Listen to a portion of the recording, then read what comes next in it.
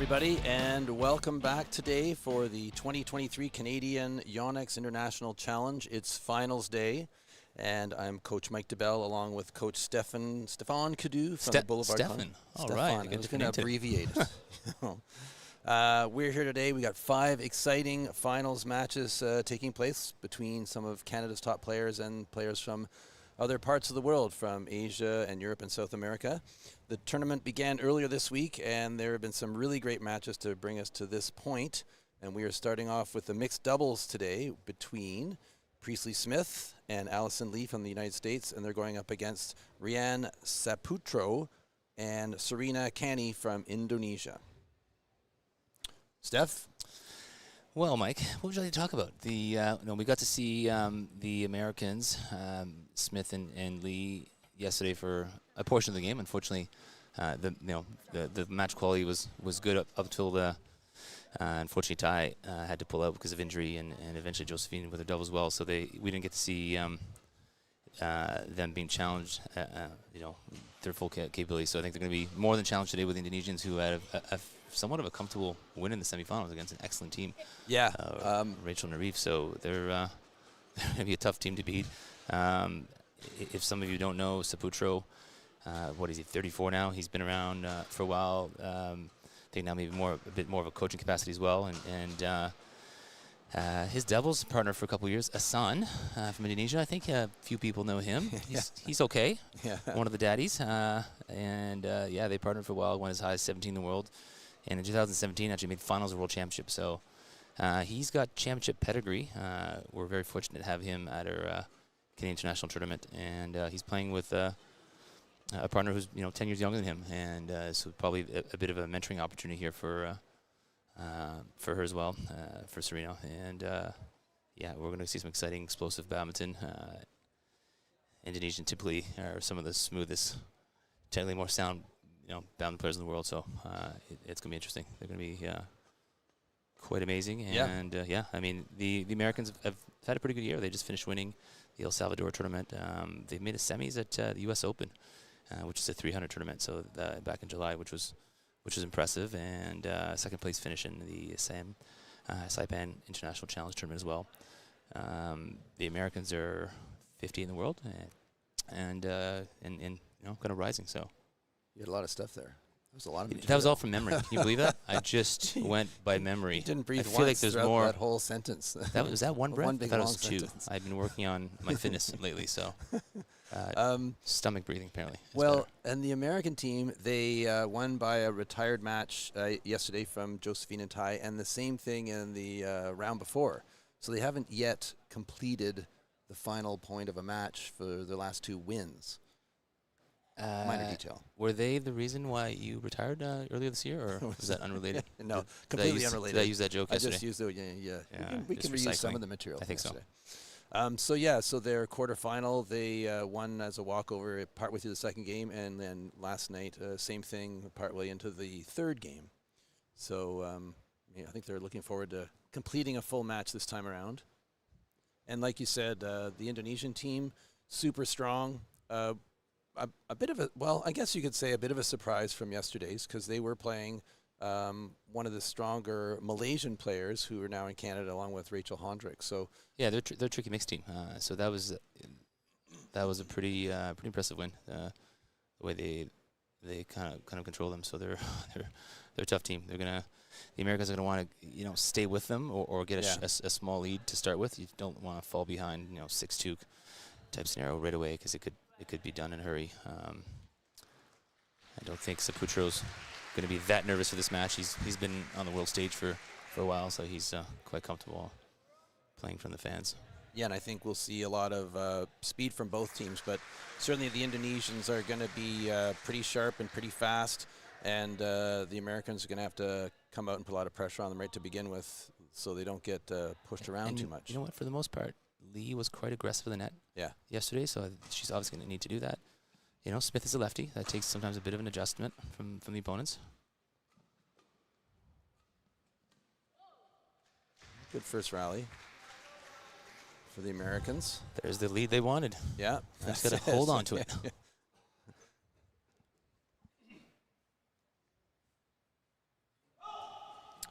Oh, an early service fault. Yeah. We saw a couple of those yesterday.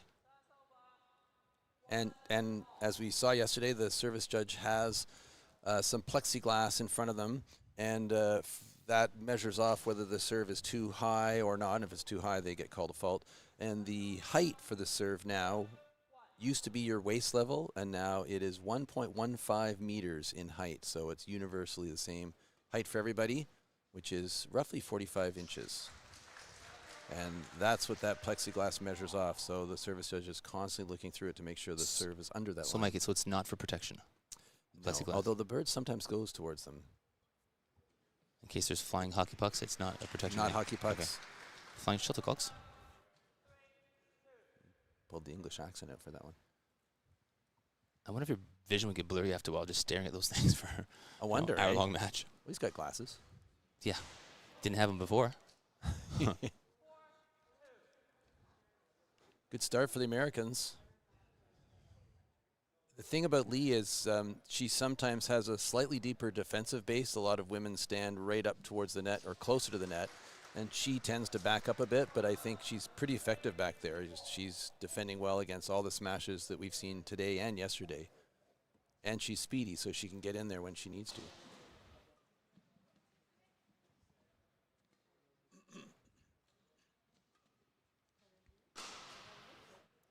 Oh, that was Whoa, way that out. was way out. What are they doing? That was a carpet shot. That seemed to me like it was about 9 inches out. It was close to a foot out. It was not even close. Wow. And then they lose a point. That's Yeah. Should have been 4-all. Do you think she knows it was out? He's not telling her. Yeah. You know, she's 10 years younger than her partner, so it could be some nerves here a little bit too. Mhm. Or she just wants to destroy that smash. Just wants to feel good. get her money's worth out of the tournament, hit more birds. Training.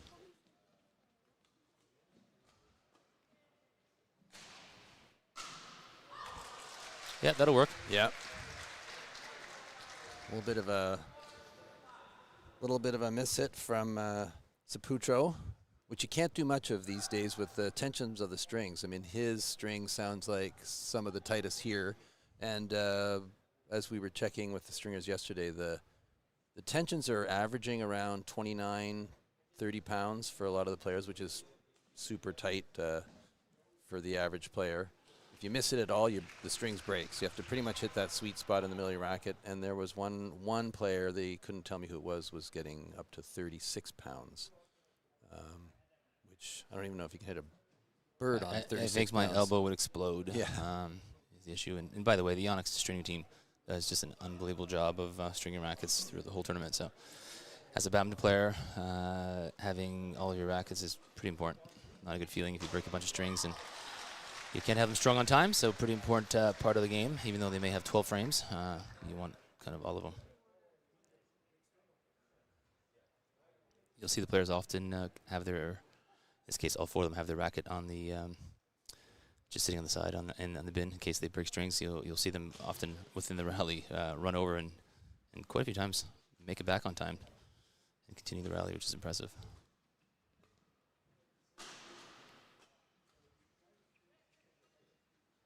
Saputro definitely seems like he's not rushing anything. He's taking his time, hitting his spots. Yep. Trying to get himself some interesting recovery there. Spin-a-rama. Who was it? Was it Talia yesterday who did the... No, was it Wendy? Who did the spinning... Or Jackie? Maybe it was Jackie Dent did the spinning move. Yeah, Doubles. that's right, Jackie. little pirouette. Yeah, all 4 players out here today look pretty comfortable. They're all handling the speed and the pace of each other's shots. Good rallies. Again, in mixed, the women generally trying to occupy the net spot, force a lift, and the men coming in with the attack. And then you could see Allison Lee finishing off the shot there. Anything high at the net, woman's there to try pounce on it and put it on the floor if she can. And as you'll see as well, Mike, as we just saw from Serena, Connie, is when the female player lift, the majority of the time they'll lift cross court because they're trying to increase the distance because more often than not they become the target of the smash. So by lifting cross court, you are increasing the distance between the hitter and yourself, and then you're kind of creating angles to counter as well, counter line, and then hopefully transition from a defensive position to an offensive position. So that's the idea. Now, they might not lift cross court all the time because then the male player on the other side might expect it. So there might be some level of deception as well. But more often than not, they will lift cross. So an exchange of points at the moment. Yeah, keeping it close. No one's pulling ahead. I sort of feel like it's to the Americans' advantage that it's staying closer.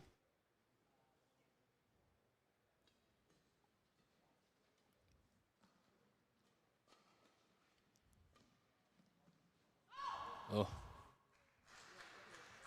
He was certainly just trying to show one shot and then kind of increase the racket speed there. Almost worked. Didn't miss by much.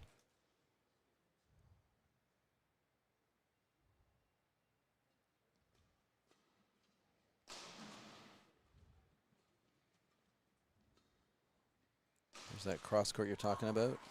Yeah, just a lot of little off-speed shots at the center, trying to set up his partner. Asking the umpire if he can just wipe the sweat. And like you said, a lot of off speed. They don't. If the attacker is just blasting away at the same hard pace all the time, the opponents can sort of zone in on it and get comfortable. So the change of pace keeps everybody guessing, different angle. It can throw off your opponents just by throwing different speeds and paces at them throughout the rallies. Yeah, the players are so good. They adjust to the timing. So even though you might hit a really hard smash, obviously if it's a short lift, they are going to smash it hard most likely. But when you're deeper in the court, you need to vary your pace, the type of shot, whether you're hitting it completely clean or a combination of some. Oh, nice. Oh, no, good hole. hole. He was Just out. missed it. He completely fooled the team. Yeah, he's going to be tough. You can't move early on him. He has the ability to just show you one corner and then quickly change it over. Yeah, both Americans sort of jumped to the left and the bird went to the right. He's misfiring now. He's had 2 of those situations where they were clean winners and he's missed. So I think that he's not going to miss as many as the match goes on. He seems to be kind of Sabushiro seems to be in no rush to bring his game to the very top. He's easing into it. Looks like Lee got on a show. Twisted off there, or twisted up there in the shot. Oh. All right, Americans take the 11-9. 11-point break. They will gladly take the 2-point lead.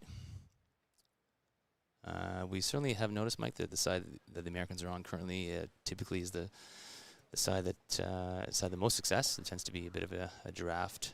Like they would be hitting into the draft slightly, so if when they're lifting, less likely to lift out. There's a bit more teams on the Indonesian side that tend to, with the draft kind of behind them, lifting out a bit more, which we've seen, probably 3 times in this game. At this stage of the tournament, the players have played a number of games in mix, and some of them playing doubles as well. That they've had time to adjust for sure. So there are less mistakes now, but still a bit of a factor. We saw lots yesterday on the far side. Looked like it was going out, and then the wind kind of blew it in. You could see players over and over again letting it drop and have it get blown into the court. So, like you said, the draft is, I think, coming towards us and pushing the shots out the back on our side. As soon as you said it, I felt the draft. I'm not kidding you. Me too. It was just it's eerie.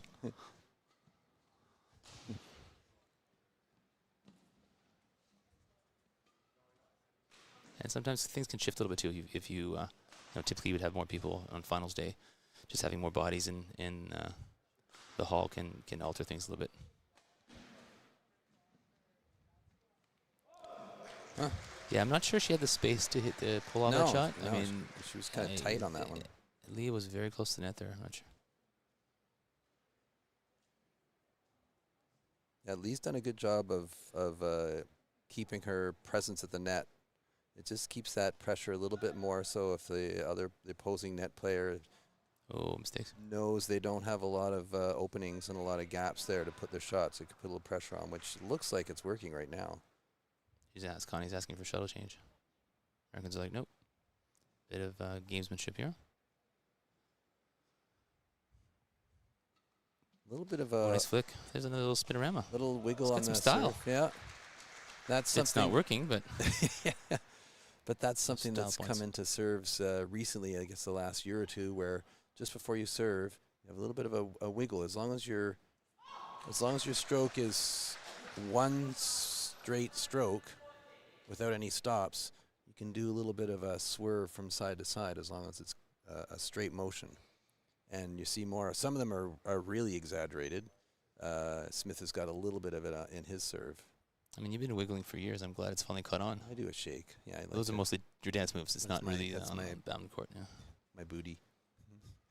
Did you go see the Wiggles in concert? No. Fortunately, my Maybe kids Australian kids weren't there yet. Yeah. The Wiggles. No.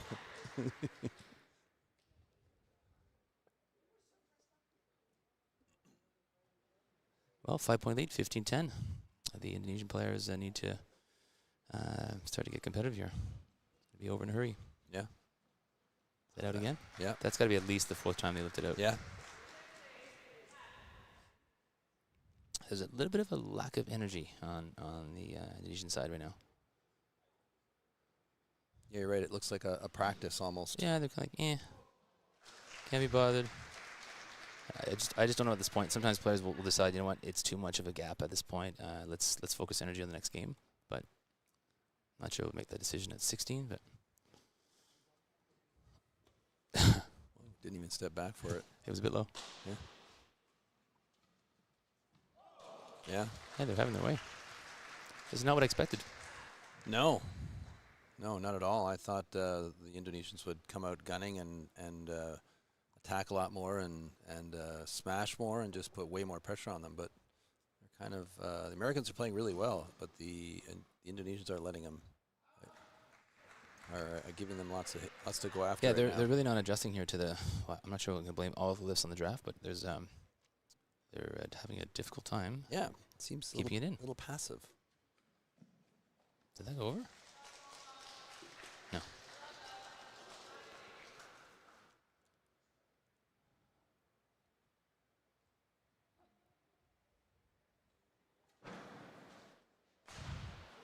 Oh, good smash, lefty smash. Right at the shoulder. Saputro kind of hit a soft lift there that gave Smith a lot to go after.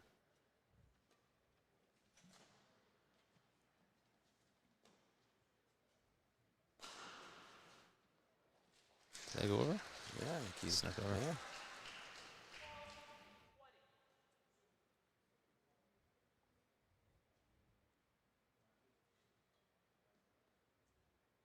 Oh, no. Yeah, No. not a great No, game. no. They've need to kind of reset here. Yeah, as a coach for the Indonesians, it'd be more just getting a fire under them and wake them up. Get a little more fight for sure. Yeah. But, because I do think that there's more to them than what we're seeing in that first game.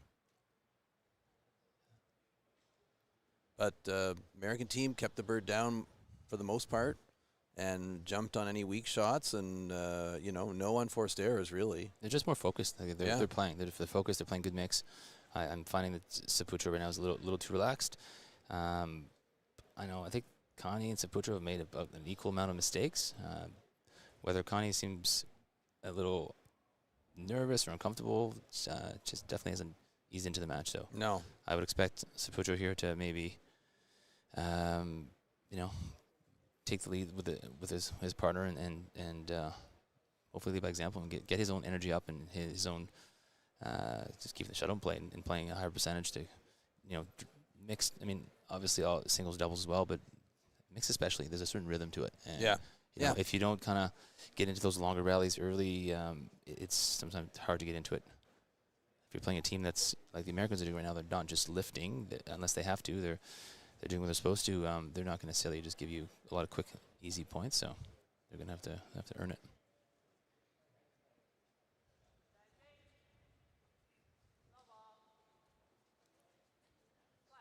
Well, see if Saputro puts a little more pace on things and speeds things up. There we go.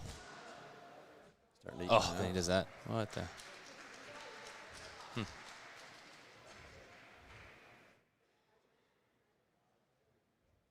Lee's got solid defense. Mm-hmm. She doesn't miss on. She doesn't miss the smash very often at all. Of course. I'm gonna say it. Commentary It always jinx, works that way.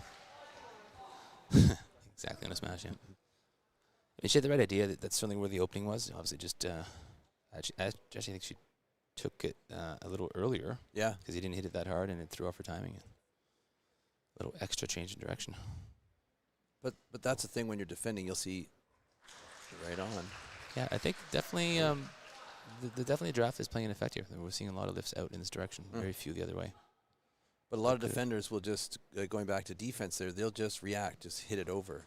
And the good defenders are always looking for the place to put it, not just get it over. Not just hit it Nice over. cutoff. Yeah.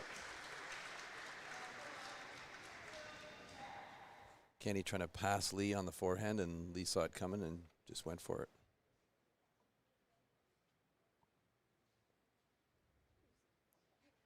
We knew the Americans were good by watching the semis, but again, because they weren't playing a team that was 100% healthy, we didn't really get to see the potential. I'm very impressed with what I'm seeing so far. They're really they're laser focused, and they're taking the attack, keeping the attack. They're not messing around. And they're both relatively young. Priestley's 20 and Lee's 18. Yeah, she's got a lot of promise. Yeah, that's it.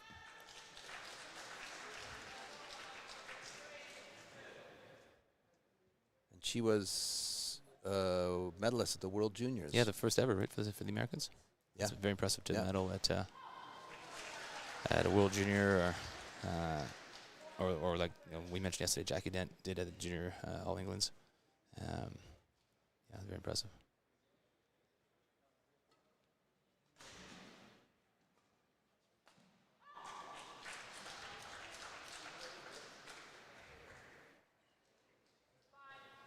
Okay, the Indonesians are quietly up 5-2. Yeah, yeah. I don't think it's just the side. I think waking up. Yeah, I think Saputro's putting a little bit more there.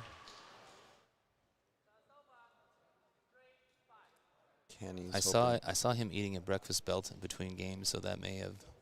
Oh, him and I, we're all ready to go. Well, yeah, it wasn't going to get into your diet, but I was noticing that. Worked for him. Yeah. Oh, I think that was going to go out. Oh, nice. Yeah. And you know what? It may be not. Lee's been defending so well that not a bad idea for Saputra to start mixing up the smash and once in a while go line. Right? Like he did on that one. Obviously, Smith got it back, but they were able to keep the attack. Sometimes when female players are so good on defense and you're constantly cross smashing, you're opening up the court, and it can be counterproductive at times. Whereas that was an off-speed cross court. Yeah. So, well done. Well, yeah, Lee knows she put it to the wrong spot to set Kenny up to come at it. Yeah, I guess in that situation, going cross on a cross, maybe not the best. It's the easier shot in some ways, because you just you're going straight with your racket path, versus the redirect of inside out. But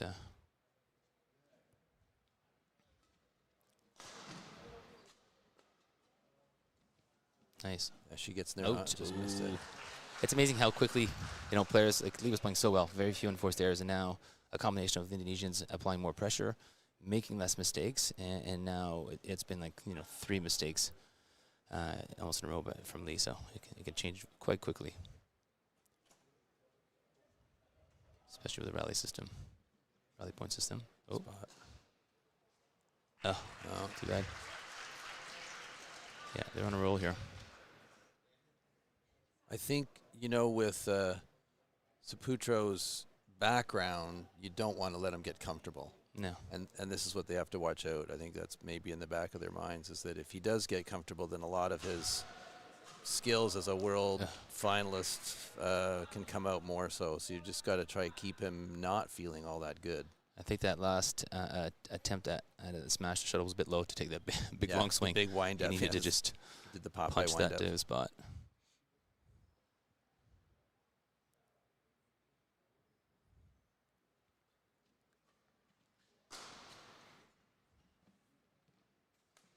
Oh. Not missing by much, but a miss is a miss. 10-4. 1 away from the break. Things are starting to set up here for a potential third game.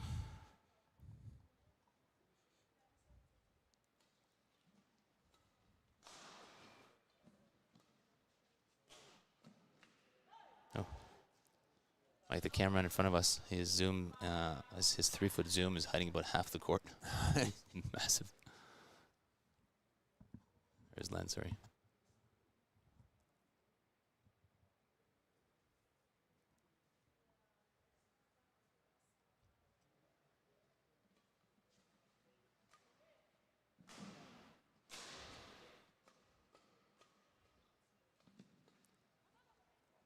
Oh. She, it wasn't actually, Connie's shot wasn't actually hit that well, but because she showed, it looked like she was going to block, and at the last second accelerated. It didn't go quite as deep as she was planning to, but it was just enough to surprise Smith, who was just starting to charge for it at the time. Yeah, he's coming in, and she caught him on it. It's tough when a player gets caught just transferring their weight. It's hard to make those last second kind of micro adjustments.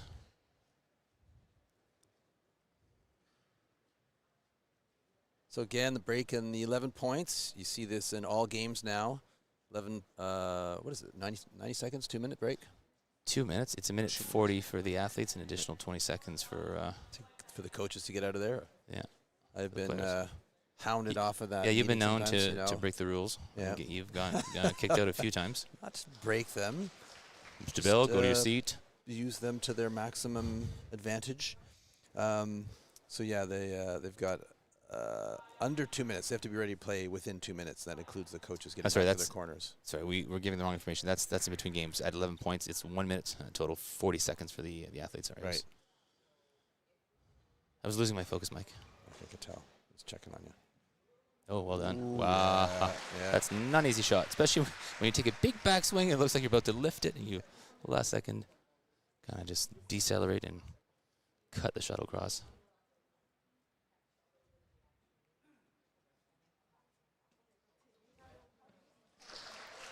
It almost feels like this game's over, almost. And I'm not suggesting the Americans will focus their efforts or think ahead yet, but I think a few more points, it'll be potentially so far out of reach that they will think about resetting, focusing on the third. Yeah, I think when you don't pack it in at this point, but in these situations, I'd sometimes be work on something. Like planning. That's right, planning what I'll do in the next. Oh, jeez, I game. See that deception? Oh, yeah. I think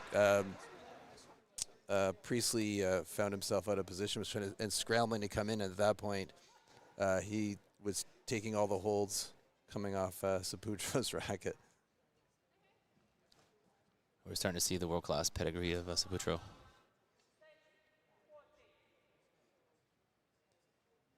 Do you like that word, pedigree? I like that. Yeah. I don't think you used that yesterday. I may have once. A little soft. But nice. See, because the shuttle was high enough above the net, she was threatening to essentially drive the center of the court, so Lee had no choice to hold her position. Yeah. Then at that point she can do whatever she wants.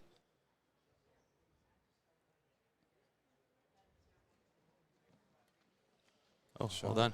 Yeah. That wasn't hard. I think look like the shuttle was spinning a little bit almost on that shot, so nice work to find a way to cross it.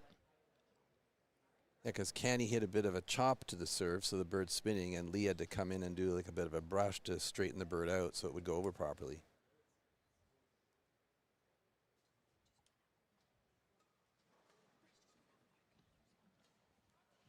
A lot of mistakes. Yeah, we're seeing a few more errors out of the Americans that we didn't see in the first game. But I think you're right. I think there's a little bit of that. Okay, maybe this game is running away at this point, this is a big lead, 9-point lead. Yeah. It's just kind of accepting that it's going to be focused on the third. And you know what? I do anticipate the third to be competitive. Yes. The number of times we see athletes of this caliber, they have the ability to reset.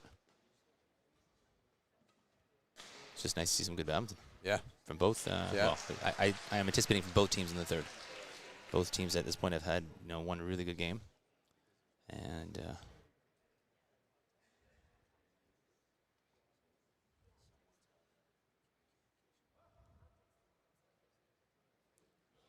changing the shuttle because why not?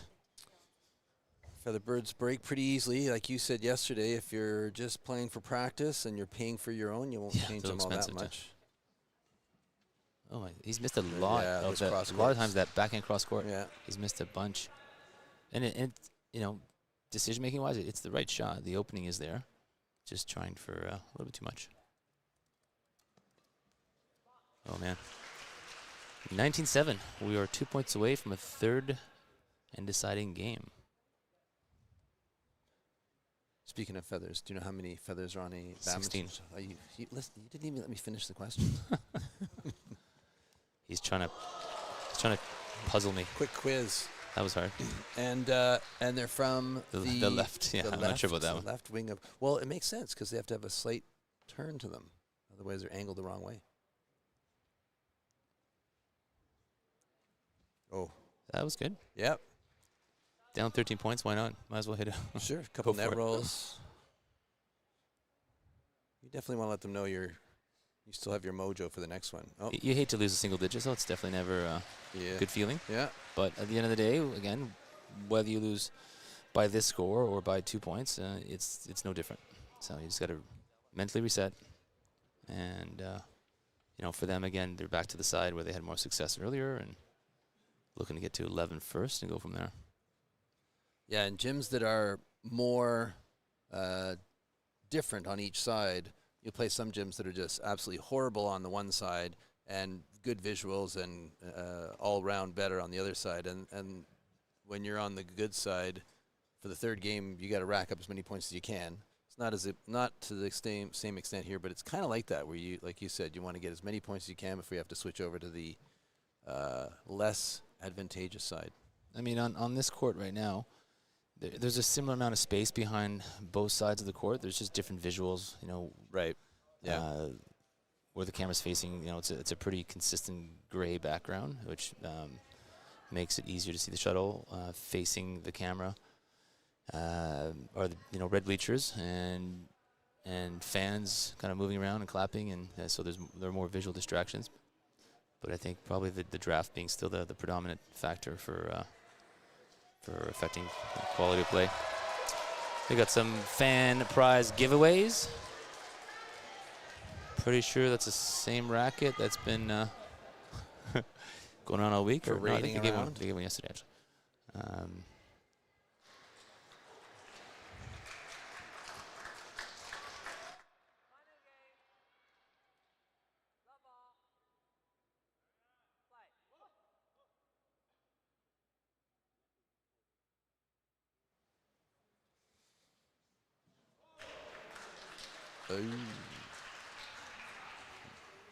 What's he? Smith doesn't agree with the line call. He feels like it was in.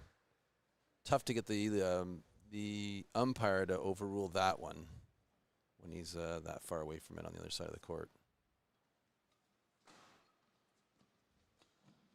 Does the service judge take the lead on that call, or is it the head umpire? Or is it a combination of both?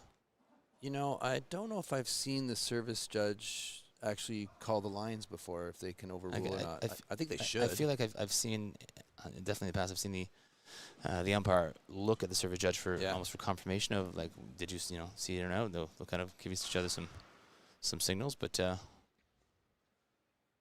they are positioned, you know, obviously opposite sides, but they have a similar look to the line.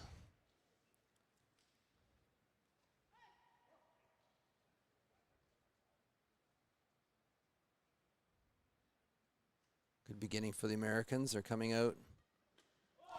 That was a bad mistake. Lee has a funny little dip in her stance just before she serves. It's a bit funny because she's actually lowering her contact point, so it's just obviously something she's comfortable with, but not necessarily.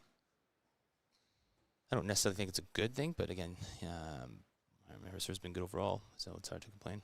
Did Saputo break a string there, or is he just wandering off because he didn't like the way the serve? It's always easier if you make a mistake. You switch rackets. It's the racket's fault. I know it's my racket's fault when I make a mistake. Oh boy. There you go. Okay. Well, this is the start they wanted. 4-1. I think they're refocused. They're good. It definitely, to me, feels like the team on our side has better visuals and is more comfortable. Yeah, I noticed it more in this game. It's been actually quite dominant. Yeah. 12-8 on the one side, and now up 4-1. Because even there, it looked like Saputro was not quite sure where the bird was going, even though I know Lee was close to the net. But you know, and if that is the case, and you're the Indonesian teams, for example, from a psychology point of view, you know, whether that's you're saying this to your partner or the coaches are, for the most part, outside of your actual tactical game plan, you're thinking, let's just, obviously, you're ideally trying to get to 11 first, but you just basically want to stay really close. Like 11-10 is your goal. Maybe, you know, up 11-10, down 11-10, maybe down 11-9. Very close. If the side is enough of a difference, that could be the difference maker. But you definitely don't want to go down 11-3 or 4 or 5. Nice sound. Yeah. Oh, that's a good shot from Lee. Yeah. She was missing those crosses a bit around the second game, and now she seems confident in doing that.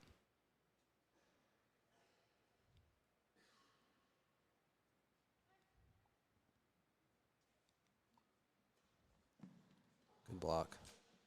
Oh. Yeah. I think she mishit it a bit, but it did the job. And again, in mixed doubles, that's such a perfect play because as soon as he returns in the situation, it's a block. So then he's looking for his partner to transition forward. So he's just on the way back to try to set up into his back position. So she's catching him going backwards, and he's got to come back up again. And now he's catching the shuttle low, and becomes really tough for him not to lift. Spot. Yeah. Oh, that's really close to the corner. That's a great lift. It's that cross court. Very good lift. Smith is missing that cross court. I agree with you. It's the right shot as long as you're getting it in, and I think he seems to. It was the backhand again, wasn't it? Yeah. That's the one he was missing on the other I side. don't know if they're doing that on purpose or what. Probably not. No, I mean the Indonesians do it on purpose, just backhand. Maybe he was missing the backhand on purpose. I want to miss this one again. Reverse psychology. Nice spot. That's a great shot. Little hold. Makes it look like he's pushing it down the center, and then turns his wrist a bit, blocks it off to the alley. I love that shot. You invented that shot, didn't you? I think my name's on it. 1963. Hard to pull off the wooden rackets, eh, Mike? Oh, those were the best. I'm trying to remember what my racket was. I did have a partially wooden racket. Remember wood shots were legal at one point? Well, remember, I don't think I was born, but yeah. Right? If you hit the frame, these are fake gray hairs. Well, if you hit the frame, it was a fault at one point, right? I mentioned Rapi, the coach of the Granite Club prior to me. Legendary Rapi. And according to him, they played a Thomas Cup match in another country where, in those days, a shot hitting the side of your racket was a fault, and the umpires there were a little bit favoring the home team, and they were claiming that Rapi's team kept mishitting the bird and hitting these rim shots. And so after that tournament, But there's no way they're hitting the rim on purpose, right? Well, no, but they were saying that he'd hit a clean shot, right. and they'd say, fault, you hit the side of your racket, and that happened, and that's how they lost the whole tournament. Oh, my goodness. So after that, they got rid of that rule. That's a good idea. Yeah, that's a little too objective. It's one of those sort of subjective calls that was being used in not very nice way. Block. Connie's racket was too low to counter that push, and he's got, there we go. Good pressure. Lefty. Yes. Yeah, it's that lefty thing. Yeah. You're right. Oh, you're correct. They were trying to hit the middle gap, and he was all over it. And that's where you lose your focus. I think Saputro maybe lost his focus for a sec. Thought he'd push it just past Lee. You think you've got more time than you do, and the next thing you know, he's just on top of it. Yeah, and then you see the lefty winding up to pull out the cannon. To Smith's credit, he did a good job of kind of squatting down almost so that he can still take it as an overhead.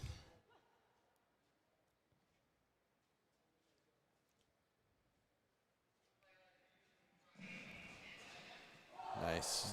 So if you watch, I mean, again, obviously he's not the only person who does this, but you watch how Lee was positioned in that shot. So she's obviously standing in front of Smith, but she had her right leg in front, and she had her body in a way that was kind of pointing, and it allowed her to quickly close the forehand corner, which is exactly what happened. So the return to serve wasn't bad at all, but she was able to close that corner very quickly and get on top of the net.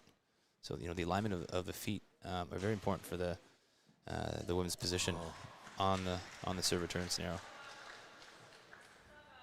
And you might alter it because you are anticipating a different shot.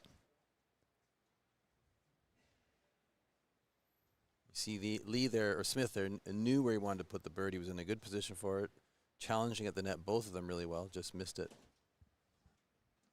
Nice return. Wow, yeah. Nice. Good touch off the serve. Yeah, the first two second, third shot were very good. Yeah, okay. You definitely have to be holding your racket loosely to hit those shots effectively. If you've, the rackets are so flexible that just squeezing the fingers a little bit can kind of launch it. Nice serve. Oh. Over. Oh, he's lucky. He had missed left it. his feet. Kind of hard to put on the brakes midair. Yeah. You know, only in cartoons can they pull that off. Yeah. Roadrunner. I used to love that when they over the cliff and then straight down. I didn't watch this. No. On Saturday morning. Did you get it? Yeah. I thought it was an out call, but it was her going, wow. Yeah, I know. It confused me.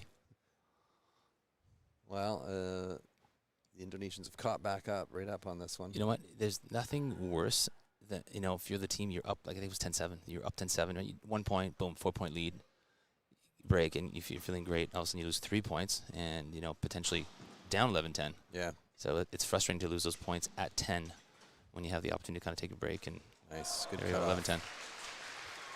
Okay, well, this is, I think if you're the Indonesians, you're okay with 11-10 on that side, and it's sort of setting up for a close finish. 30-28, here we go. First match. That does not happen very often. A barn burner. You know, if I'm the American coach, I'm probably telling them to go after Canny a bit more. I think she's I would agree. Yeah, you definitely feel like Saputro is a bit of the captain, the sort of quarterback, and controls a bit more what happens. Definitely, you know, seems like the more relaxed of the two. He doesn't seem to be too fazed by anything. And in terms of the Americans, they're pretty even. I mean, in some ways, you know, it's even more important for Lee to be aggressive on the net because that really sets up Smith's attacks. But they're fairly even. Yeah, I agree. So it's not so much you're going after one player because they're weaker. It's more you're going after one player at a certain point of the game because they're struggling at that moment. They both have moments where, you know, one made more mistakes than the other, and so you just sort of understanding those moments are important. He's got a really good serve. I really like Lee's serve. See, again, we've seen very few lifts out the other way. They've all been this way. Yeah. I feel like I'm repeating myself. I think you are. Which I've been known to do, yeah. But that's because you're right. Those are good things. Oh, okay. You're allowed to repeat yourself if you're right. Thank you. Thank you, Mike. Oh, that was high. I thought she was going to put it away.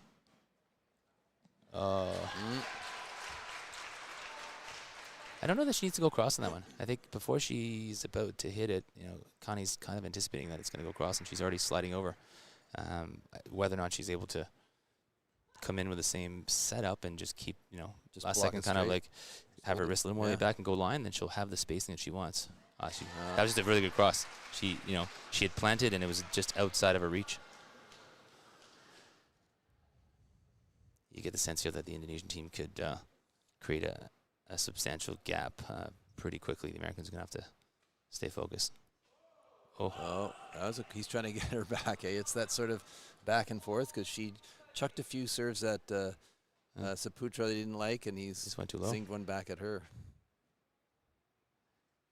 She was she handles the fixer well. She does.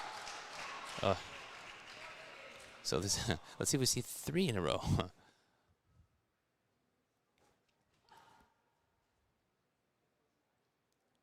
You hate to give it back when your opponents make a mistake, to give it right back. Oh, is that?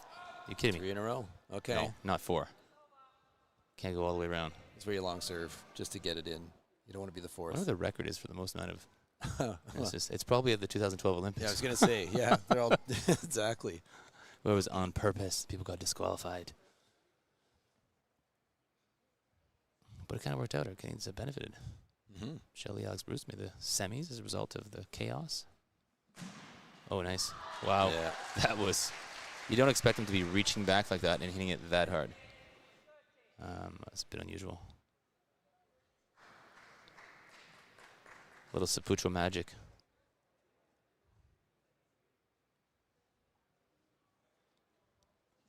Nice return. Yeah, she gets in there fast.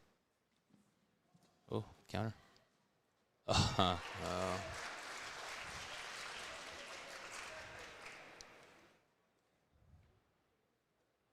Yeah, he had to sort of control his body not to let it shuttle hit him.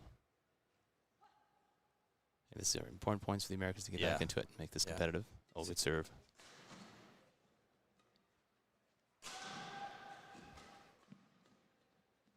D by Lee. Oh, too hard. Yeah.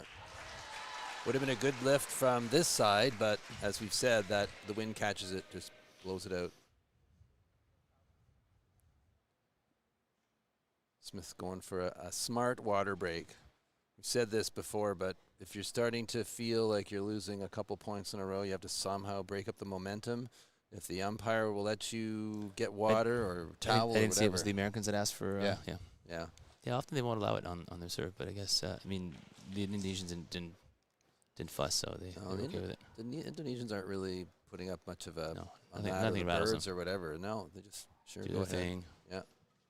It can work both ways, right? You can potentially rattle your opponents or rattle yourself. Boy, she's fast. Oh, yeah. Good. Connie's on. Is it just me or Connie's really upped her She net has. game? She has. The last, Yeah. most of this game but the last maybe 8-10 points, she's really getting aggressive. She's kind of doing with. Picked on her. Maybe they shouldn't have picked on her. Who said that? That must have been you. No, you're right. She's. No, but again, understanding the flow of the game. So right now, it's not like you're going to pick on Saputro, but you have to recognize how aggressive she's going to be. So varying the distance of those varying the distance of those flat shots and when to cross is obviously crucial.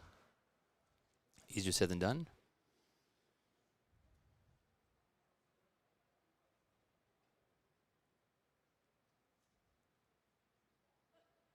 And so they won. The Indonesians have won 9 of the last 11 points. Make that 9 of 12. They're on a bit of a roll here. So see, now he's asking for a shuttle change when it's just that's just experience. Just a little extra time to reset, give his partner a couple pointers, even though he's the one who made the mistake. Okay, the Americans have to sneak in a couple points here. Wow, she's on top of it. She's going after it. Look at that. Good defense. You got it. Good D, but not good enough.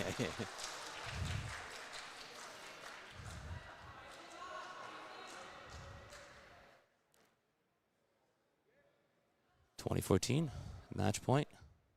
Well, good consistent game from the Indonesians. They started a little sluggish in the third game here, but they've been consistent right through. Yeah, they've given them nothing. There's been, if and when they made the occasional mistake, it was never 2 in a row. So it's been, oh geez. For that cross court. Oh, that's a bit high. Yeah, that might have been. Oh, that's very high. Oh, there you go.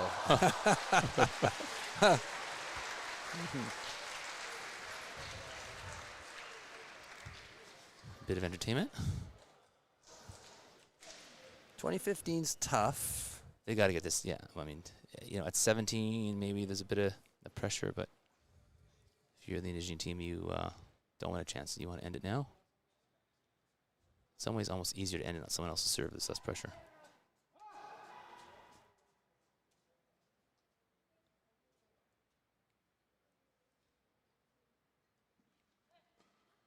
That's a great push, rush. Just out? over. I couldn't tell if that was going to be out. He definitely wasn't sure. I think everyone's aware that they do come out the back end, but on our side, but it was in, I think. Well, we saw yesterday Neil Yakura and Adam Dong crawl back from a deficit. I think it was 2016. 6 straight points? Yeah, it's 6 straight points, yeah. So it's not unheard of. It's not easy. Yeah, to me, it's fine until it hits 17. Then it becomes, okay, now it's for real, the comeback.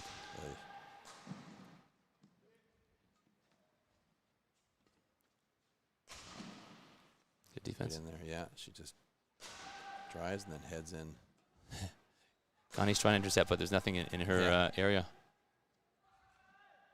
A good off speed, set up the short lift. Good shots. Tried to go inside out forehand. That's a tough shot. Yeah. I mean, he didn't have much choice because by the time he got to it, right, he was a little bit lower than he wanted to. Yeah. So good effort. You know what? They fought to the end. This American team's going to be good.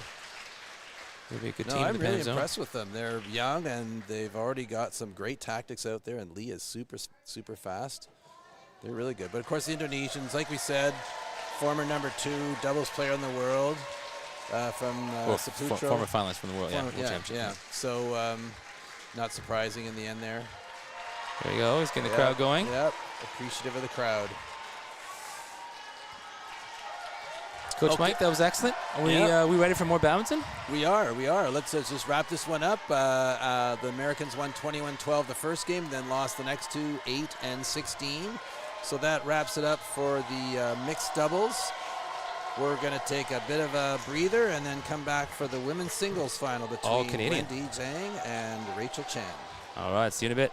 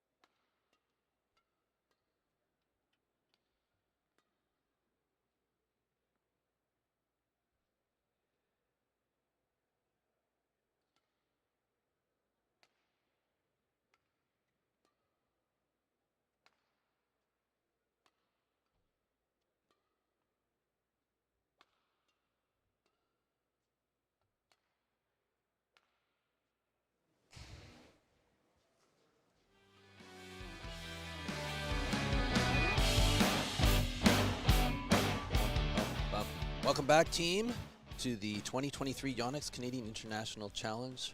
I'm Coach Mike DeBell, and with me is Coach Stefan Cadu. He's back for more. And we've got the women's singles coming up next between Wendy Zhang from Canada, and her opponent is Rachel Chan, also from Canada. And Wendy was the first seed, so she's held on to her seeding position, and Rachel was a 3-4 seed. And let's go and follow their pathway to the finals. So, and Mike, before you do that, just in terms of age, like they're quite close, right? Wendy's 21. She's currently ranked 55 in the world, obviously from here, from Markham. Rachel's 20 years old, just a year younger, 63 in the world, so very close in ranking. So, they're sort of chasing each other. So this is a pretty significant match for them. Yeah, two youngsters, sort of the next wave coming up. We had Michelle Lee won this event last year, and she's out recovering from an injury this year, so kind of opens the door for some new blood to make their way to the finals.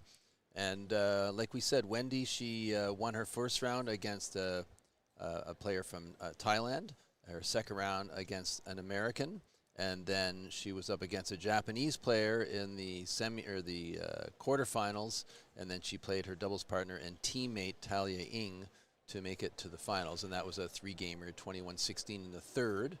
And Rachel Chan, from her side of the draw, she was, like we said, the 3-4 seed, and her first round was against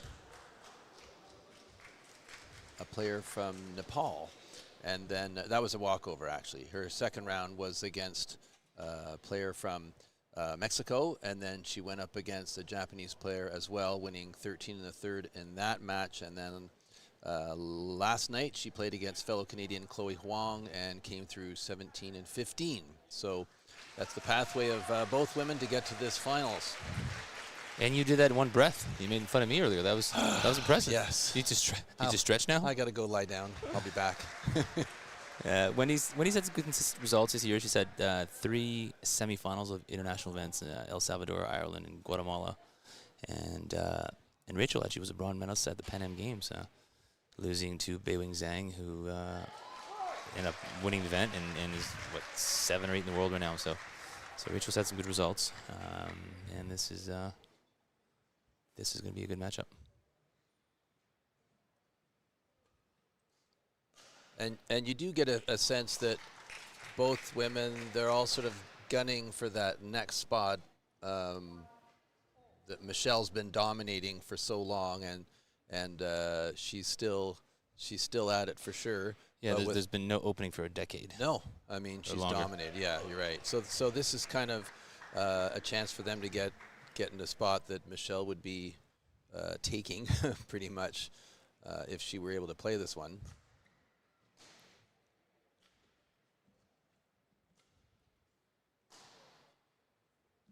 And Mike, the only time they've played internationally, they've only met once, and it was at the Pan American Championships, the individual event in the quarterfinals. Rachel Chan won that one in straight games, 17 and 16.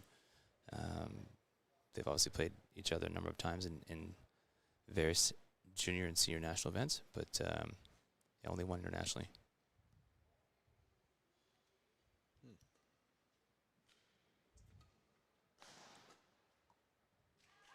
Some early mistakes here. Yeah. 4-1.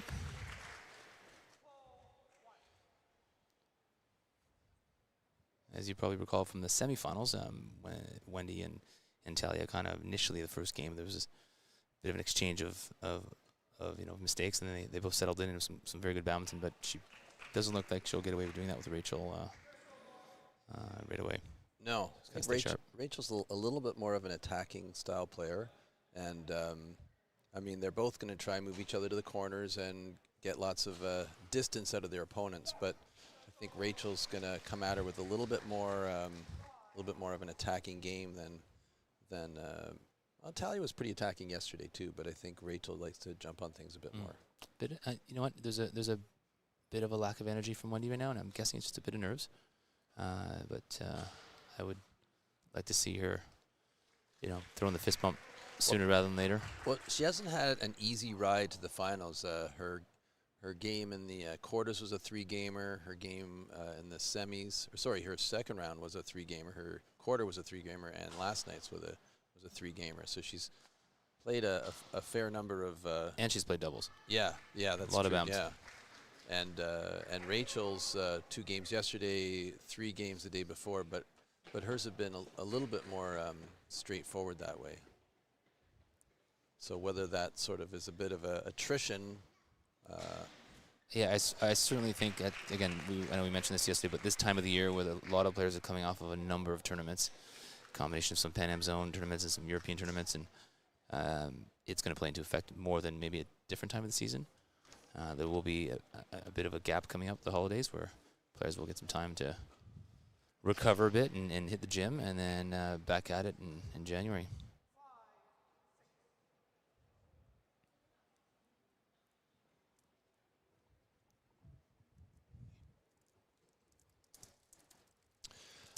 And Steph, do you know what the average? Oh, I know where this is going. This is quiz time. It's quiz time. I got to throw these in. I'm perking up.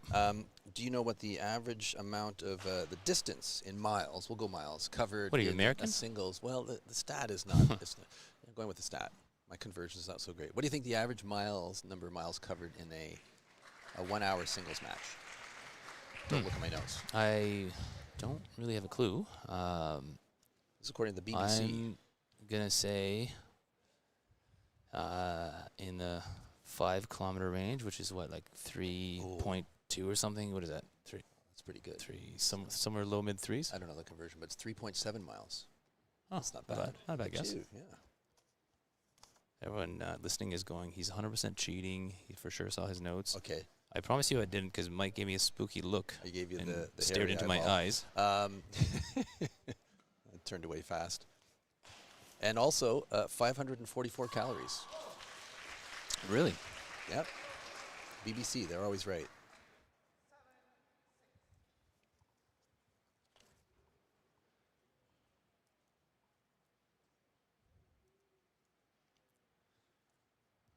There you go, 7-6 when he's caught up a little bit.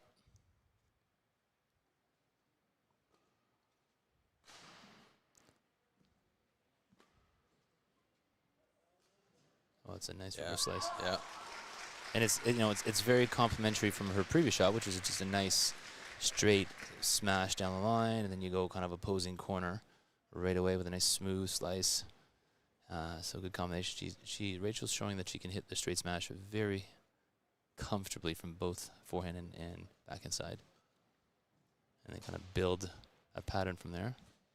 That's a tight drop. Oh my goodness. Probably didn't need to. Got away with one. When he's saying thank you.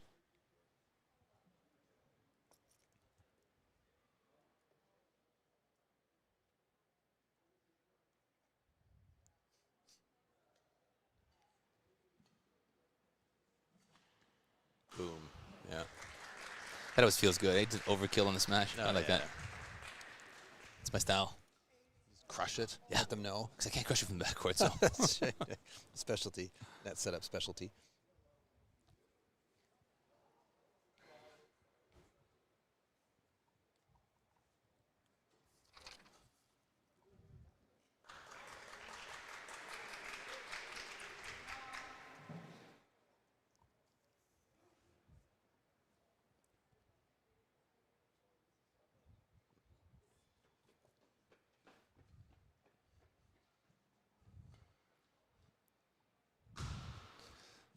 Lots of effort by the singles players to get in there and take the bird as high as they can at the net. If you come in high with your racket up there, you can do some deception, some holds. You've got lots of options. If you're taking it late, you're limited to some of the things you can do. You still have a little bit of deceptive options, but not too many. Yeah, and Wendy did, to complement that, she did exactly what you're talking about. She did great smash, came in nice and high, just missed a shot that she will normally make. The cross court was open, probably doesn't need to hit it that precisely. So that's a shot that I think she'll make more consistently as the match goes on.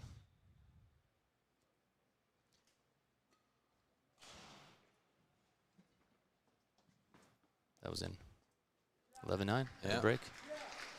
So again, just a reminder that the athletes have a minute break in total. The coaches have 40 seconds to give their words of wisdom, and then athletes get an additional 20 seconds to kind of gather their thoughts and towel off and whatnot and get ready for the there you point can to see start. Rachel getting some pointers. Lots of hand gestures. Yeah, we can't see the coach's hands. I think it's his hands. Sort of the trickery here. Yeah, they're blocking it. It's like a magic show. If he pulls out a bunny, I swear I'm going to lose it.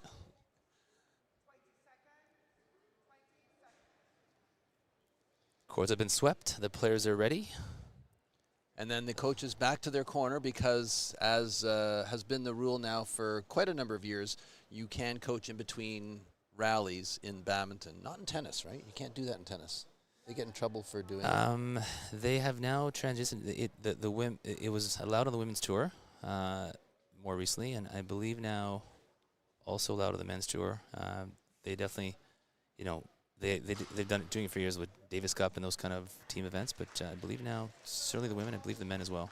But it's different because the coaches are they're far away. Far away, right? Well, I mean, there's more distance, so they have to, they kind of put them in the bleachers on the corner, but it's not quite as close as you're not right down by the athlete on the actual court. Because there you can see, Wendy wandering close to her coach, because you can't always hear what they're saying, and I know as a coach, you don't want to be yelling pointers yelling your strategy strategy, because everybody can hear it on the other side of the net too. So you'll see the players wander over. They can't directly go. They're not really allowed to take the time to wander too close to the coach because then that's a delay of game. Mike, as you and I know, because we've been in enough coaching situation that it's really dependent on the athlete, and it's really important for the coach to understand that some athletes don't really want you to say very much, and so I think it's important to respect that. Some athletes like you to say, give them a bit of feedback, and then there are athletes who literally want to hear something after every point, and usually it's almost more like a comfort thing. It's not so much, it's like the athletes don't know what to do tactically.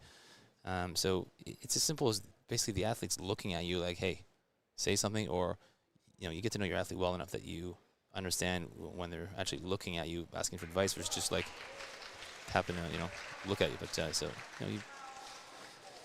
all the coaches here are very experienced and would understand what's best for their athletes, and just trying to get them focused and pumped up and not too fired up, too aroused. 12-0. Got ourselves a game.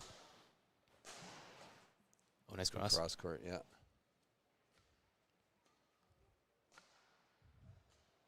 Oh, wow, good deception.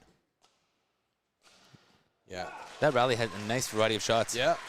Wendy hit a backhand clear, followed that up with a nice cross court, and then Rachel hitting cross court clear from out of position on the forehand side. Good variety from both players. Yeah, great use of the full court. You can see Rachel trying to really stretch Wendy into that around the head backhand corner, and once she got her there, you knew the slice was coming. Just put her full on cross court to the net after that. I think Wendy knew it too. It's just a matter of getting there in time.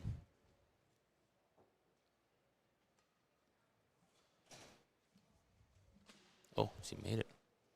I thought she thought it was a winner. Yeah. So Wendy, attacked the net. Looked like she was attacking the net. Hit a great cross-court backhand shot, and then kind of stopped a little bit. Sort of assumed the point was over. I kind of thought the point was over too, but I'm allowed to just sit and watch. She's not. And then Rachel showed some great speed, dug that up, and kind of surprised her. And so that's a point that you've stolen from your opponent, and I think you can, if you're Rachel, you can get on a bit of a momentum swing here, because it's frustrating when you're like, oh, I should have had that point, and now it's a 2-point gap versus tied. It can throw you off a little bit mentally, and then the opposite can happen. Rachel can really take that and say, hey, I stole that one, and get a couple more. So, yeah, as a player, you can't relax till the bird's on the floor. You just got to assume until I see the bird hit the floor. I've got to assume the rally's still going. And as a coach, don't tell your player to relax, because usually that's the opposite effect. Relax. Relax. Crying out loud. What's the matter with you? If you say relax, say it in a Zen way. Relax, right? Just in a calm voice. Which is not my style. Oh, yeah. Too hyper. You don't do that. No. I never relax. Gritting your teeth when you're saying it. Unless I play disc golf, then I'm super relaxed. See, I snuck it in. That's 'cause you, when you're asleep. fishing, you're super relaxed yet. I'll get to that. I'll get to that. Do you ever just get so relaxed that you tip over the boat? No, but a lot of fishermen die in calm water. Really? I think they just fall in. That's it. You would have the stats on that, wouldn't you? I do. Back to badminton, 15-14, Rachel. Bring that today. Oh, she's just camped out waiting for it. Couldn't put it away somehow. Oh, it's out. Oh. She needed to put that away. Yeah. She was completely camped out. She knew where it was going and just kind of didn't do enough with it. So she used to have that killer instinct.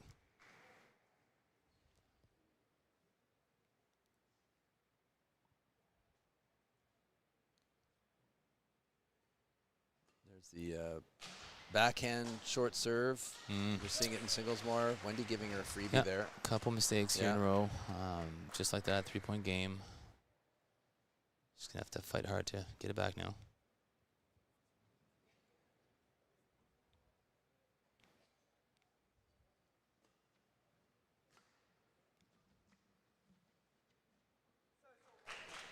It's always nice when your opponent gives you a donation back to help get you back on track. It's important to thank them. And sarcastic voice.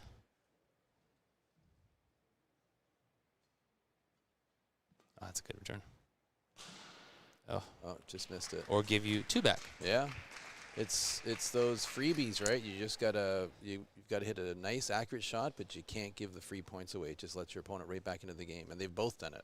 Yeah, so far, as soon as one player seems to be getting, I know 2 or 3 points doesn't seem like a big lead, but they seem to just create a bit of a gap. The other player's giving them donations, so it's at some point one of them needs to capitalize and kind of put the game away. Boy, she gets those. Oh, just like that. Oh, 3. Yeah. 3 one way, 3 the other way, and we're tied again. Not easy when you're playing in front of your home fans, looking for. No, see, she's asking for. Wendy was moving over like she was okay with it. She wasn't going to argue it. Rachel was trying to get a break. I think bit of a break the momentum a little bit. After and those 3 points. The umpire, I believe, the umpire made the right call by saying no. Understanding she's would try to break the momentum. Now she's asking, and because she's gotten the serve back, got the point, then it's yes, no problem. She switched rackets. I think she did.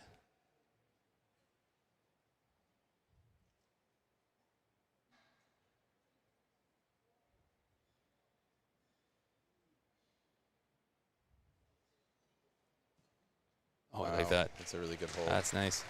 Little pump. Looks like you're going to hit something in the back of the court, and then just a cross-court Those are push. shots that, a lot of the Danish players and English players will often finish practice, if they had a hard training, 10, 15 minutes of just sort of those fun little trick shots that are just, I think, fun to work on. And then there's some value to them, like a moment like this. You get a free point, it's nice. Yeah. Obviously don't want to overdo it, and you have to have done it enough times that, you're able to stay relaxed and do that under pressure. But those couple free points in a tight game are certainly nice, especially if when the match goes longer. Nice hold. Yeah. Oh, that's a great. He's throwing all the. Yeah. Look at that! Wow, what a display! And 3 straight points again. We do things in threes. Yep. Yeah, that's what you don't want your opponent to be in a position to start to feel comfortable enough to pull up their bag of worrisome. tricks. Yeah.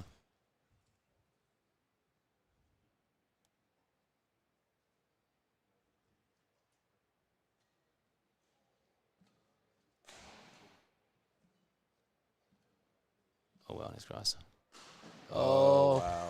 You know what? I'm okay with that shot if she hits what I would consider to be like more of a 3/4 smash, which likely would make it easier for her to control it and keep it in play. And to recover. Yeah, exactly. I think she just over-hit that a bit. I mean, yeah, there was a space, but she also wasn't in position to, because if Rachel had gotten there and, let's say, crossed it, she'd be in trouble. So. Yeah, and I think it's a little bit of a temptation to pound it to the floor, right? Like, this is my game winner if I get it, if I do it right. I mean, I don't, if she's my athlete, I don't. Maybe a coughing attack? Don't return serve yet. Yeah. Wait till you can breathe is the general rule. I don't mind my athlete going for it under pressure rather than being passive. No. Of course, now Rachel's going to win 3 points in a row, right? Yeah. Why not? They do thing in threes here. Well, and they'll keep doing that all the way to 30. Good tight net shot from Rachel, sort of set the put away, but I mean, Wendy almost got it back. You can see Rachel's sigh of relief that it didn't land in. So 20-all, you have to win by 2 points. I definitely get the feeling this match is going 3 games. Wow, yeah. Right? Extra points in the third. Get that feeling? Yeah. Yeah, we got a little coaching advice from there's a lot of back and forth between Wendy and her coach. She almost turns to him after every rally. It's like you said, though. Some of it's for specific technical advice or strategy, and some of it's just calm. Keep the player calm. Good Oh, hold. again, That's a really good hold, yeah. Oh, that's a loose net shot from Rachel. That's a great return. She likes that straight smash. Wow. Good shot. Another hold, and she just missed it. Oh. Of course. They're going the distance. Oh, boy. It was destined. She's questioning whether it was in or out. I think it was out. Pretty sure. Yeah, it was. Wishing, hoping.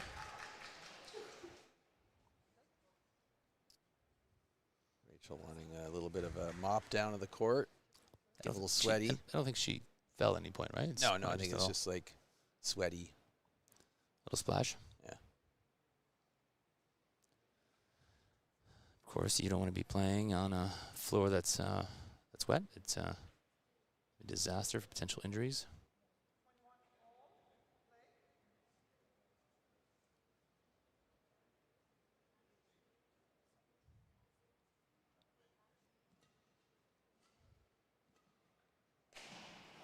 Oh, but a little gift. But that was similar to when Wendy overdid it on what, 2019. Yeah, it was the same thing. It's she could have gone cross. Just take a little something off. I would rather see maybe her nice reverse slice cross court. Because again, she's kind of falling back.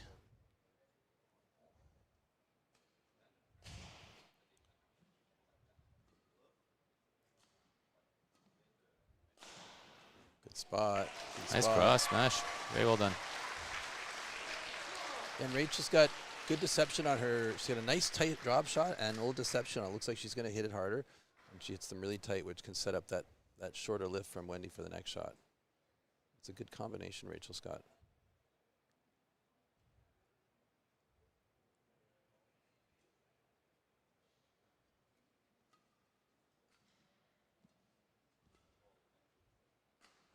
Oh, that was close. That may have been wide, but you know what? When in doubt, you want to play it on a big point. Out that back that line looked really again. far out. Yeah, that kind of floated.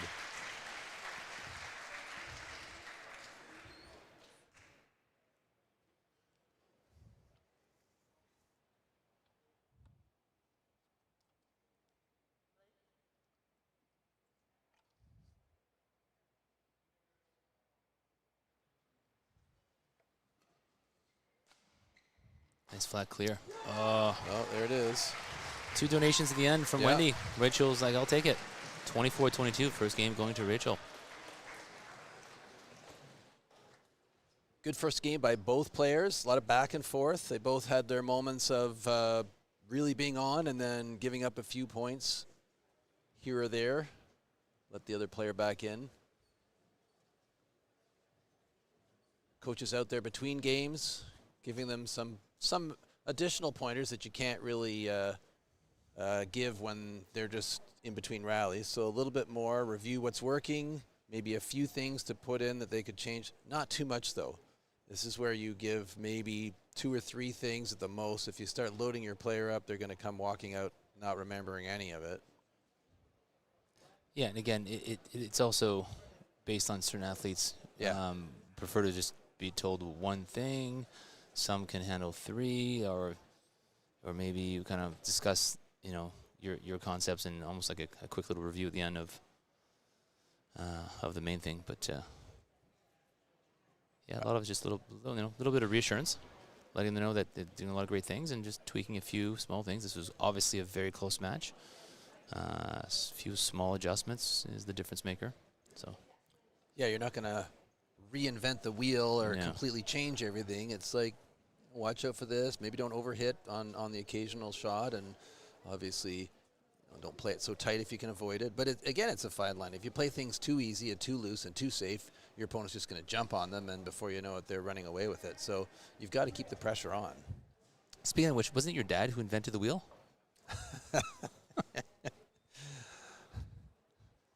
Sorry, that's a no? Yeah, that's a Okay, no. all That's right. a no.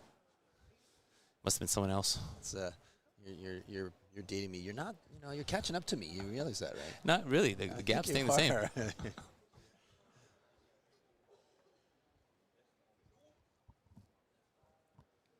Switching the shuttle.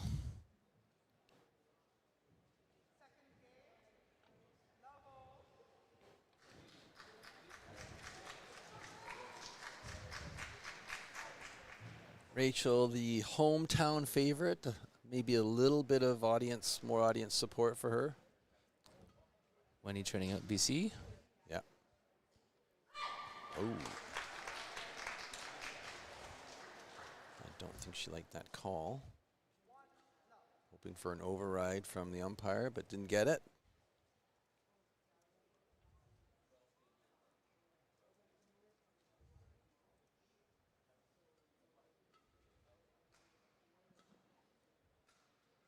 I like those shots. They're smooth. Was it? Oh. Yeah. Well, so far Rachel's she's got a good command of that back line where most of the other players have been missing that one. She seems to know how hard to hit it, keeping it in. Yeah, I mean, I kind of don't blame Wendy for letting that one drop. No. There's been a lot of lifts out. Yeah. Obviously, you don't want her to keep doing that if that becomes the case. And at some point, you have to trust your judgment.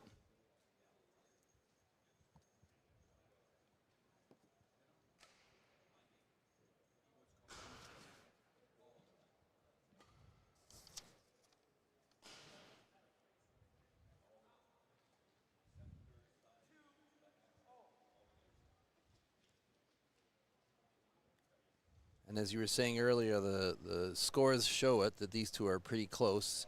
BWF ranking, Wendy's 55, Rachel's 63. So they're both pretty close in rankings. And some of those are just dependent on which tournaments you played and which tournaments your opponent didn't play. Yeah, it'd be interesting, when the rankings reset next week. Let's say either the scenario, if Rachel was to win this match, would she close the gap by 2, 3, 4 ranking spots, 5 ranking spots? Like she could get potentially really close to Wendy, and then obviously the different scenario if Wendy was to win this, increase her ranking gap over Rachel. Freebie there from Rachel. And we mentioned Michelle earlier, who was injured, and for the BWF rankings, you can get a freeze for your position if you're injured, so you don't plummet down in your ranking spots. So she's had a bit of a freeze for... Is there a timeline on that? Or? Yeah, I was asking Mike Butler about it, and I'm not sure if there's a timeline or if he wasn't sure either, but if there's I imagine you can't just freeze it until the Olympics. But you don't wander into the next tournament with that 10 seed spot. So it's a combination of things, right. But it is protected. I think it's a tricky situation to manage. Yeah, I think PV Sindhu from India is in the same position right now. Her spot's frozen due to injury. Good hold. There you can see Wendy coming to the net, rackets up. Rachel's protecting that backhand side, so she's sort of leaning towards it in case Wendy goes there. Wendy holds and then pushes it to the forehand side. And when someone's taken the bird that high at the net with that deception, you as the opponent, you can't really move until they make contact with the bird. So it really slows down someone's speed. Oh, whoa. Oh. She's a little casual with her half-court putaways. Yeah, I know. Number of times where she's not putting it away.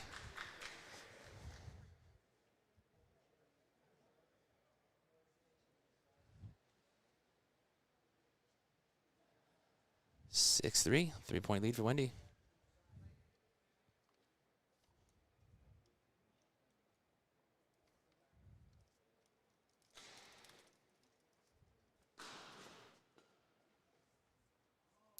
That looked... Was it wide? Well, it was in terms of depth because I was looking at his call, but it was wide. Yeah. So the other linesperson. Not by much. Which is always a strange thing for that opposite lines person, they have to call. They're just calling the depth, right? So they have to call it in, even though it's out with less. Really good length on those clears from Wendy. Oh, that would have been a cool shot. She made it. That's a little trickery. Yeah, she's constantly talking to her coach. Yeah, she really talks to him a lot. Well, you know, some players do get that reassurance. They've got someone to connect with when they're out there. Sort of makes them feel a little more comfortable. I remember coaching at one of the world championships. One of the men players like, I don't like to be talked too much, and it was only they'd sort of turn and ask a question, and then you could say it, but they like they didn't want it. A lot of people don't want to be gibbered to with every rally. It's individual. I mean, it really is. I mean, I personally didn't choose to talk to my athlete all the time, if you know, unless they really wanted me to. But it's did they just not want to talk to you?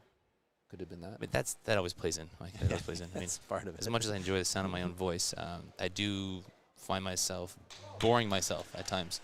Yeah, I hear and when I say at times, 80% range. I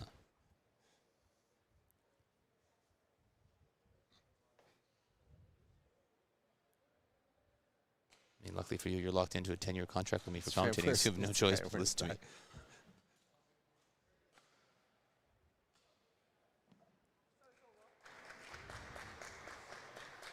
Bit of a funny start to the game in terms of like when he kind of goes off and 4, the few loose points, 2. It's a weird energy, eh?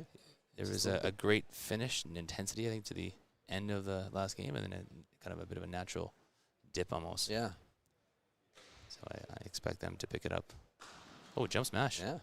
Another one. Yeah. Whoa. You won't see a lot of women jump smash. No. But that, seeing what Rachel just did, that she did that well. She might want to do that more often. Catherine Choi likes to jump smash in women's doubles. Always has. And you got Rachel. And I mean, it's if you are comfortable doing it, you know, male or female, it takes more energy, first of all, so you have to be fitter to be able to do it. And you know, you're going to generate a better angle, so it is a good thing to do at the right time.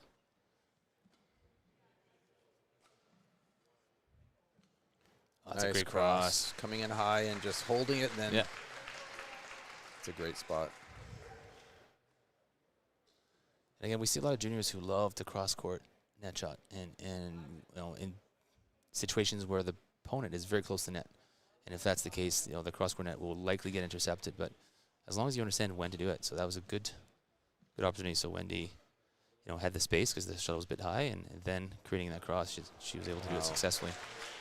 Good touch there down to the ground level by Wendy, because that was an excellent shot by Rachel, and Wendy was still able to get in there on balance, hit a good shot.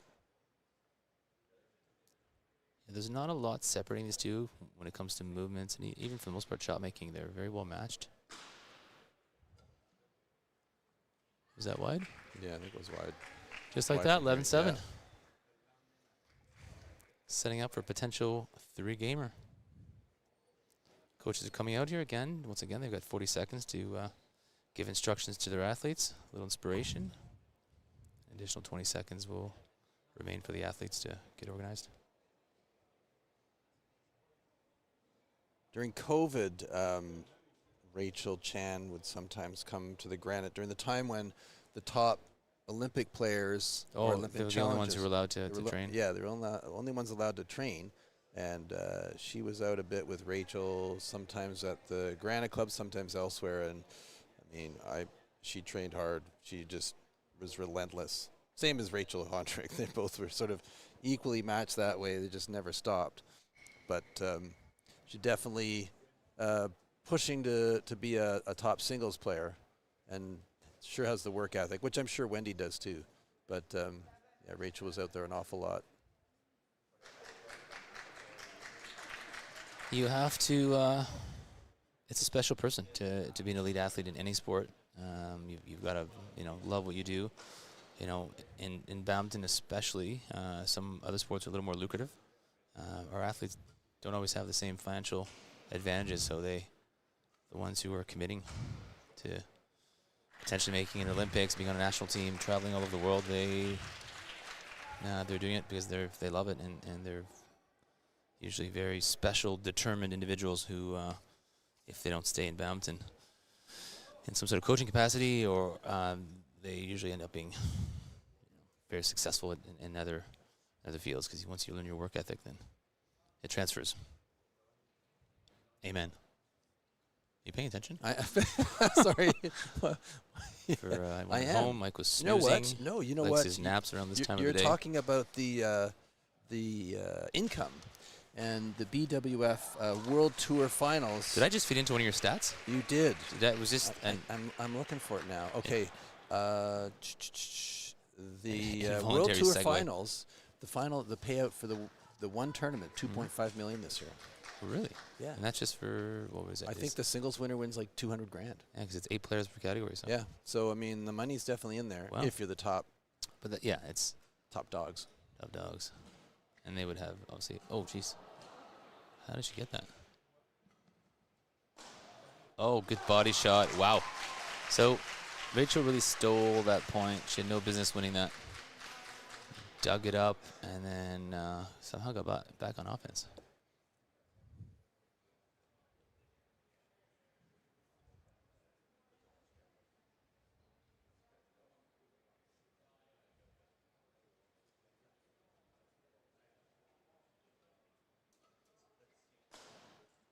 Good attack.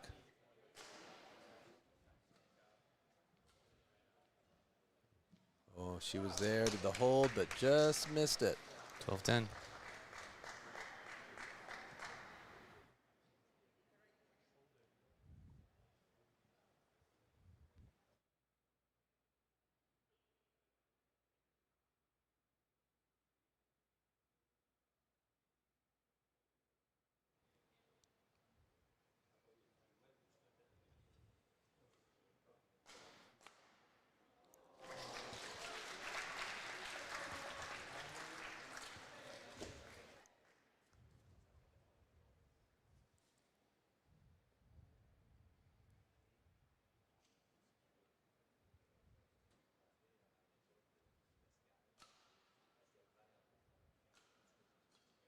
Oh, that was an easy mistake. Yeah, it's both of them. It's what you teach a lot of your players, especially the juniors. But it's almost like the one who makes the fewer mistakes wins. You just don't want to give too many freebies away. You know, all strategy aside, great defense from Wendy. Oh, sneaking in, yeah, good try. Just like that, a one-point game.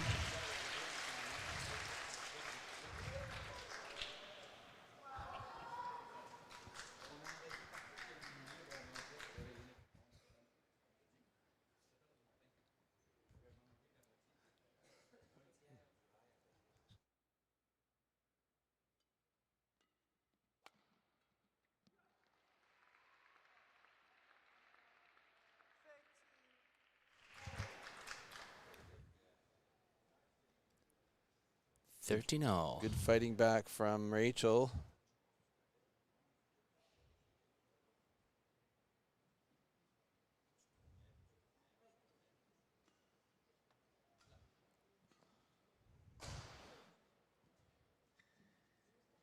Oh, nice deception. She's got her on defense the whole rally. Yeah. Nice job recovering. Boy, that's a tight net shot. Yeah. Well done. Yeah. Good digging from Rachel, but Wendy had her moving. That takes a lot of energy when you're being,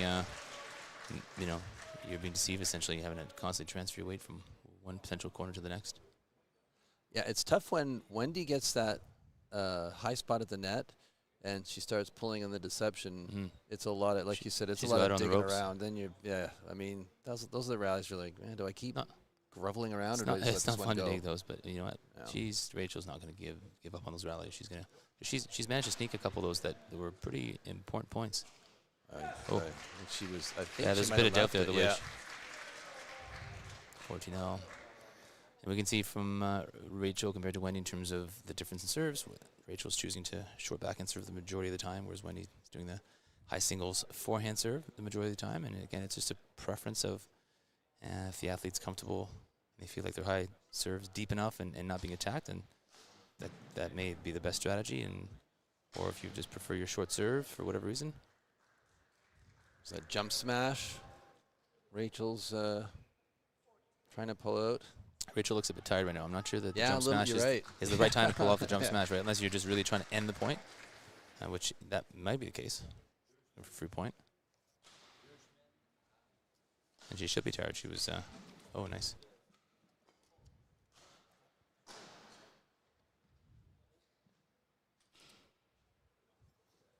No. But again, that mistake on the lift was a product of the quality spinning net shot from Wendy, and it made it very difficult for Rachel to just. She was trying to just lift and reset deep, and again the shuttle becomes more unpredictable when it's spinning, because like unlike a ball from tennis and volleyball and other sports where symmetric shape, the shuttle is obviously has a different weight, so it wobbles. Whoa. That's a great reverse slice cross court. Beautifully done.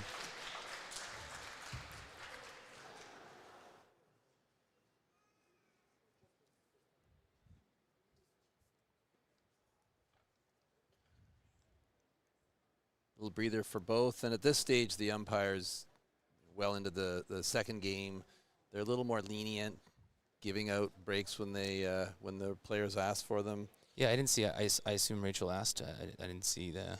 I assume she asked the umpire, but I didn't see I that think part. so. I was talking to one umpire who basically didn't give breaks until 11. He just said no. They can run around for a bit. Don't really deserve a break until 11 points.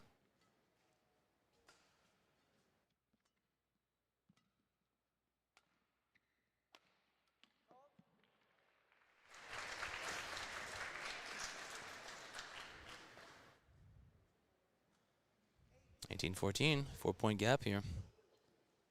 It's we're starting to look more and more like we're going to a potential third deciding game. See if Rachel has something to say about that. Well, it'd be in keeping with Wendy's tournament. Pretty much everything but her first match was a 3-gamer. Exactly. Definitely get the sense right now that Rachel's a little more tired than Yeah, Wendy, and I think it's a product of. We talked about court coverage in miles and not kilometers. She's probably covered a bit more. I think so. Wendy had those few consecutive rallies where she's really doing a good job of deceiving, or maybe it may not be that much of a difference in distance, but the fact that when she's deceiving her and she's having to like shift her weight and move back, and you're having to transfer your weight a couple different times to most corners, it's just exhausting. I think it is. I think Wendy's hitting the shots really well to the corner, but it's those net nice holes. Nets. That Ooh, nice. Almost. Well, 2 quick points. 16. Letting her back in. They definitely following have the trend. Personalities on the court.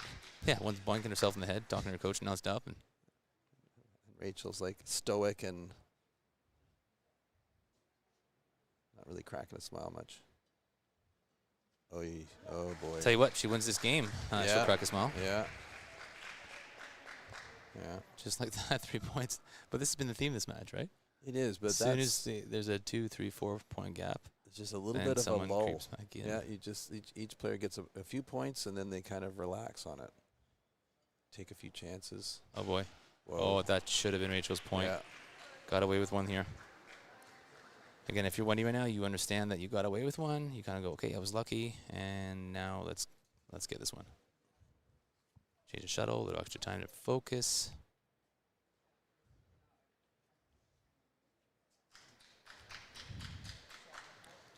And these birds are all the same speed. I mean, that's an important thing.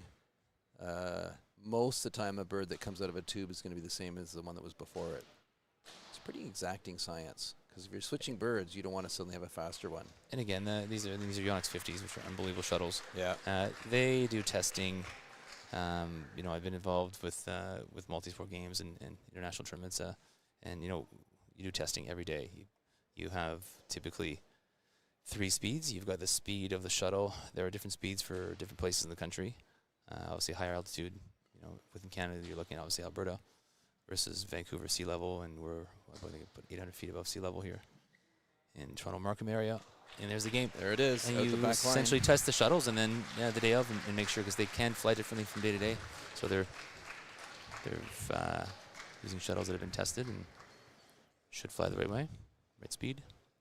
Good job like by that. Wendy. Sorry, you got more bird stuff? Not surprising that no more bird talk. I'm not not a bird guy.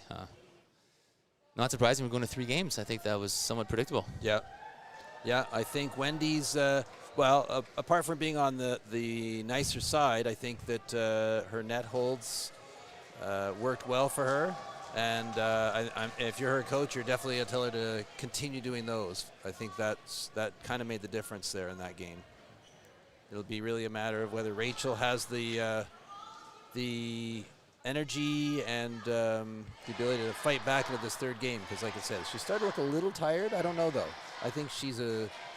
she'll be fine now. I mean, in the moment she was. Yeah. Mike, sorry, I'm just going to interrupt for a second. I'm watching Wendy putting on a knee, not a knee brace, but a material on her knee.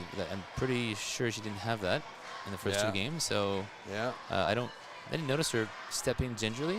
No. Maybe it's just from precaution as she's fatiguing a bit more. She's thinking, let's just put this on to, sometimes it almost mentally makes you feel better. But it'll be interesting to maybe monitor and gauge that a little bit, whether or not, if her right knee is somewhat compromised, a little bit compromised, and obviously it's going to be, when she pushes off. Oh no, it's not for her knee; it's for her. Maybe she did have it. It's her quad. Yeah, I think she. Maybe it was under her. So it's not for her knee. For those of you watching and listening, you might have heard the crowd cheering. That might have been for us. They were cheering for us. Yeah, they were. Okay, that's what it was. It wasn't for the free racket out there. I was pointing at you, and they went crazy. Yeah, that's what I thought. Okay. And we had, injuries, a lot of injuries yesterday, a few withdrawals. The tournaments had a bunch of those. And like we said earlier, we're just at that stage of the tournament season where players are training hard, lots of tournaments, and you don't really get a chance to have much of a recovery in between tournaments. And if you're going deep into the draws and to the point we're in the finals, if you get injured, you're just playing around it as best you can. You can see like Rachel's got the tape on the right knee. Wendy's got the tensor or the compression. It's not a sock, but the compression thing on her thigh. Just things to. Sometimes it's a maintenance thing. Make sure if it hurts a little bit, it keeps it in check. Sometimes it's more than that. Oh, just wide.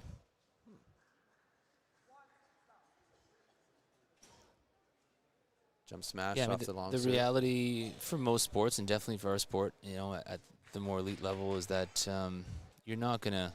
There's no such thing as never having an injury.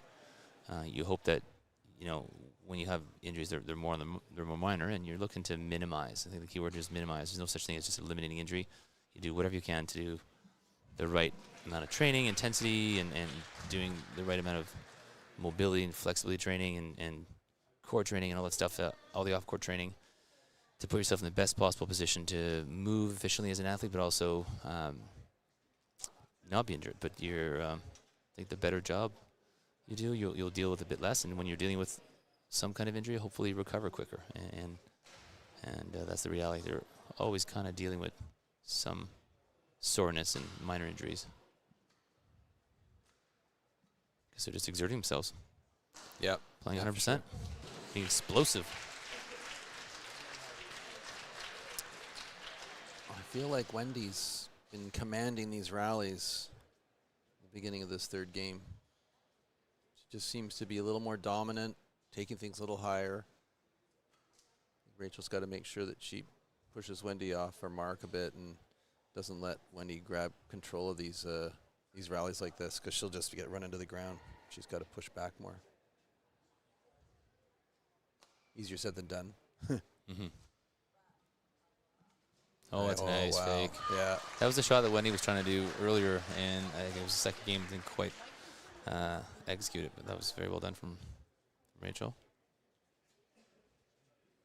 It's pretty discouraging when you're on the receiving end of one of those. Yeah. It's your legs. It's our badminton version of an ankle breaker in basketball.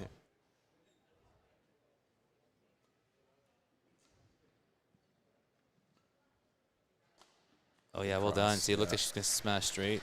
Yeah. Great change up. Took it just a little bit off in terms of power. Placed it very well.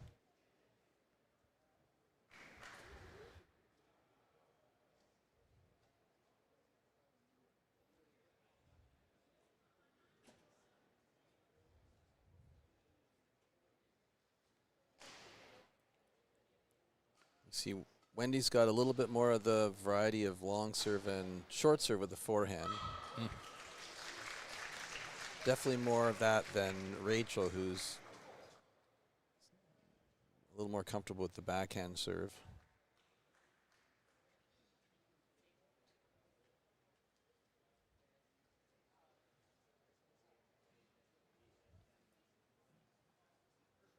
Yeah, after watching the semifinal yesterday of Talia and Wendy, and then watching Wendy battle with Rachel, I mean, the three of them are so close. Yeah. Right? If you really sat down and kind of started giving a bit of a rating on their movement, their shots, their ability to compete, they're extremely close. And I think hopefully the three of them will continue for a number of years, because it's good. It's good for Canadian badminton. Next gen. Yeah, and I think it helps when you've got a pool of them to sort of push each other. You know, you need that where there's not just one. I mean, everybody was always chasing Michelle, and at that stage, you've really got to travel a lot abroad just to keep the competition going. But if you've got a pool of them here, they can sort of feed off of each other. Yeah, and I mean, obviously a little more challenging for Wendy to train with Rachel and Talia, being stationed at BC, but I'm sure they get to do some training, and it must be some of the same tournaments, and maybe national team incentives, camps. Backhand clear. Oh, I like that forehand. Yeah.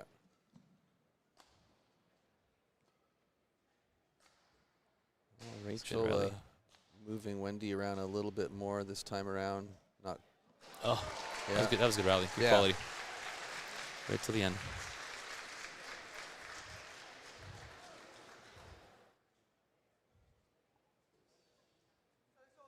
I think Rachel opening up the court a little bit more on that one and holding off the attacking shots a little bit longer, just to try to keep Wendy moving around a little bit more and not letting her come to the net as comfortably.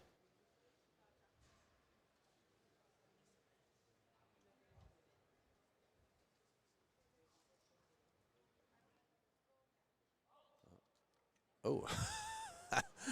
Well, Wendy thought it was in and just handed it to Rachel. The umpire the linesman calls it out. And we can't tell from here. We have no idea whether or not that's the right call or not. It's more, I think there's a bit of a delay, which might have surprised. Yeah, that'll be a little experience too on Wendy's side. Maybe don't be so quick to hand it over.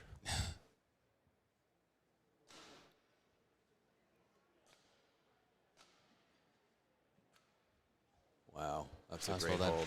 But you know what? So Rachel's defense on that the forehand defensive shot just wasn't good. No, it was way too high, and now that allows, as she pegs Wendy giving her the shuttle. Take that. It just then it really allows Wendy to show that nice deception she's shown us from time to time.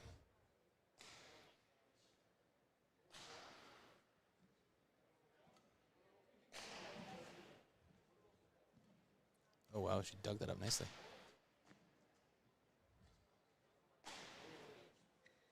Just out. Just out.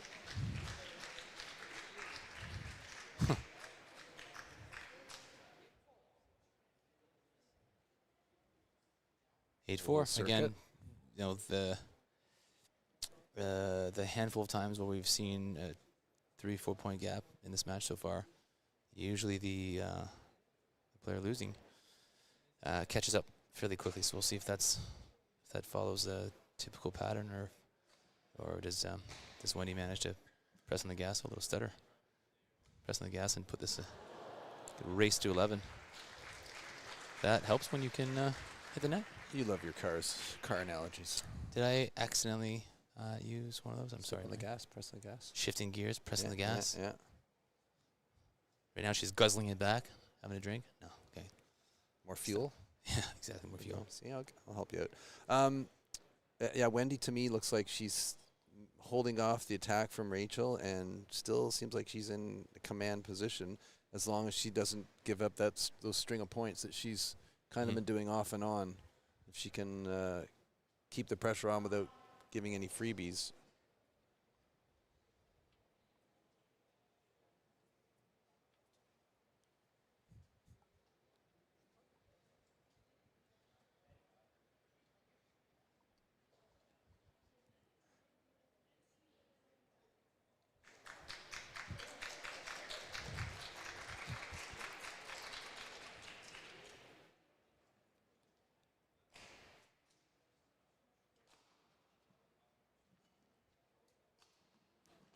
Great slice. Nice combination. She's really putting away. Wow, what a pattern. Nice cross-court reverse slice. She got a little bit of height to work with. Flick forehand cross-court, got her stretched out, and then goes right back to the same corner again. Great pattern. She's really thinking clearly. This is getting, if I'm Rachel's coach right now, I'm getting nervous. Yeah. And my opponent is down 10-4 on the side that's been the more challenging side. They're about to switch, and Wendy's about to go on the, what's been considered the most successful side so far. So it's getting a little scary for Rachel. She's going to have to pull this together very quickly, or it could be over. Whoa. Again, you hate to make those kind of mistakes. Didn't miss by much, and again, just played very well overall the first half of the third game. But you hate to make those mistakes at 10. You'd love to get to 11 right away. If Rachel sneaks in even just 2 or 3 points here, it can kind of be just enough to irritate Wendy a bit. I think she should have that. And who won the last time these two played? Who won that one? Yeah, they only played once. It was. Was it Rachel? I said it earlier. Yeah. I've now forgotten. No, I believe it was. Was it Rachel? Straight games. Wow. Let's watch the rally here. Sorry, yeah. Nice Great cross. rally. Oh, Okay. open court. Yeah. Wow, 11-5. In command. In command. That's a lot of miles. That's a tough way to finish that half of the game. And the difference here is Wendy, in the earlier games, would at some point make an unforced error in that rally. She'd go for a bunch of points, and then that was where she'd give her 1 or 2, and she's not doing that in this third game, so far, anyways, which is a big difference. There's no let up from Wendy at this stage. She's peeling off. She's sitting down now. She's peeling off the tape around her knee. I'm wondering if she's going to put another. Rachel is. Yeah. Rachel, yeah. To answer your question, apologize for the delay. I sprung it on you. I'm sorry. Well, my media stats crew happened to be on a coffee break, so now that they're back. It was actually Rachel who won 21-17, 21-16. Okay. At the Pan Am Individual Championships back in 2022, and that was the quarterfinals. I believe that year Rachel made the finals. So not a lot of head-to-head in terms of international, but they've played a number of times as juniors and within the country. So they're very familiar with each other's games.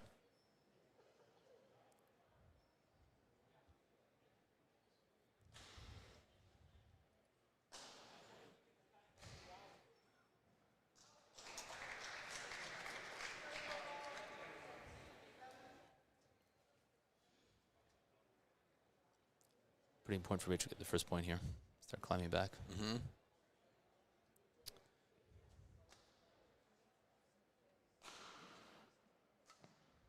Yeah, the forehand defense, I mean, that was very well placed, but Yep. she's having a hard time with the forehand defense. Yeah. Often with a lot of players, it's the back end that can be a little trickier because you're trying to decide, if you're defending open stance or having to cross your feet over, and the recovery can be slower. But for Rachel right now, it seems to be the forehand. It's a bit more of a struggle. Well, I often find if someone's weak like that on the front, it's because they are protecting the backhand. Well done. Good variety right now. That's why she's having a difficult time. She's mixing up the distance of her shots, using a combination of slices and half, three-quarter smashes, and then full smashes, and pumping the clear. And so nice job on Wendy's part to really stay kind of level-headed and clear with her tactics of mixing things up. It's not easy to do. I think that's going to be out yet. Yeah, and I think at this stage for Rachel, she's got to try unsettle Wendy, because Wendy's sort of a little too comfortable. She's pulling out a lot of her deceptive shots, and she's playing really well. And Rachel's got to try throw her off somehow to bring back some of those mistakes that she was getting out of Wendy earlier in the game or in the match. And let's face it, she's running out of time, so yeah, she better do it soon. She was ready for that one. Yeah, Rachel did a nice job of anticipating her flick cross court. She was, as soon as it was hit, she had pushed off and was ready to go. Okay, well, within 4, making progress. And she bring it within 2.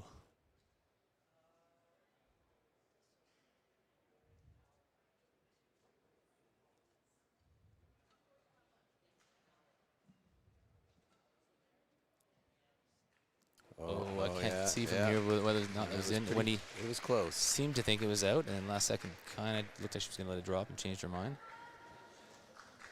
And, you know, we talk about these players having played each other a fair bit, obviously from the same country, but with so many matches on the internet now, you can really study your opponents, even if you haven't played them that much, just to see what's out there and watch their games online. And a lot of players do that. Oh, nice cross court. Oh. Yeah, there's no more hiding. No. It's going to be wide. Wow, see? Well, following the pattern of the game, not surprised. Here we go. Doing it for the fans. 11-13.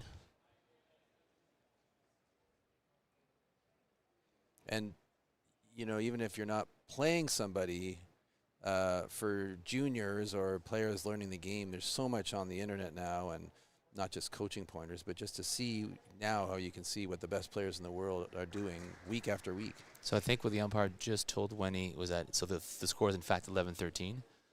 So the screen is not representing that. There's obviously a bit of a glitch, so it's just smart move to let your athlete know that. Right. Or both athletes know that. No, 12-13 now. Wow. Rachel's coming back. Yeah.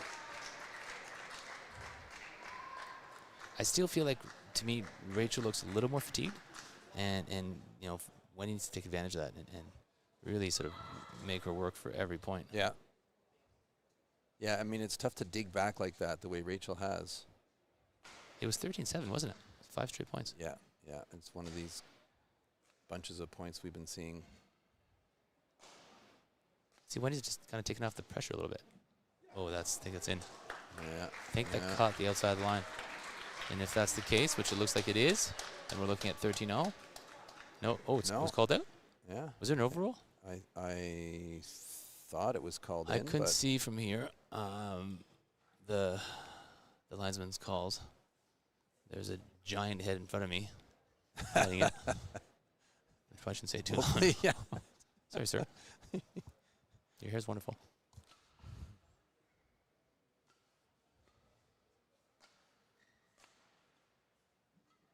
That was a big point. 14-12 instead of 13-0. Just flat out missed it. Did it go out? Yeah. No, it didn't. No. Just flat out missed it. Just. It's funny how she was really in control at 13-7. A bit again. It's just a bit of it's a lack of focus. Just it's a long. I mean, off the gas. Yeah. You can sometimes feel your concentration waning a bit in some of these longer matches, and it's hard to keep it going sometimes. Good net spin. But okay, so she missed that net shot, but her previous 2 net shots were way too high over the net. Yeah. Like that tells you that there's a bit of lack of belief at the moment. And now, you know, she went from total control. You could have just exchanged points all the way to the end. Game over. Now it's 14-0. No longer a 5-point game.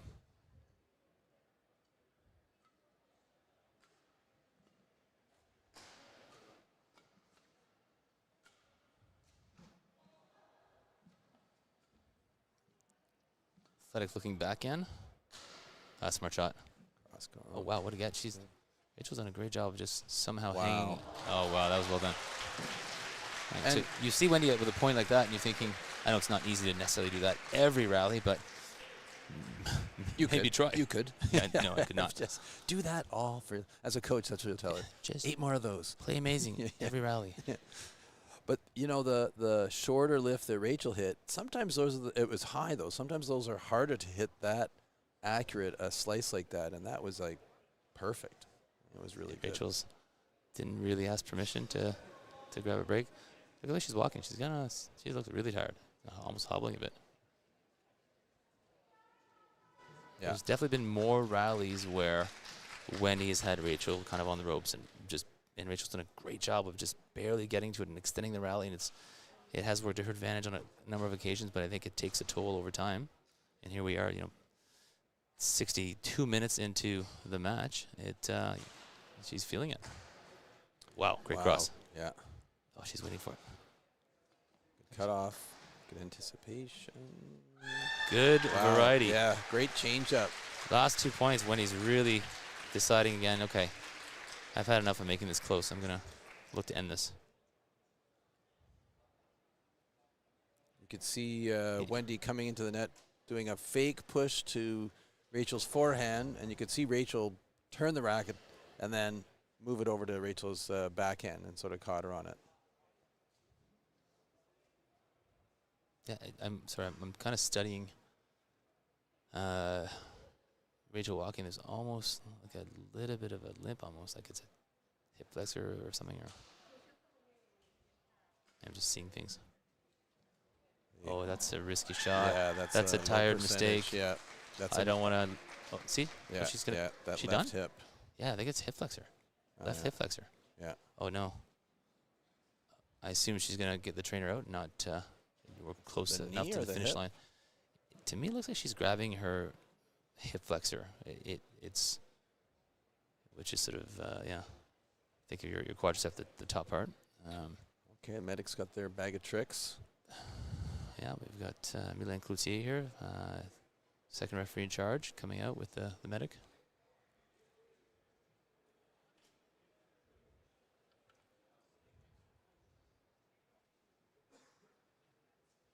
So they've got about 5 minutes to take care of this and get the athlete back on track and ready to go. And here we can see the medic sort of assessing Rachel. I think it's her knee. Yeah, it looks like it's her knee. The knee that had the tape on it. So. And Wendy's sitting with her coach. She's sitting in the coaching chair with her coach. It's tough on these breaks because Wendy's on a roll again, and you got to keep yourself sharp. Not let yourself cool off too much, lose your focus. Yeah, I mean, to Rachel's credit, there's no faking here.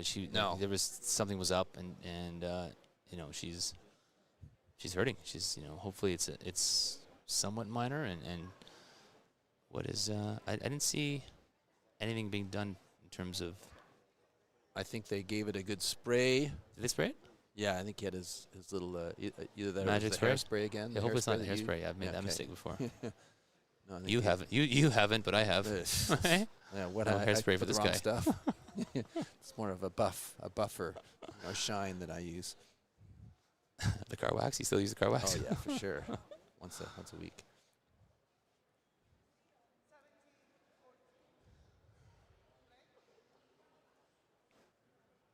Well, hopefully that's enough to keep her going to the end of this one.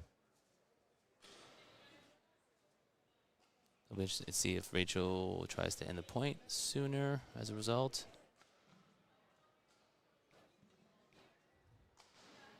Looking good so far. Yeah. Wow. Looks like it worked. Yeah. Yeah, she looks all spry again. The spray, I mean. The spray worked. Oh.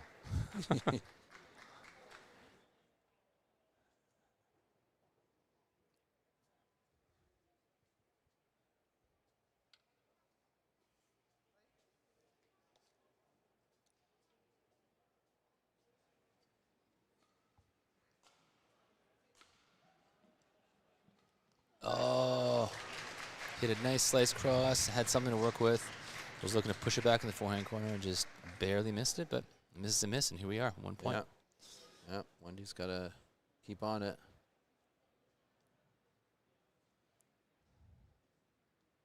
It's you know, definitely starting to feel like it's Wendy's match to win or lose. As close as they've been all match, she's been dictating more in the winners and unforced errors column. Wow. Oh, that's in. She make that? Yes, you gotta be kidding me. That's incredible. Yeah. Pretty sure that was a net roll on Rachel's part. It was. I mean, yeah, you don't usually maybe Rachel could have, you know, adjusted a little bit to her left towards the center, to recognizing that pretty much all she has at that point is a potential sharp cross. But regardless, for Wendy to hit the shuttle that well is incredible. At this point in the match. This is the shot of the match so far. At this stage of the game, for sure. Shot of the match.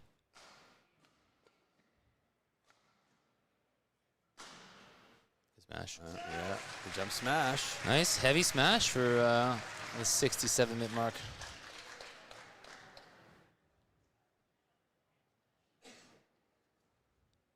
Well, no sign of the knee bothering her too much at this point. Things usually feel better if you're winning points. Kind of helps. That's the best remedy. Mm-hmm. Oh yeah, nice. Yeah. Good straight smash again.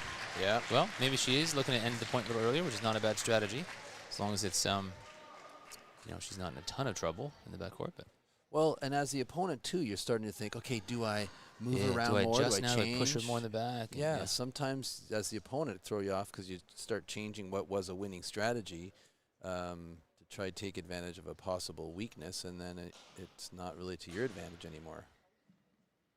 I don't think Wendy's necessarily doing that, but. So, Mike, I think I predicted 26-24 in the third was my initial prediction. Is that what you said? I think so. Wow. Did you say by who? No, I did not. There's too much money on the line. I can't say that. Kidding, folks. Kidding. Wow. Oh, wow. So from 17-14, which is when we had the medical break, which, again, I'm not going to suggest that Rachel didn't need it because she was hobbling. But in terms of did it work to her advantage, a bit of a refocusing? Yeah, I'd say so. She's won 5 of the last 6 points. Well, I think that's the first time she's been in the lead since partway through the second game. Did that go over? No. I would say no. Whoa. Judging by the that body would be language. Do you imagine 7 match point? That'd be a painful. heartbreaker. You don't want to see that. No one wants to see that. 19 all. Shocking. It was always going to be close. It seems to. This is the way it's going to go all day. The Babden Gauze decided this was going to be a close one. Oh, man. Whoa, good recovery. Bad serve, good rush, and somehow here we are. And going to go into a long rally. Oh, Rachel saw that one coming. Is it in? Yeah, looks like it. She went too low and got caught.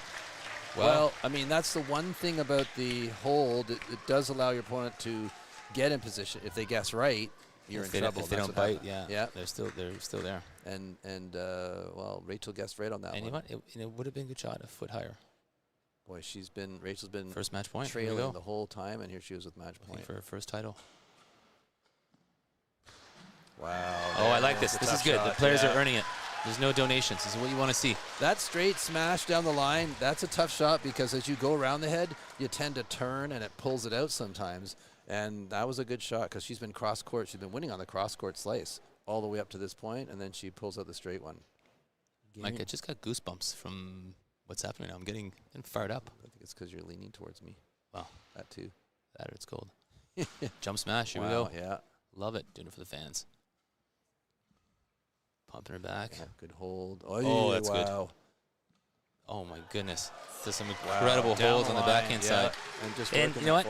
In that sequence of the last, we'll call it 5-6 shots, Rachel did nothing wrong. Like, she just got a little behind in the rally, and then, she's doing her best to recover, and you're just not quite there. You're kind of dancing with your footwork.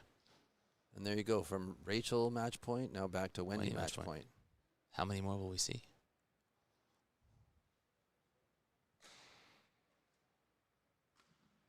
Oh, she switched it up. Yeah. Get out of that forehand corner. Oh. That's the corner that's been killing her. Get out of there. Good flat clear. And it is out. Yeah. Oh. But as both players collapse at the 71-minute mark, folks. Wow. Putting on a show for the crowd. And the crowd goes wild. Great effort by Rachel Chan. And great effort by the 2023 YONEX International Challenge. The International Challenge. Winning Wendy Zhang, so winning her first title. Yeah. This is huge for her. It doesn't get much closer than that. Wendy takes the match, losing the first game 22-24, and then coming back to win 21-17 and 22-20 in the third game. Great way to finish off the women's singles, and Wendy again wins on a 3-gamer. And they're just setting up the stage here for an incredible men's doubles match coming up. Yep, that's our next one. Just teasing the audience. We have that coming up next. The Canadian team of Adam Dong and Neil Yukura going up against Mohammed Arif from Malaysia and Canadian partner Jonathan Lai. So we'll be back for that one in a few moments. See you soon.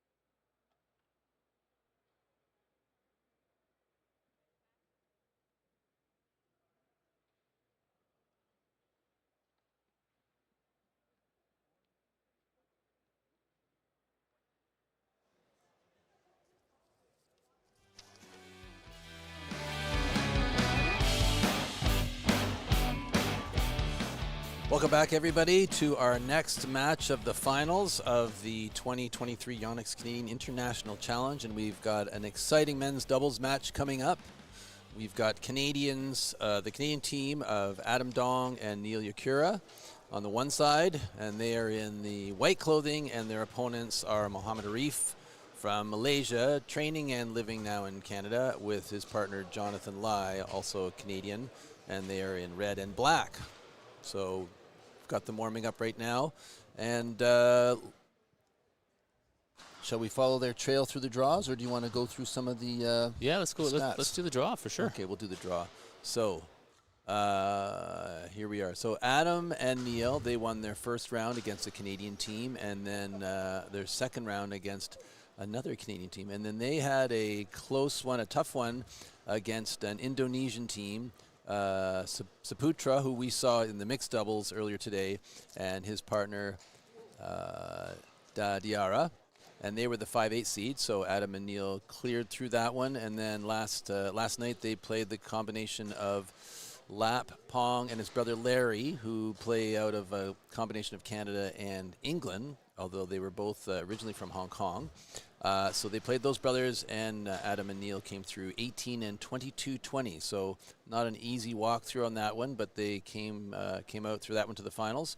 And on the other side, we have Jonathan and Mohamed, and they, Jonathan and Mohamed, they started off in the first rounds beating a Canadian team, and then they took out the second seeds in a three-gamer. Second seeds Kevin Lee and Ty Lindemann.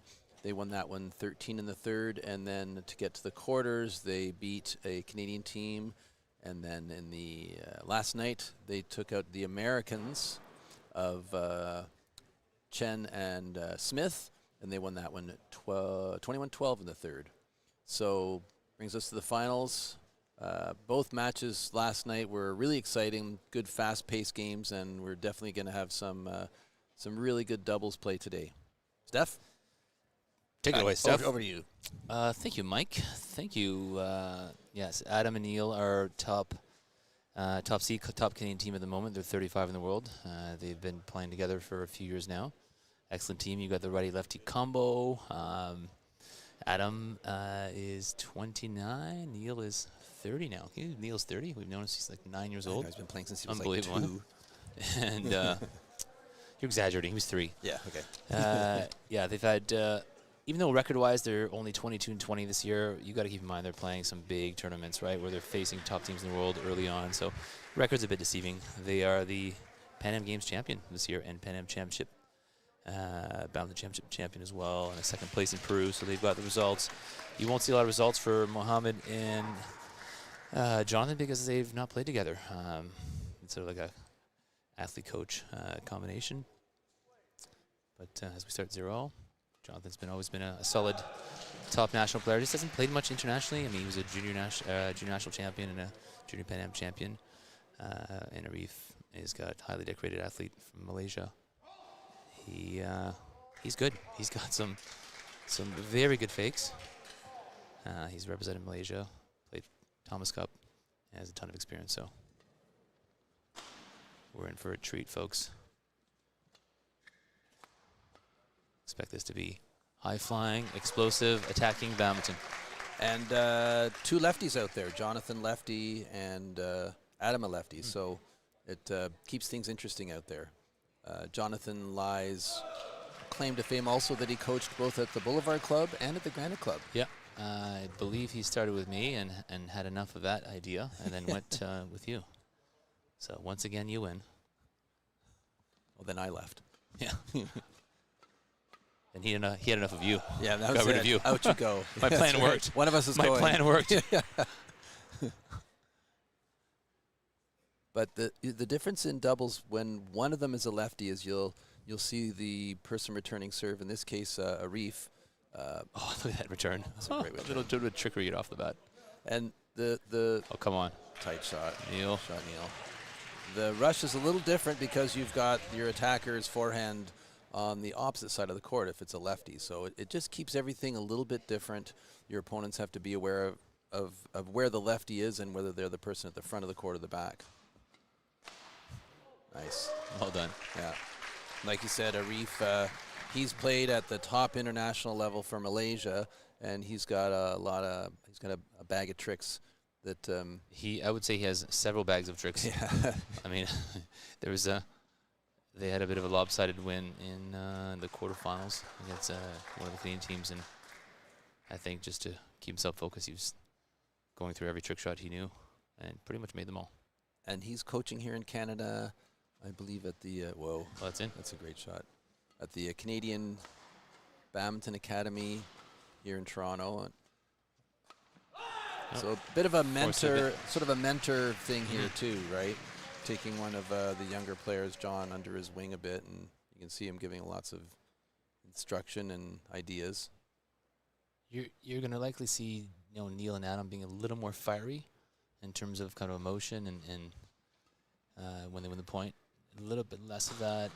Jonathan is a fairly laid-back person, and Arif seems to be as well, so they're a bit more composed that way. And again, don't misread that for lack of effort. It's just sort of a personality thing. Oh, nice little inside out. That's too high.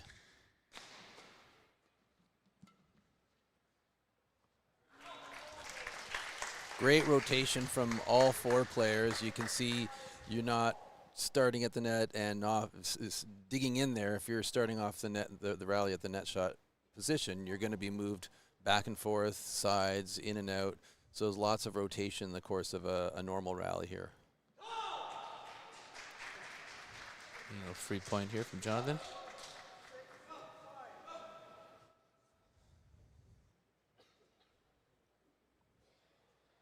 You can easily serve into the net when your opponent's standing on the line, returning. That's a lot of pressure. You gotta really, truly believe in your serve.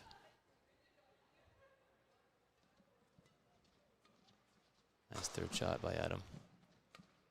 Oh. I could have ducked out of the way. Missed the hair. Yeah. We'll part down the middle.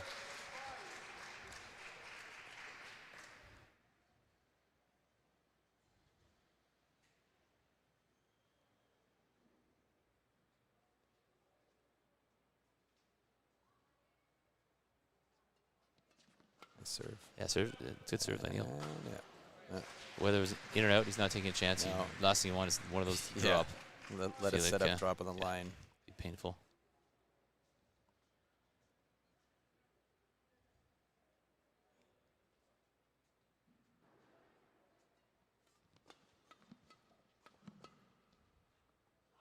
Just out.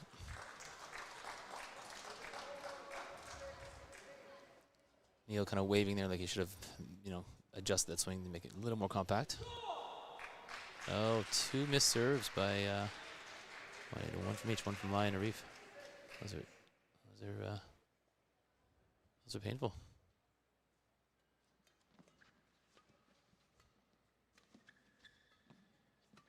Just gotta keep that. Ooh, nice back in.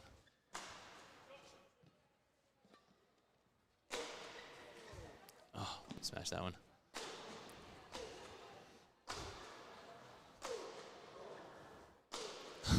Wow, Good defense. Yeah, John. Oh, that's short. Oh. Yeah. I mean, they're going at John a bit, but it's, John hasn't played as many of the tournaments as the other three have, but he's consistently been training and kept his game sharp, training with Rachel or sometimes our coach Kaz at the Granite Club and Michelle Lee and then obviously with Arif too. So he's as sharp as these four guys are, or the other three guys are, even though he hasn't really played as many of the high-level tournaments as they have recently. Yeah, but he's always kept his game sharp. Yeah, he has. He's never let it dip too much. And he's wow, just like that, 11-6. Too many mistakes on their end. Coach Joshua Herbert, former national team athlete, going out to coach. Former doubles partner with Neil at some point. They were partners in junior, I think. Same club for a while, yeah. Josh reminded me a few days ago that I had coached him at one point. There was a part of his junior career where he had no coach and was desperate enough to ask for my advice, sort of. Trained with our juniors, and I was like, oh, yeah, that's right, I remember that. I was like, yeah, he was a great junior. We're like, you can more than welcome to train with our juniors. Pleasure to work with. I played mixed doubles with his mom. Did he really? Yeah. I'm sure he'll be very happy that you mentioned that. He remembers.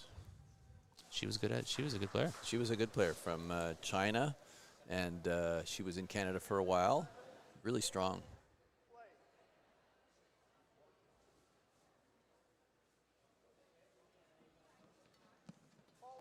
They're double toucher, right? Yeah, I think so. Well, they've got to be careful here because they're starting to run away with it. 12-6.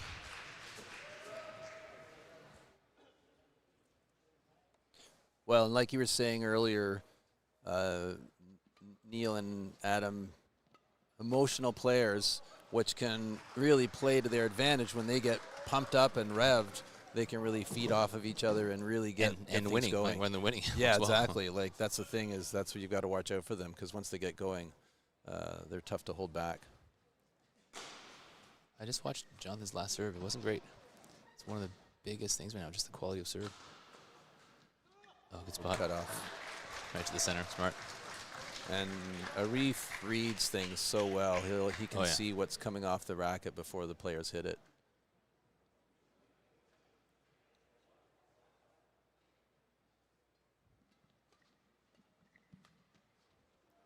Nice. Wow. It's just in there. He knows where to go and takes it high. The problem is it kind of looked funny in a sense. You're like, why didn't Neil get there? Like it looked so easy, right? But because of his delay, he's just so smooth. You have no idea where he's going. I think he has no idea where he's going until the last second. Yeah. Oh, God, wrong-footed and still worked. Whoa, wrong shot. Yeah. He's like, John, can you give me a little more time? Yeah, yeah, that's right. I'd rather not die right now. Wow, that could have hurt.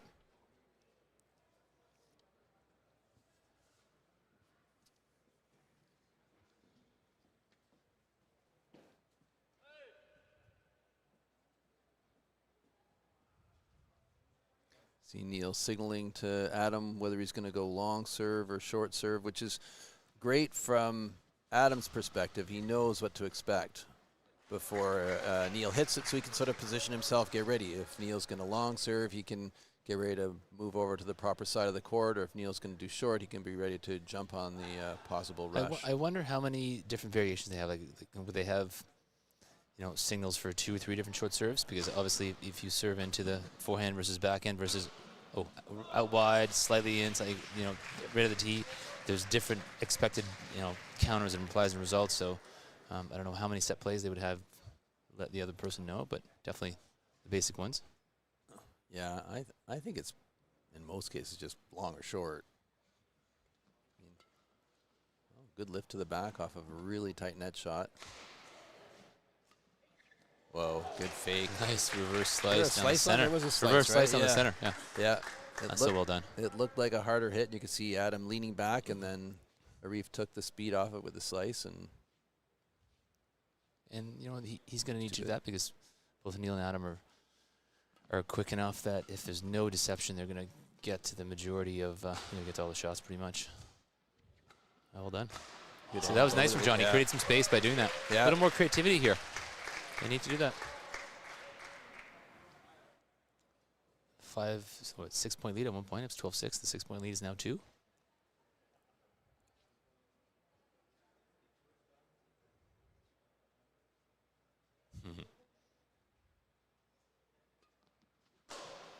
Wow. Did he make it? Yeah, I still find his footwork a bit funny going back. He back pedals. There's a bit of a hop there somewhere. Yeah. He somehow pulled it off, but a lot if of he does that with it, it's okay. Yeah, it's the cartoon Sonic speed. Well, that's the cartoon again. Yeah.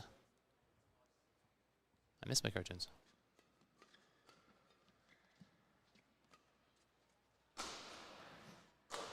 Oh, come on.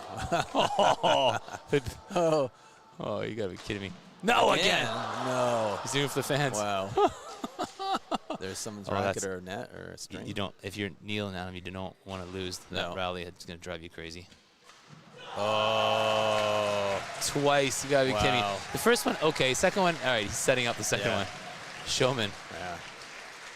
They both like it and don't like it. That's incredible. 2 in a rally is not easy. I'm going to start practicing that shot. get all your I mean, players to work it on looks that. fairly easy. I can't see why it wouldn't. How tough can it be? Exactly.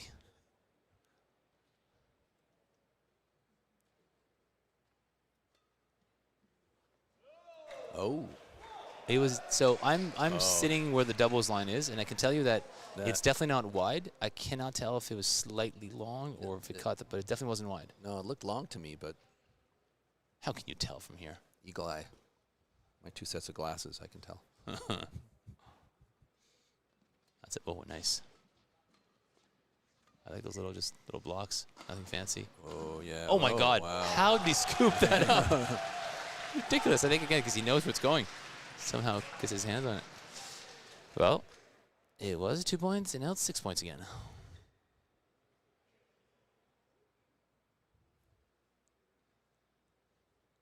But, you know, good for Adam and Neil. They don't let up at the net. They know it's going to come back. And even when we're surprised, they're not relaxed till the bird's down on the floor. They know, okay, Reef's just going to get it back, and John too. I said this earlier yesterday in the semifinals, and having watched them and had a chance to commentate them, doing some commentating last year compared to this year, they're laser focused this year. Yeah. They're even more in unison as a team, which is expected. Obviously, the more they play, and an additional year of training together and playing a number of tournaments, they're not. You know, instead of being a little bit fazed by the crowd and I think feeling the pressure of doing well at home, I think they're embracing it. They're just recognizing the opportunity and really, you know, almost not noticing the crowd in terms of their ability to stick to the game plan. So pretty impressive. Yeah, this is certainly this first game is the best I've seen them play. 13, just like that. At 14-12, we had a different game, and then they just said, nope, close the door. Neil can't wait to get to their side of the court. He moved so fast. It was probably the fastest lunge he's done all game. Yeah. So they'll get their 2 minutes of wisdom from their coaches. If they're Adam and Neil's coach, Kevin Cow, you're probably give them a few pointers, but don't change too much because what you're doing is working. Keep that pressure on. You know, the bird's coming back, but they're not letting up at all. They're just ready for the defense from John and Arif, and they're coming at him really nicely right now. You know what? Right now, in terms of like the serving is just a little bit sharper from both Neil and Adam. I'd like to see John vary his serve a little bit more, and I'm not suggesting necessarily just flick. I can't remember actually if it was him that flicked or Arif when Adam did his 14-step Scooby-Doo footwork and smoked it. But so that's not necessarily the solution, but just varying the direction a bit more. There's a little bit too much. The short serves are right near the tendency down the tee, close to the center line. That's probably the easiest place for the returner to anticipate and kind of charge. I often suggest to my athletes and students to aim at the outside shoulder is a really good area to. There's a bit of a gray zone where you're maybe not not sure if you're going to take a forehand or a backhand, and that little indecision could be just enough. Yeah. And obviously at their level, they can still handle that serve very well. But it's just it can be a little more challenging, but just a bit more variety with the occasional flick as well. But if you can get the returner guessing a bit more, might give you a little more space and just take some pressure off of your own serve. Feel like you have to keep it within that 1 inch window.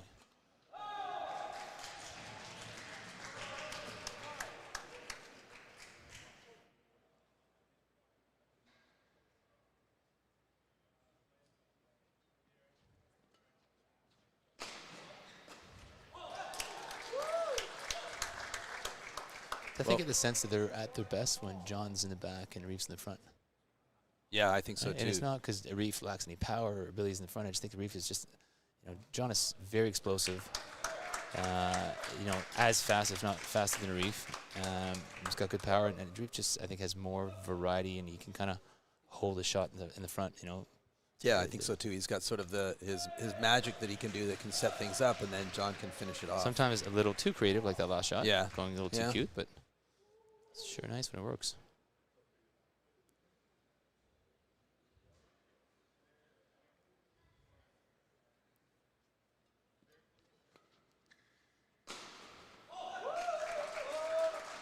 Case in point, good attack by John. I think that, Neil and Adam just got to keep Arif and John off balance a bit and not let them get comfortable. Easier said than done, but. Oh, he almost got that back. John's doing a nice job here of hitting his spots. Yeah, and the thing I like about Arif at the net is he really puts the angle down. Some players would really try to blast that one, and he's all about the angle, getting it down in front. Because it always looks like he's never rushing. So he's got an extra half second to really pinpoint that spot that's going to be the least likely to come back with quality.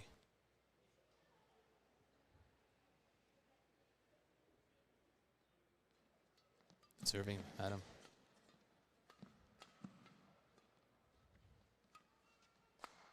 Oh, good. That's such good. Yeah. He's like, it's like a reverse slice backhand, kind of low lift drive. Off of a smash. Yeah. Oh, John. Just why? Not a bad idea. Just take a little bit off. A little bit off.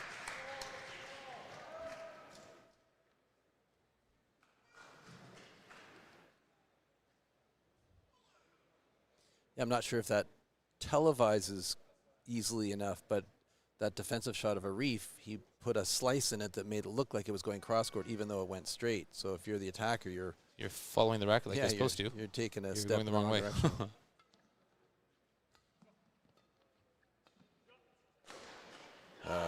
Yeah, John's better not to. I don't think he's going to trick Neil or Adam, and that pretend push turned into a low lift. It's not going to work. They're not buying it. I think that's what Arif was telling him as well. Oh, jeez. That's his singles experience, right? Yeah. Like you're telling me he was one of the better singles.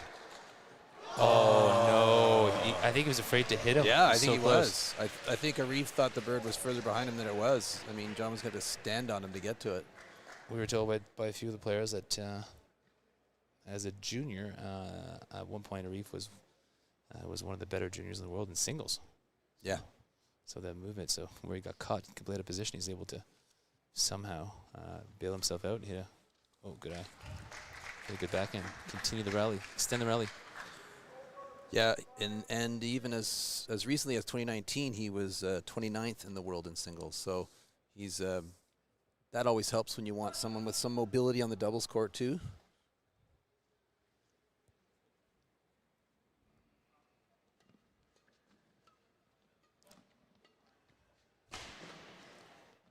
Good block by John. A block to the center. You get the sense there, as well as John is attacking, defensively Neil and Adam are kind of on the reply. They're just looking to get it away from Arif. I think so, yeah. You got to get out of Arif's range. Take this guy out of the equation here. Well, it's like you said, he is probably... Oh, wow. What a flick. Yeah. Wow. He sold it. The last second acceleration. It's hard to read. I was saying I think they know Arif's strong at the net too, so they're trying to keep. Oh, come on! What is that? He hit that from waist height. Oh man, I know it was low. Kids, if you're watching at home, that's not recommended. Yeah. You don't block it from your waist at your level. Yeah.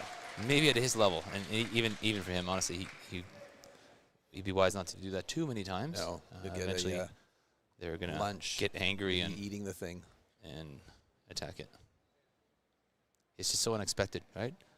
You just don't expect him. You see Coach Cow there trying to get his point to Adam and Neil.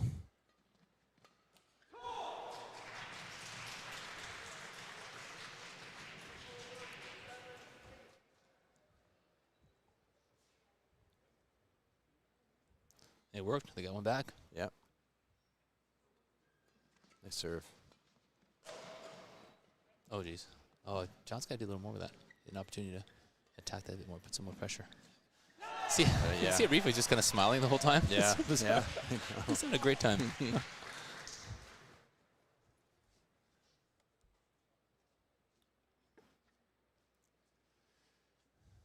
All squared up. 8-all.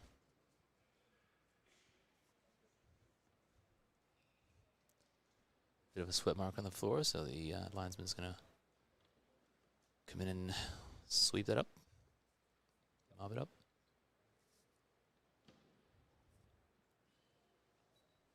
These mat systems are the international systems were, same mats are put in stadiums all over the world. They're obviously designed to have great traction, but as soon as you have, sweat, water on it, it gets very slippery very quick. It gets really dangerous. Oh.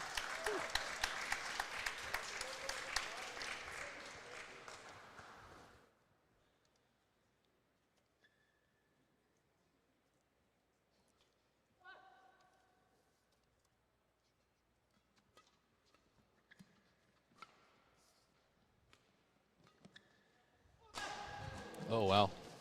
Oh, John. Arif hit a sharp angle cross-court smash. It was a bit unusual, but it worked. It surprised the defense, got Adam stretched out. And Jonathan had something to work with, and he just kind of forced it a little bit. Arif telling him to sort of settle down a bit.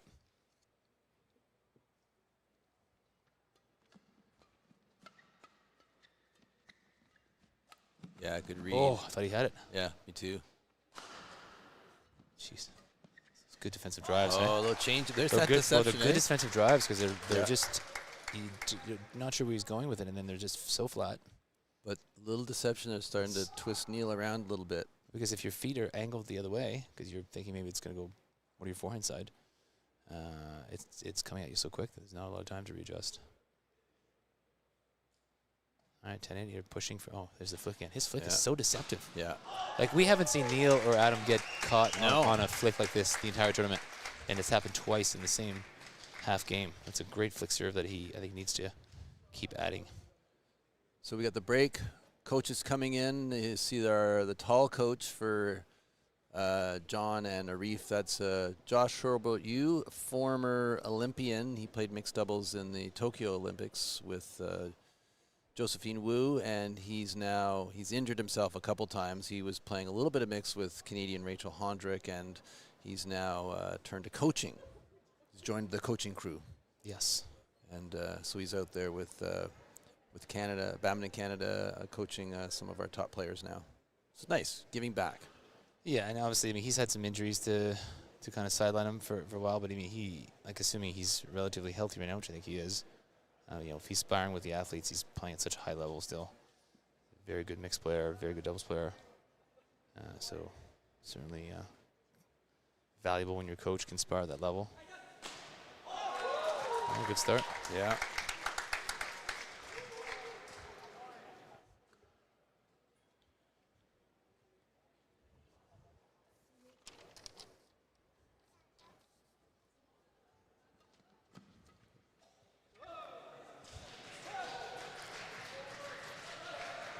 Yeah, a few of those long serves from Arif, it catches their opponents a lot, but it also makes them stand a little further back and just be a little more wary of it. So it sometimes slows down that jump on the short serve over the long run as well.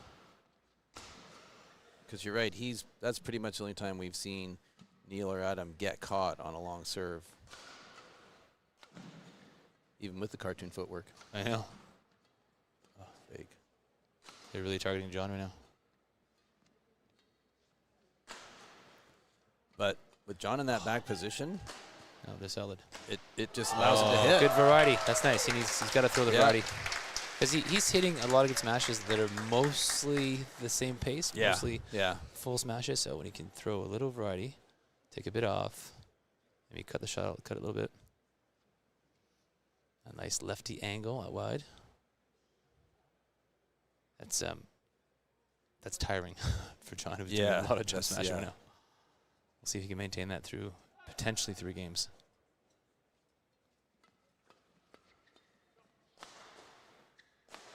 So they're really targeting his smashes at his defense. And it's not his defense is not good. It's just maybe not quite as solid as Reef, who has seen a lot of hard smashes in his lifetime.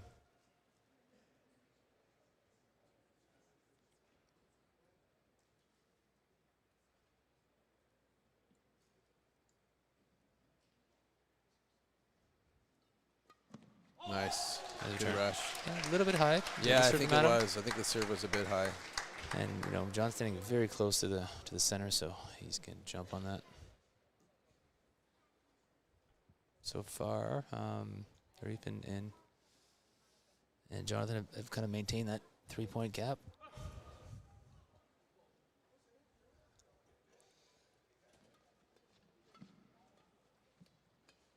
Good cutoff by Arif. Yeah. He's not a tall guy, but when you can read it, it's a great read. He knows what he's looking at.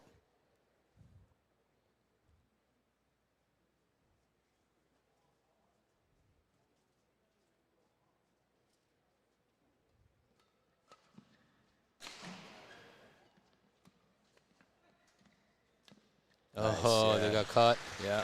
They misjudged it. Good hold by Neil at the net. Fake to the backhand. Turn the wrist. Hit it to the forehand.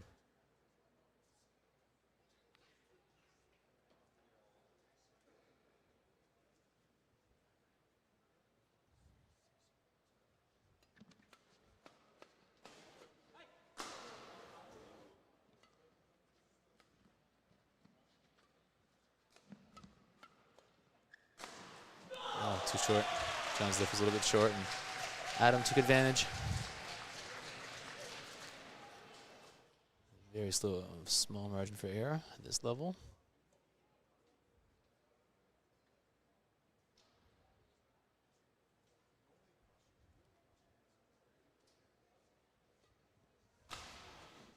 Oh, yeah.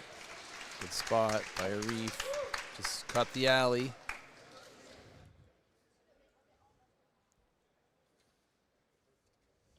At this stage of the match, anytime the athletes fall to the ground, they're sweaty enough that it's unsafe to continue. So we see Adam and Neil toweling off.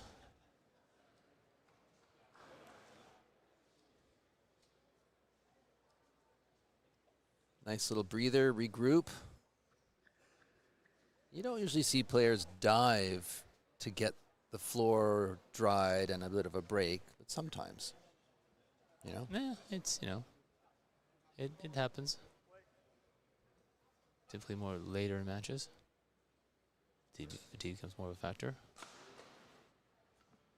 And Scooby-Doo prevails once again. Like, seriously, his feet are so fast. He sneaks in so many steps. It's unreal. 100% fast twitch in his legs. Yeah.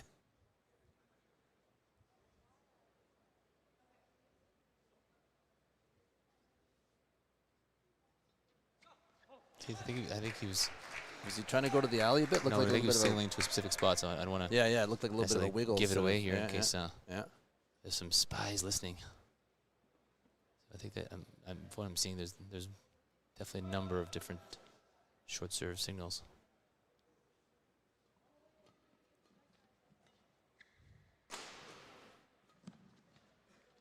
Oh. Yeah, he normally makes those. Okay, so getting a little bit tight here for Arif and Lai. Yeah. They've done a good job maintaining a 3-4 point lead throughout. They ideally don't want it to go to 1. Oh, no, untimely mistake from Neil. And you know, sometimes you'll serve short like that because the return of servers jumping so quickly on it, they kind of run into it. Some commit so much to the short serve that they really can't hold back. But yeah, and again, if you're trying to serve short like that, you're trying to literally put it like 1 or 2 inches short, just barely. Yeah. Because their ability to judge the shuttle is so good at this level that they're not going to buy it if it's 6 inches short. Just like that, 4 points.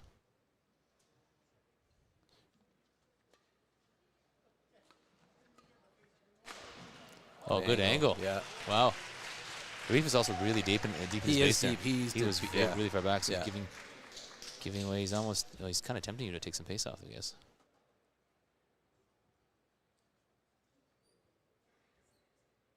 And that's the thing on defense is to vary your base. If you consistently stand a little too far back, they're going to drop smash or angle the smash in front. It's almost like a brush push. The racket was a bit low there. Yeah. Couldn't do as much with it as he could have. What the? Style points. And the style. And it's just even. Step in. It's just even too, because half the time Arif's standing in the front with his racket low. Yeah. Because he's kind of, in an athletic stance with his feet, and then, but the moment he anticipates anything coming his way, he's up to flash. Up. Yeah.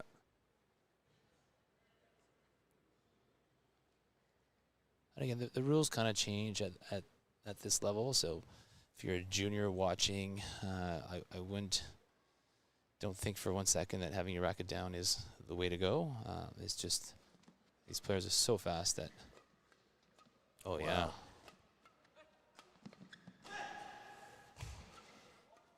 Trying to get that angle. It's like it was like a shoulder movement. Yeah, I know. It was bizarre. Neil trying to never a dull moment, that's for sure. dig it out of his pocket there. Right. I'm assuming they're going to need to mop that up. No, Yeah. I don't think they've. And from Jonathan's perspective, when you're playing with a former top player who's played the world stage a lot, it is a bit of pressure on you because there's that expectation that you're going to do well and win with this person. So there is that sort of pressure on you to make sure you perform at the same level. Having said that, realistically, Jonathan's heart rate has never gone above 75 beats per minute. Know, so yeah. if anyone can handle it, it's Relaxo, Mr. Relax over here. That's true. There's Again, wow. This he got flicks something in there? are ridiculous. I believe the word is dirty. In a good way, right? Well, there he's definitely catching. That's like three times. Third. Yeah, that's 3 points, and they won by 4. You rarely see someone getting beat that bad because it's just you can't see it until, like, by the time they're seeing the flick, they've already transferred their weight forward. I mean, you're not allowed to move for the contact, but you're kind of starting to shift your weight. And it does give you the opening to the short serve. Good timing on that serve. Yeah, 20. It's a good time to get it. That's how you end the game. Well, it's been entertaining, so I'm not disappointed that we're seeing 3 games. No, it's some great doubles rallies, and it's going to be interesting this third one because Ryan and Adam came out guns blazing the first, and Jonathan and Arif had some good comebacks, but they were definitely dominated. Did you say Ryan and Adam? Neil and Adam? Did I say Ryan and Adam? Yes, Neil's brother, isn't it? Sorry, Neil. Yeah, sorry, Neil. You're doing well, too. But they came out really great in the first game and pretty much dominated. But then Arif and Jonathan have sort of turned the tables and thrown in a few curveballs. Yeah, and they kind of led pretty much right from the start of the game. I mean, they've changed it around a bit. It was close-ish, but it was typically them with a 3-4 point lead, and did a good job maintaining that.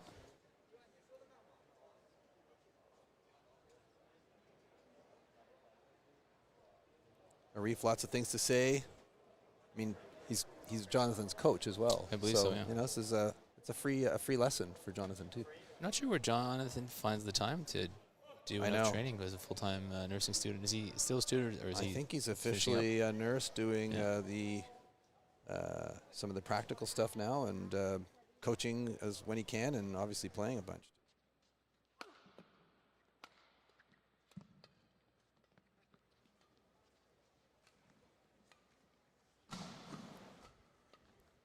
Oh boy. Oh, there, yeah. Oh, jeez. Yeah. They damage a racket or the strings? Looks like they clunked rackets maybe, or... Because Neil broke one yesterday.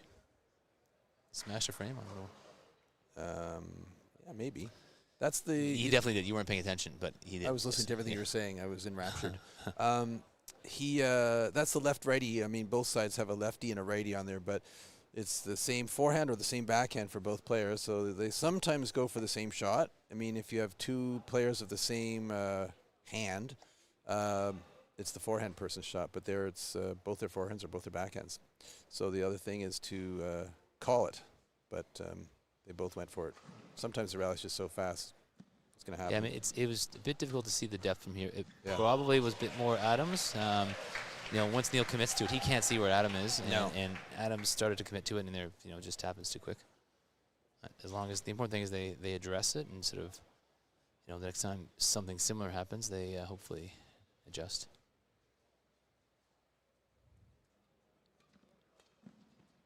Oh.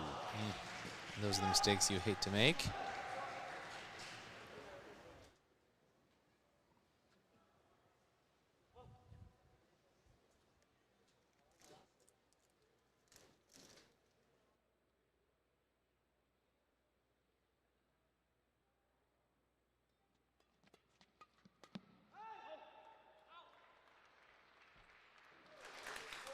Just out, 2-all.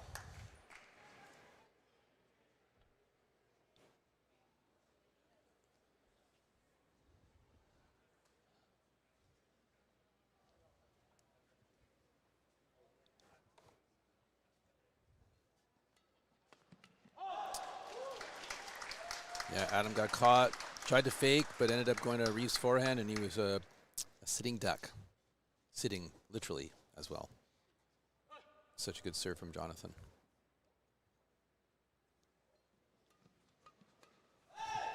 Neil guessed right, but just didn't get on it. Yeah, a couple early loose mistakes here from Neil and Adam, so they got to refocus here. You sometimes see that in the third game as the matches wear on. Concentration, focus kind of wanders a bit. Oh, good serve. That was one of John's better John's serves. hit a couple of really good ones in the very beginning of this game. Lots of variety coming out of a reef on angle. You can really see it from this side of the court. John's really attacking the middle here. Yeah. Well, I think with a reef there, you want to go down the middle because then it's got to go by a reef a lot when they push or drive or whatever. And he's probably telling him just everything in the middle. I'll take care of the rest. Yeah. Oh, nice push. Oh, he had played it perfectly until he didn't. Until the last shot. He was setting up the point. Well done, Neil. And it didn't back off. He just hit it and followed it in. And that's good. You gotta show courage. You can't. Yeah, I think Arifin thought he'd maybe back off or hit something a little weaker, and Neil was right there.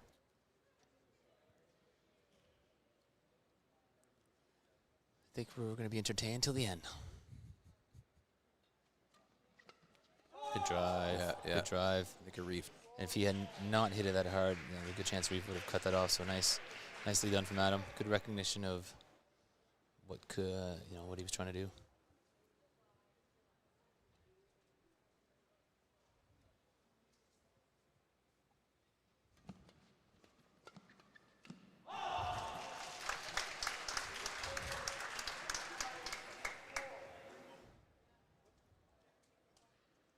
A lot of challenging drive rallies here.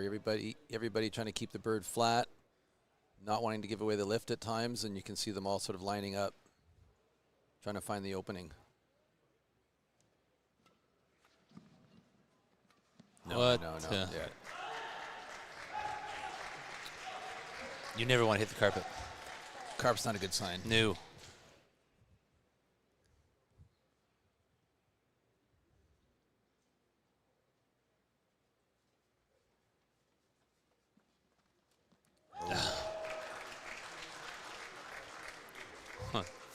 Fancy.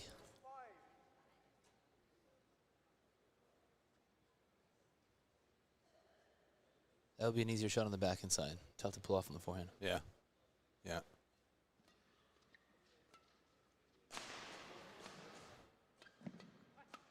Good spot. Good change up. Yep. And that's the good thing that Jonathan's doing more of. It's moving the smash around. Sometimes forehand, sometimes body. It's just keeping the defender guessing. Because even if you have a really hard smash, if it's always coming in the same spot, same height, people are going to get a read on it, and it doesn't matter how hard you're hitting it. Oh, man, that serve wasn't very good. Even if you're hitting it 565 kilometers an hour, the fastest smash. Hit by? I'm not going to give away the answer. Rankareddy. Okay, that's good. Yeah, hold on to it. Indian doubles player, Rankareddy. He's a big guy. Yeah. Strong.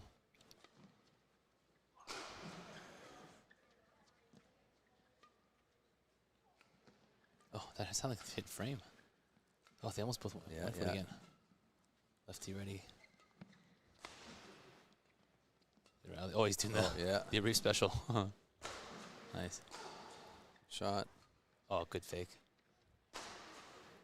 See, that shot, that cross smash, he can get away with because it's into Adam's. There you go, Jonathan. Holy dramatic! There. Take out badminton Canada sign. It's into Adam's forehand side, so a little bit tougher to pull that off with a ready partner.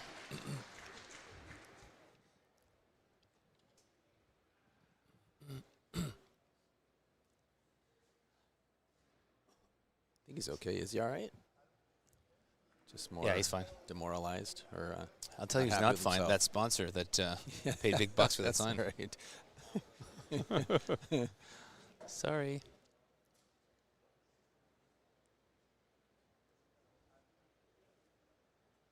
Guess no one's interested in fixing it. I think. Is that going to irritate you as much as the tape hanging tape yesterday? I think our guy Mike's heading down there to. Oh no, there we go.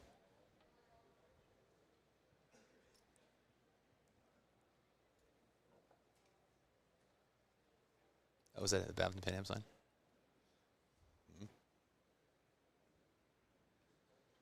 Okay, well, 8-6. A little bit of a commercial break. Good rally from Jonathan there. They're obviously going after him a bit, and he pushed it back.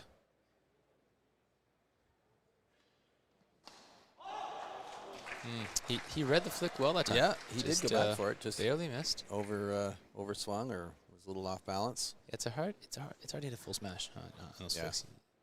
Better take a little bit more off, sort of let the wrist do the work. Serve was not great.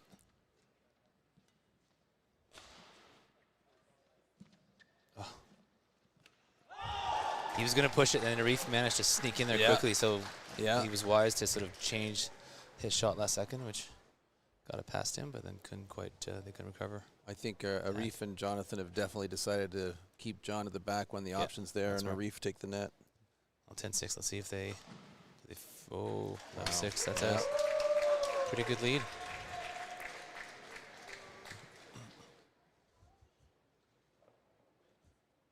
Yeah, Ryan and Adam have got to try to regain a bit of momentum here. There's definitely a switch over for sure, because they aren't really able to get Arif out of his comfort zone. He's getting more and more solid in there, and Jonathan's getting the shots he wants, and I think that Adam and Neil have got to change things up a little bit. Yeah, they're doing a nice job of imposing their flat game, and they're coming at Neil and Adam with some pressure, hitting flat with some pressure, and you know, both Neil and Adam are trying to do the right thing by countering flat and not giving away the attack.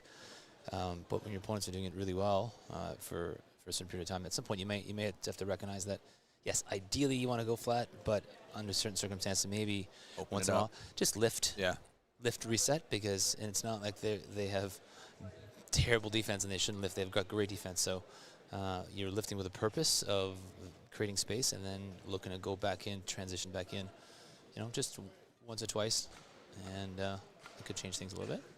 Yeah, I think you've got to open up the court a little bit so that if your opponents are lining up in the midcourt and waiting for those drives or those flat shots, you can't always give it to them.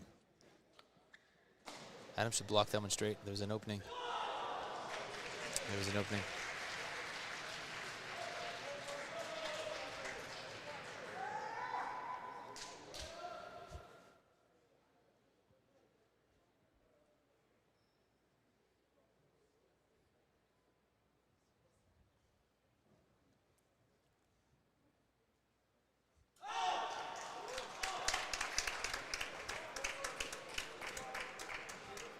You can see standing on that line, as all four of them are doing when they're returning serve, sometimes it makes the server nervous enough that they don't, you know, they're too nervous to get it in play sometimes. It just puts that kind of pressure on.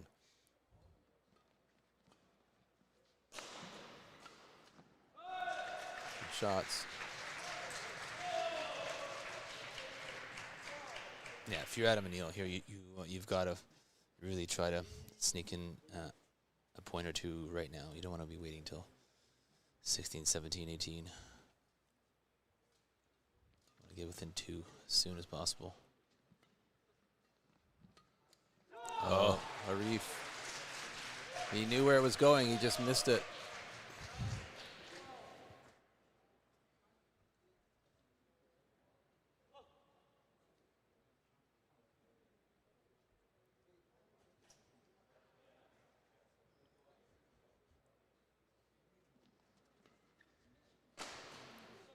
Good lift.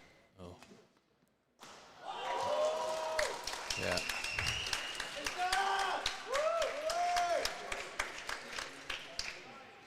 No question about that one. Little insurance. Yeah. Might change the bird. That's when you got to change the bird. If someone Yeah, crushes when it at the net like that, Exactly. it's going to be a little squishy for the next rally.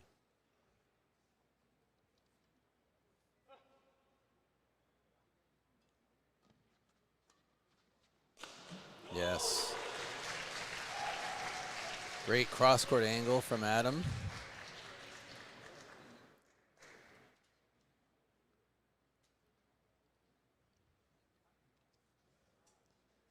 Well, they've slowed John and Arif down a little bit.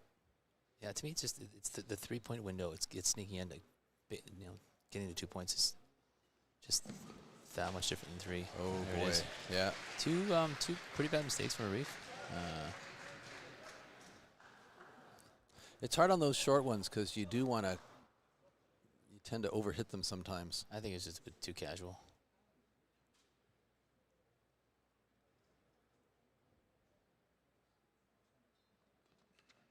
Serve. Adam's been serving really well.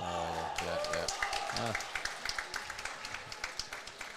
Normally not a bad spot to put it unless you're playing a lefty, which is right in his wheelhouse. Neil's level's just dipped a little bit, last little bit, and so just needs to pick it up a bit. Good high smash. Nice. Well done. He just took a little extra time to place it, kind of jam the body. 2-point gap. They're sneaking back.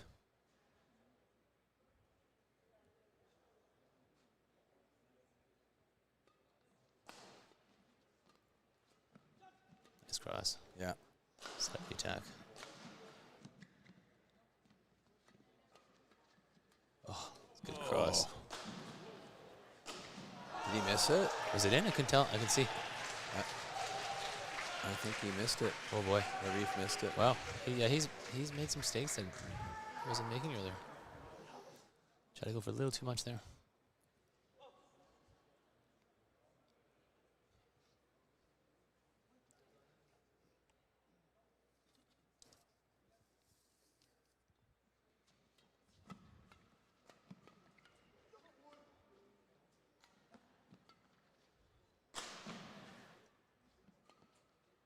Those are good lifts. Yeah, they've definitely opened the court up a bit more, yeah, like we nice. were Charged talking in. about. It is. So there's the disadvantage where John chose to attack cross. Probably felt it add some variety, and defensively Neil and Adam read it well and used that to counter straight and go in and steal the attack. So well done on their part.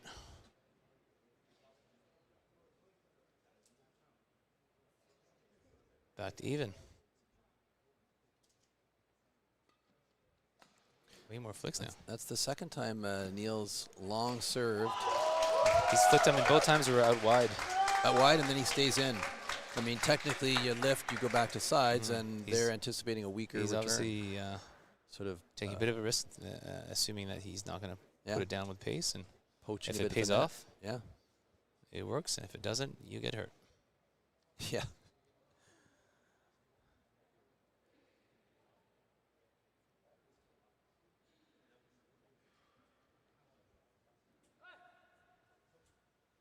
Do we get a flick here? No. Good brush by John.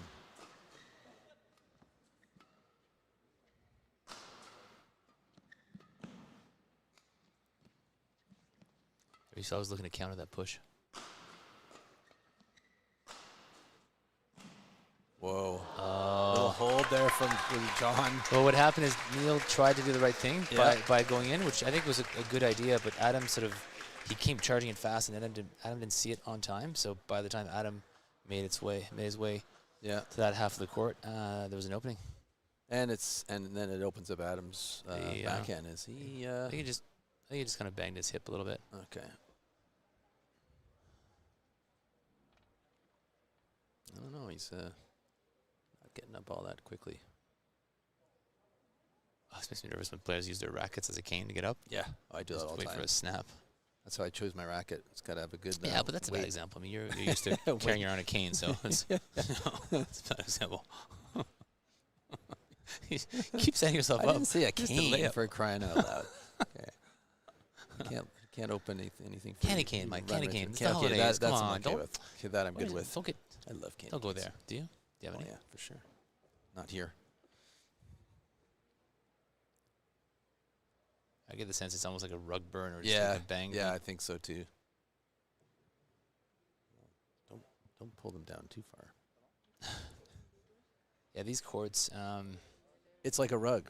Yeah, like I remember when my, like years ago when I was at the BNR coaching and we had the hardwood floors, my kids would get used to, students would get used to sliding around the courts, and diving, and then you start doing that on these courts, you realize quickly that you leave your skin behind. Yeah, you leave a patch on the court. Yeah.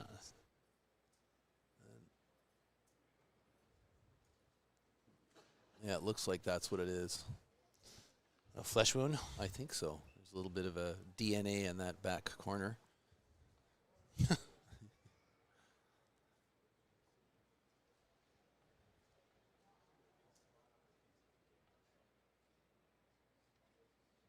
Well, little rest for all four of them. Probably none of them are minding it. I don't think there was a huge momentum either way difference. So looks like they're just gonna cut a little Band-Aid there and a gauze. Get maybe? Adam back in action. I mean, it hardly ever sticks when you're all sweaty, anyways. But it's worth a try. Yeah. You'll have to bandage his entire wrap around little waistband.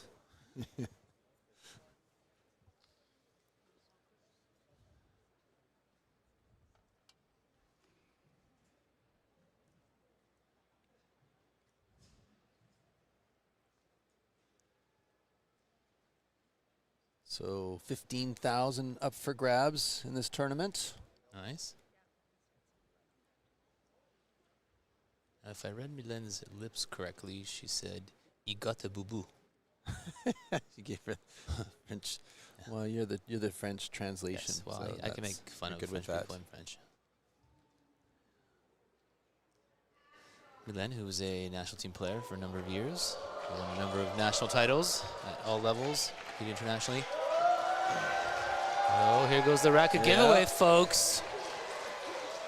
The tease, I think it is. I'll tell you, it's a tease for the people watching online who don't qualify. Except for the one gentleman who showed up this morning looking for the 2-for-1 deal you were offering. Yes, I made a joke about 2-for-1 rackets selling out of my Dodge Caravan yesterday, and someone took it seriously. I had to let him down lightly and tell him that there was no rackets and no Dodge Caravan. Yeah.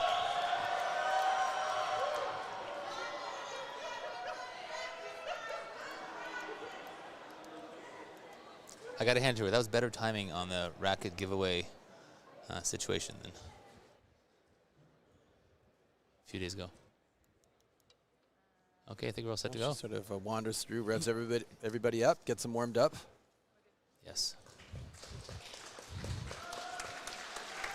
The volunteers here do a fantastic job. A lot of badminton enthusiasts that love the sport and are willing to give back to the sport by volunteering their time. The whole crew. From Badminton Canada to crew here in Markham. Everyone does a great job putting this together. It's a great event for Canadians to take part of, whether you're watching or playing or coaching.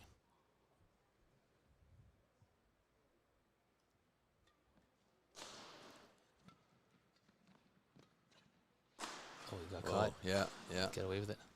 Sometimes if you're really stuck up there, you better to duck and I don't think he needed to have that much pace because there was a bit of an opening in the front, but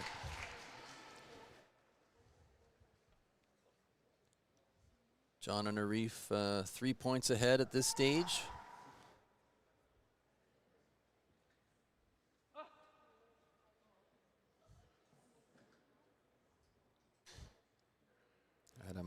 sure he doesn't get quick served, which we haven't really seen any of anyways, but Oh, loose. Oh, Yeah. so high. Yeah. Seems he changed his mind last second. Okay, well, now they put themselves in they've dug a hole here, 4-point lead for their opponents. If they want to be competitive, it's going to have to happen right now. Oh, my goodness. Wow. That power came out of nowhere. My reflex was going to drop in it just last second. Did John break a string? Yeah, he did. With the tensions on these rackets, one broken string, you're pretty much hard-pressed to hit a second shot with the string out. Usually it doesn't go where you want or even over the net. You'll see players, I mean, if they don't have an opportunity to race over to the kind of the bucket where they are storing their bags, if they don't have that opportunity, then they'll literally just try to block and come into the net and play the front. You have a better chance of just sort of blocking the shuttle than trying to hit quality attacks on the back, broken strings. Oh, read it straight. Read the straight one right there. He just totally read that. Yeah, I feel like at that break, Adam and Neil have sort of lost some of their mojo. Just a little bit slower to catch up on the pace again.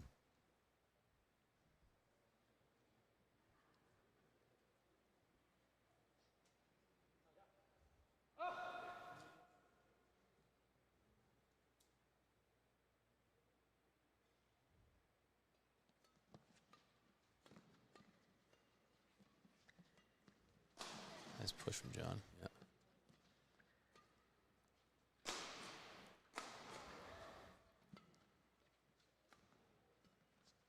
On the line. Yeah. His turn to poach. Oh, they both went for it. Oh my goodness. Oh, I thought he was going to attack with a forehand. Oh, no. oh dear. Yeah. Oh, did it go over? Yeah, it went over. You've got to be kidding me. Heartbreaker. Oh my goodness. Yeah.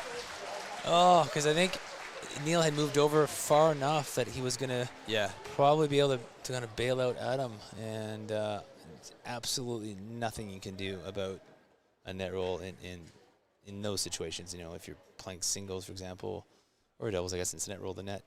The other players in the net maybe, but yeah, no chance. The badminton gods wanted them to win that point. Well, John's played solid right through. You know, if he was coming in as the potential weakest of the four, it's not showing here at all. No, he's really held his ground. 2015 match point for the title.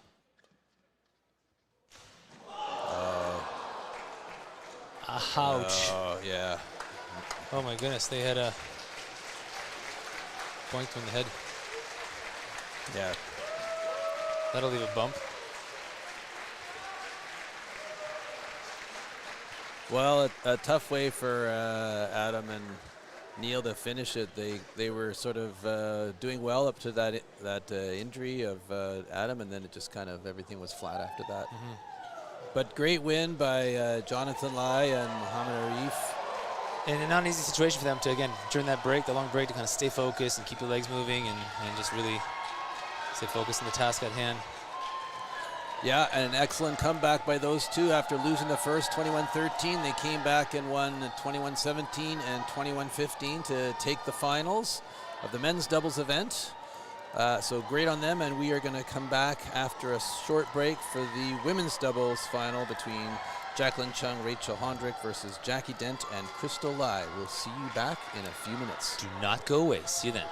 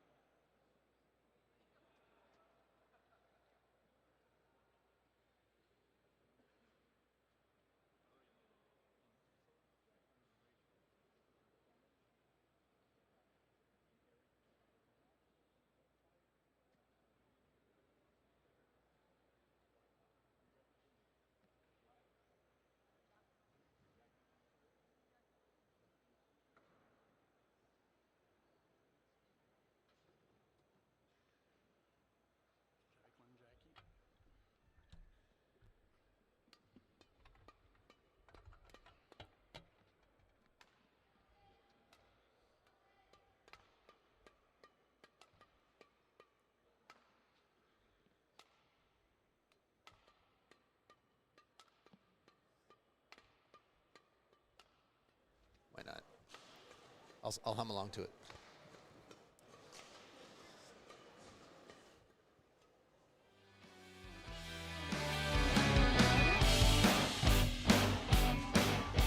Hello, team. Welcome back to the Pan Am Centre here in Markham, Ontario, to the 2023 YONEX Canadian International Badminton Challenge. Once again, I'm Mike DeBell, and once again, he's Stefan Cadu. I am. You are. You haven't changed at all. You're the same since the day I met you. Thank you. We have the women's doubles coming up now. On our left and your left, in the white shirts, are Rachel Hondrick, smashing right now, with her partner, Jacqueline Chung. Relatively new partnership. And they were unseeded coming into this tournament. And on the other side of the draw, we have Jackie Dent and her partner, Crystal Lai, both in the red shirts. And our umpire is going to be Eric DeRoche, who is scheduled to go to his 3rd Olympics as an umpire in Paris this coming summer. Not bad. Eric's an excellent umpire. And we're warming up here. And like we said, Rachel and Jacqueline, a relatively new partnership. Rachel did go to the last Olympics in Tokyo with her former partner, Kristen Tsai, who was injured to the point where she had to be sidelined and is unable to compete anymore. So Rachel played mixed doubles for a period of time with Josh Herbert-Yu, who we saw coaching Jonathan and Arif.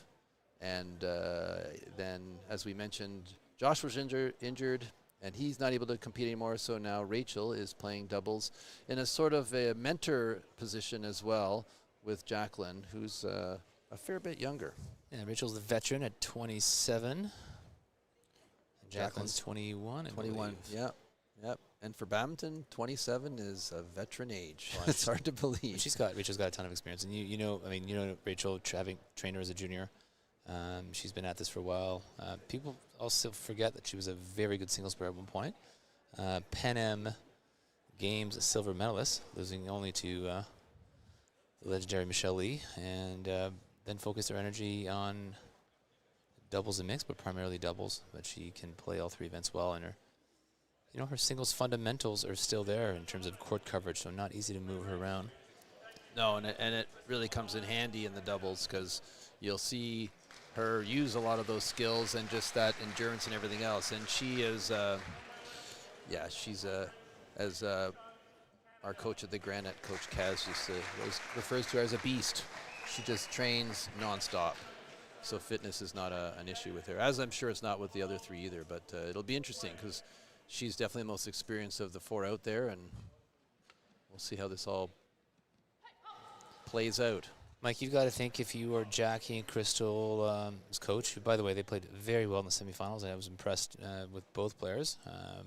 Showed an array of shots and just willing to fight and compete. I'm going to assume, and this is no disrespect to Jacqueline Chung, because I think she's an excellent player, but she's an excellent player, but Rachel is the one who really is the veteran here, and a former top 20 in the world, multiple national champion. They've won big events. When Rachel's played with Kristen, they've gone 3 games with the best in the world. They've beaten some top 20, top 15, top 10 teams in the world. So I think you're probably trying to keep the shuttle away from her a little bit more from Rachel, and see what Jacqueline has to offer. And you know what? If Jacqueline beats you, then let it be. Yes, I agree. Yeah. And I think it's almost like the men's doubles match we just saw. I think initially Jonathan Lai was the player that Adam and Neil were going after, but Jonathan stepped up, and he played just as well. And I think that if the player that you assume is not going to be as strong ends up playing just as well, you really have not too many options after that. And Jacqueline she's strong. I mean, physically she's very strong. So it'll be tough to. You want to make sure you're moving both players around as a team. If you're simply going after one and they start to zone in and play more comfortably, then you've got some problems there. But you're right. I mean, yesterday, Jackie and Crystal. So is that a yes or a no? I'm half agreeing. That was your long way to agree. That's right. That's a maybe. Blah, blah, blah. Just agree, yes or no. I'll just say yes or no next time. Where was I? Oh, I was going to talk. Okay, Crystal and Crystal and Jackie. They had a really good semi last night, and they're unseeded. They came through the draw and took out a Canadian team in the first round, and then a French team in the second, and then last night we saw them beat the Japanese team. So they really look like a really solid team. And again, one of these younger teams that we're seeing come in and the next wave sort of thing, and really confident on the court. Like, they really have a really good, strong court presence. Yeah, and I mean, age-wise, we've got Crystal here, who's 22, and Jackie's only 18. Yeah, and as we mentioned yesterday, huge Jackie success at the international level. Won the All-England Junior. Jackie won the All-England. That's not bad. Yeah, it's okay. That's okay. Yeah, minor detail. Huge tournament to win. So it's. I think she won it. She won both or singles. Definitely won the singles. Yeah, definitely won both singles and yeah, doubles. she might have. I think you're right. But it's just that sort of court presence at a higher level of the game that you see with our players at a younger age now, which is great to see. And the entire time we've been talking about this, which is probably a minute now, it's been the same rally. That was a long rally. Can you all keep it playing while we're talking? And yeah. Time the rallies with their talk. Pretty evenly matched so far. Yeah. Until they unleash the beast. Oh,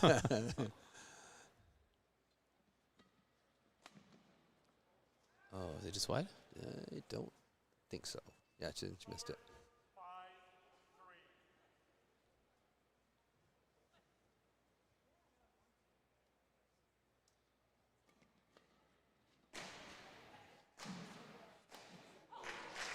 Yeah, that's the thing. Like, Jacqueline's physically strong, so it's hard to, if you chose to go after her, she's pretty strong. So she's not going to be an easy one to, if you're trying to focus on one and one out of the two players there. I like those off speeds and those slices from Rachel.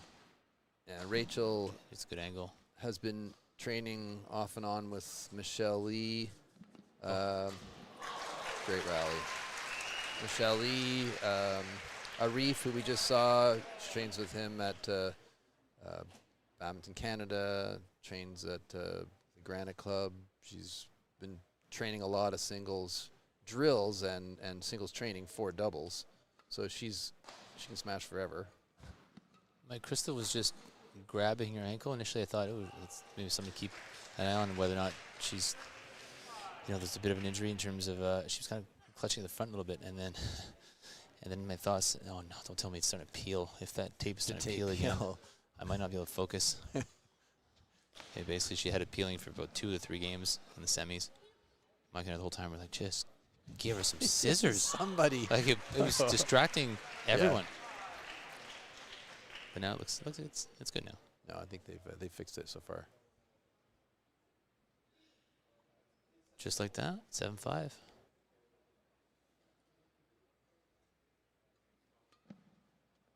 That's it. Good push. On the line.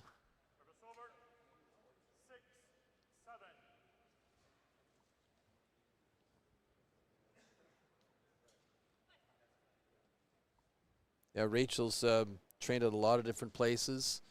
As a lot of the players do now, they just sort of move where the competition brings them and where the training and good partners and training partners. So a lot of the players move around from club to club and country to country. As we mentioned before, Brian Yang, who's coming up later, he's training sometimes in Denmark, and so Rachel's moved around a fair bit. And well, it's difficult. You get to a certain level where, they're better than anyone. So yeah, I think as female athletes, there are a few more options because you can often train with male players that may not have the quite as developed skill level, but because of maybe a physical advantage, can provide some good training. So that's a bit more advantage, a little more challenging for the top men to to find sometimes the quality training within, you know, city, with province, the country. So it's, you need to get creative, and there's different ways to tackle it. You can say that I'm going to take care of what I can take care of from a fitness point of view, and I've got the comfort level of my coach, who maybe has been my coach since junior. And then you mix in some various camps and whatnot, and national team incentives, and you go overseas. And but yeah, there's or your home base maybe somewhere else. And she's work for you. She's been training or competing in some of the French league, the badminton league in France, and last. She speaks French, right? Enough. She must at this point.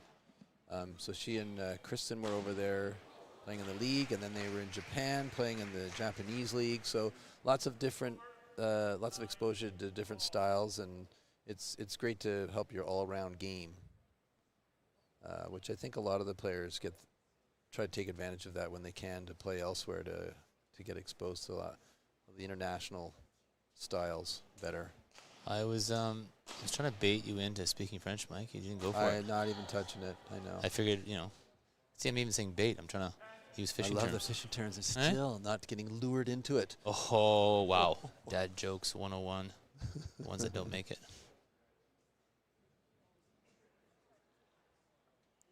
She's a little feather in her eye. Oh, that's the worst. You've got nose, right? Little debris in the. I hate that. Oh.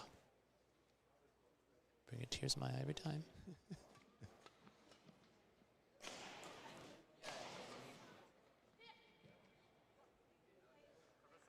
10-10. I've had a bird in the eye. I got hit in the eye once with a bird pretty solidly. Really? Yeah. Playing doubles, I actually looked backwards, and my doubles partner cross court and nailed me right in the eye. Oh my God. For all of you playing doubles, don't look back when you're at the net. Especially if Neil's behind you. I'm just gonna pour out him. Oh, you had to say that. You had crushed to say that. there. Actually, my eye went, the eye that got hit, I couldn't really see out of it for about a couple hours. It just went all white. Oh. Finished the game, though. You did. I missed every bird. Tough guy. My partner had to hit every bird. Oh, jeez. Probably shouldn't have played it, but anyways. Kevin Cow out there again, coaching. He's a busy guy today.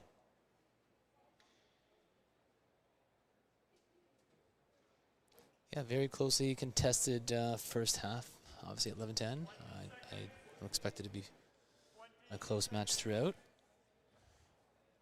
Yeah, I think from the power point of view, I think Rachel and Jacqueline have more strength and power, but I think that Crystal and Jackie are really, they've opened the court up, they're moving them around really well and creating those openings, and I think that it's kind of like two different styles really, but it's interesting to watch. That was not a great serve. No.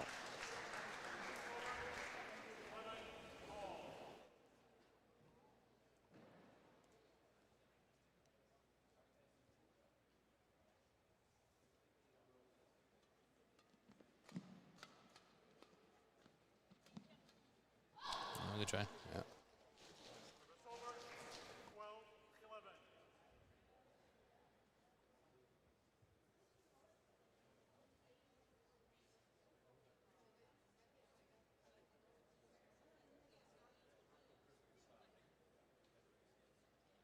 Good serve. Yeah. Oh, she got it back. Yeah. Well done. I think, as we saw in the last match, that nobody can relax till the bird's on the court, because it just keeps coming back, and it's not till you've got it on the floor that you can sort of get ready for the next one. Yeah, and obviously as the players on the attack, as I stutter through that, you want to just do exactly that. Just assume everything's coming back all the time, so there's no surprises.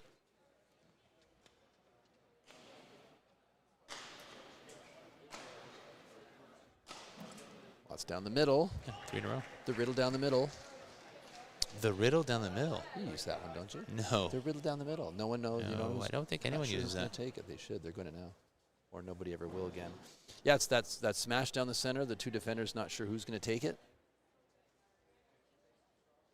That moment of indecision just helps you Oh, a nice. little bit more time. Backhand. Oh, wow, good shot. Yeah, good Very spot. You can see both Rachel and Jacqueline kind of a little confused as to who was going to get it. Perfect spot.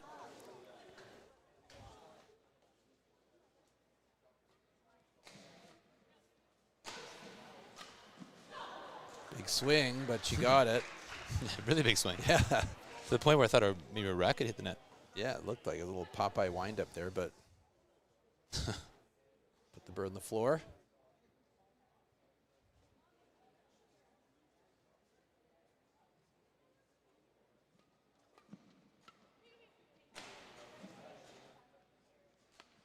Nice slice. Yeah, nice.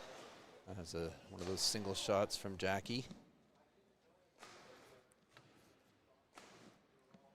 No, just missed it. Wide. Just missed it. A little bit risky. I'm okay with that. A foot inside the court, but it's not worth going for the line.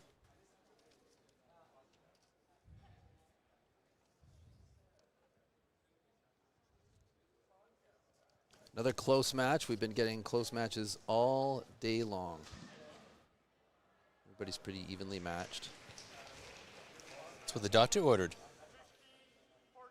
Yeah, folks out here getting Money's a worth. bang for their buck. Still haven't won the racket yet.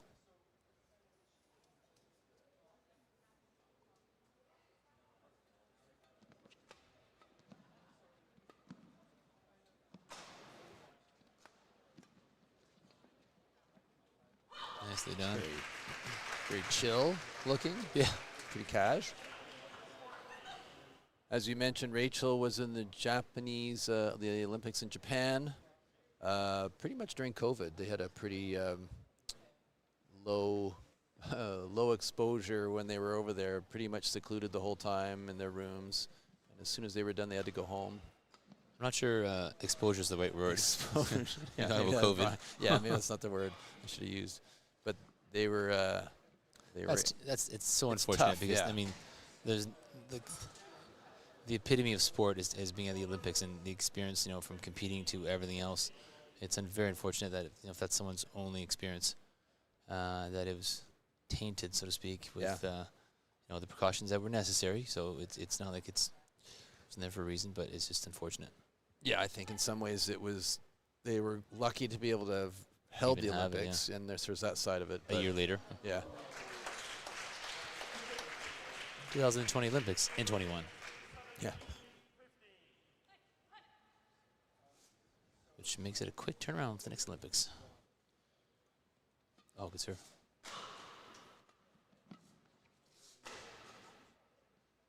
He's hitting hard. Yeah, and Wow. yeah, There we go. There's the power. Unleash the beast.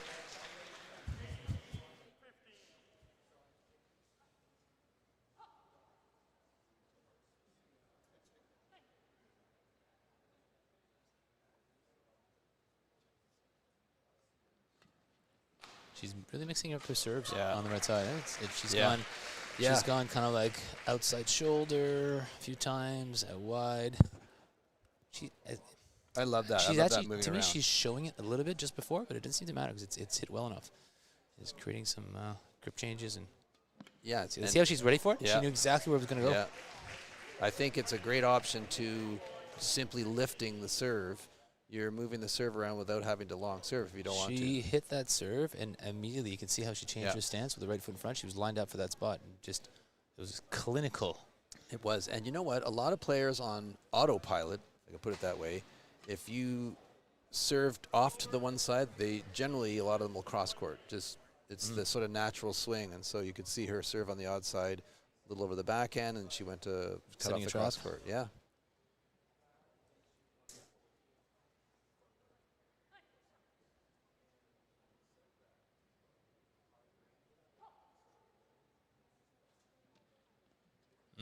Nope. Gave it to them. Wow.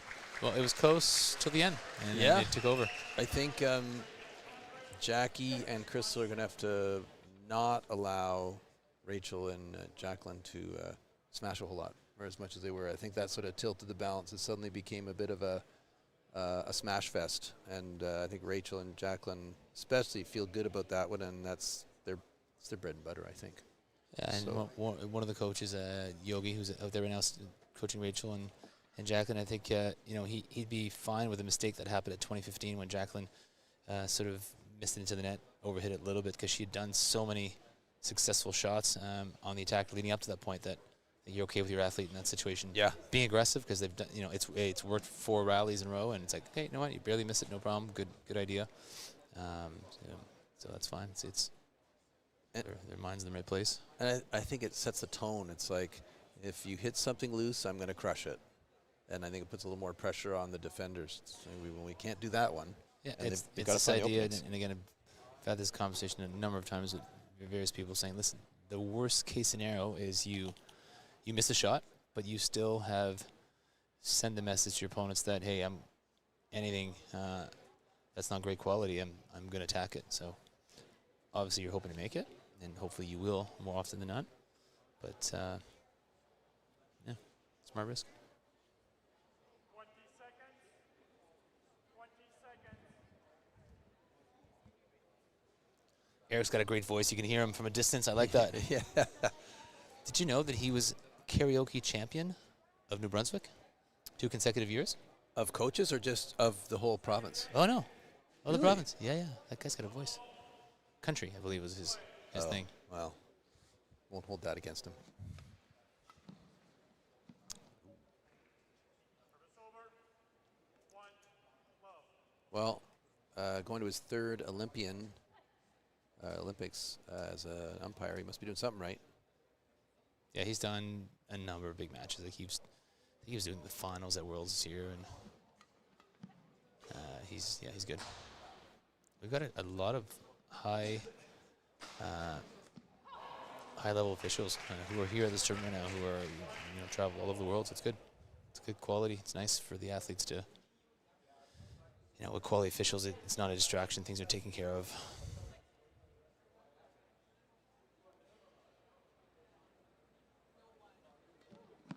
Oh, wow. It's good. Good recovery, too. I like that rush where you come in fast and you just plop it over the server's head. They sort of hit a short serve. They're in it down the middle. Oh, well left. Oh, it's a good thing. 'Cause Yeah. They weren't getting Thought it. you were hitting it. You. But you come in fast to return the serve. The opponent thinks you're going to hit it hard, so they do a little bit of a duck. You just plop it over their head behind them. Goes between the server and their partner. She got it. Good shot from Jacqueline. Nice, easy cross court.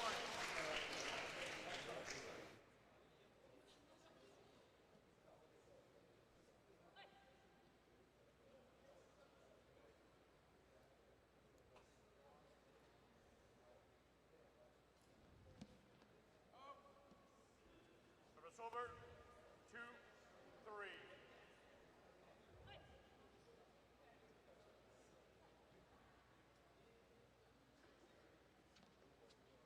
Oh, it's in. Yeah. It's here. One miss, one winner, just like that 3-0.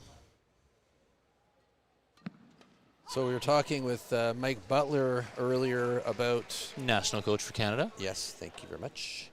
And how Rachel and Kristen, who initially were in the top 24, top 16 of the world rankings, and that allowed within the Pan Am zone for people I thought that was qualifying the other 2 disciplines of doubles to possibly qualify. Because as it stands right now, only 2 disciplines of doubles can qualify for Olympics from one country. So hypothetically, And again, just to clarify, when you say 2 disciplines of doubles, you mean, you're counting the both doubles in the mix, right? It's only 2 yeah, of the so 3. it's women's doubles, men's doubles, and mixed doubles. So hypothetically, good rally. Hypothetically, if Canada had all 3 doubles in the top position, only 2 of them are allowed to go unless one of them is in the top 16 in the world. Which is not easy to do.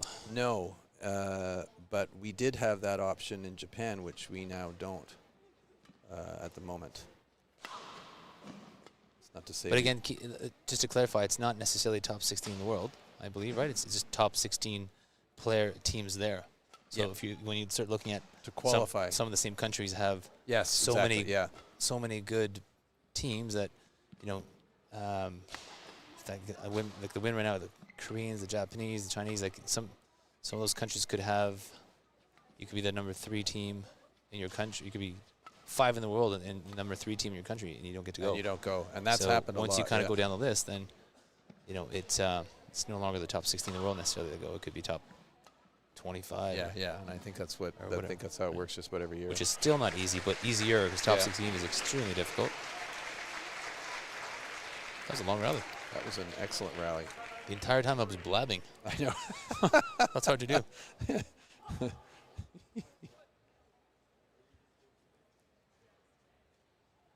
That's some good points, though. Couple. Yeah.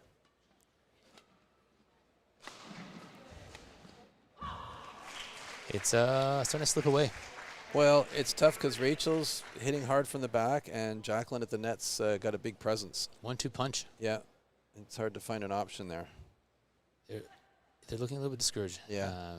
Jackie and Crystal at the moment.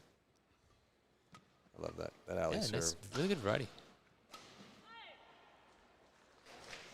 9-3.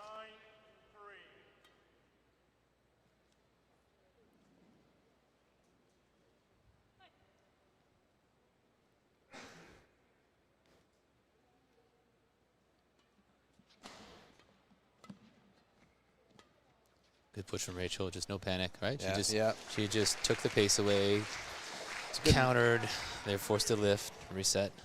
Nice neutral shot. That's the experience.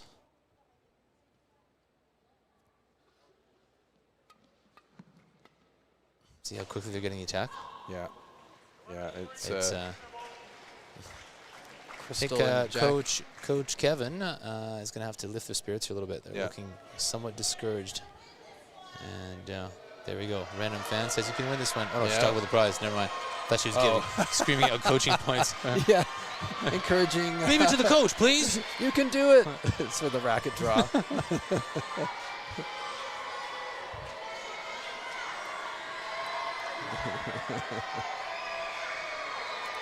Yep.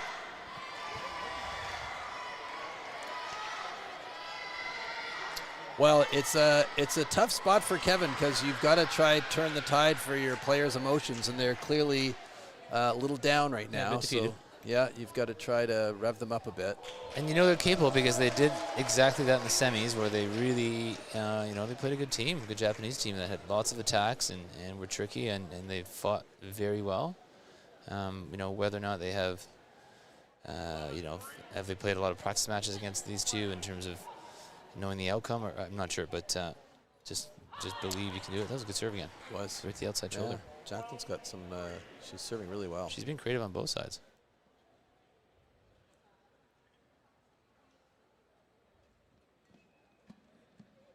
That's a weird little short lift.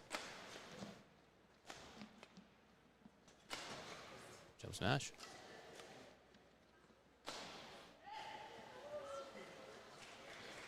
That's you got your opponents when they give up on their smash and just pump it clear. Yeah, I think solid defensively. Then I think they're trying to do some different things to try and mix it up at this point. Oh, one of the rare mistakes that Rachel's made so far. Yeah. I always say if you're going to make a mistake, do it at 13-3. Up 13-3. Do you always say that? Always.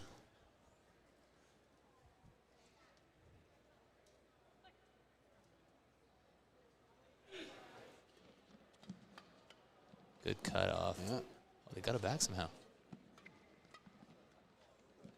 Ooh. Wow. That almost worked.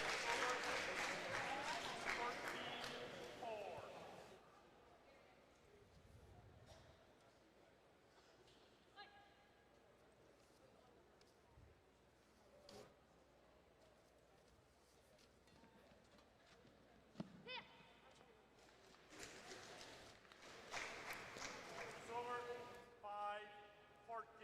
5-14. 5-14. Let's see if they can get a couple points here and climb back in.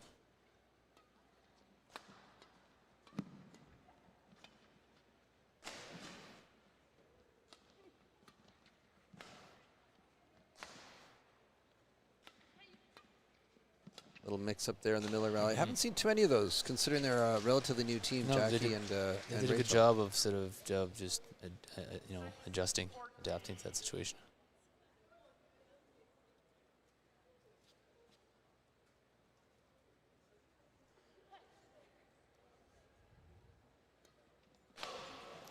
Not sure why they're flicking her. It's not working. No. No, I'm not sure either. She moves well and she's lengthy and is reading it. So She's got a little there's bit those of 3 boxes.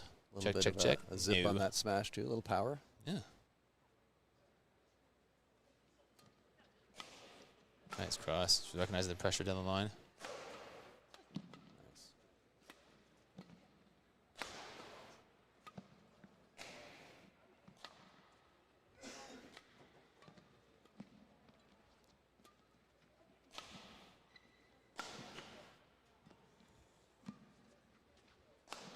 Oh, ouch. I get the clear though. I mean, their defense, Jackie and Rachel's defense, is pretty strong, and if you just keep blasting away, you're gonna. Yeah, I'm not a huge fan of the clear. In that I case, know. I think she actually would have pulled it off because Yeah. it was a bit unusual and just missed by a few inches.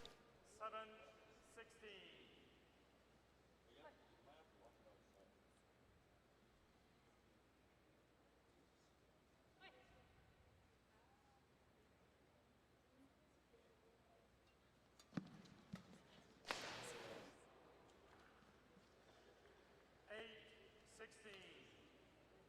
Becoming a bit of a difficult match for the fans to engage because it was such a huge lead right at 14-3 from the start, and if kind of exchange of errors and Yeah, and we've had a lot of close matches pretty much all day. yeah. Shots. 9-16.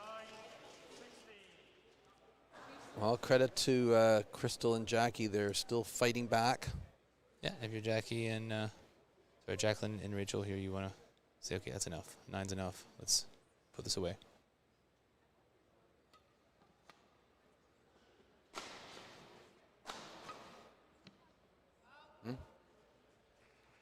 It's 4 or 5 straight points. Yeah, we've gone from an 11-point lead to 6, so closing the gap.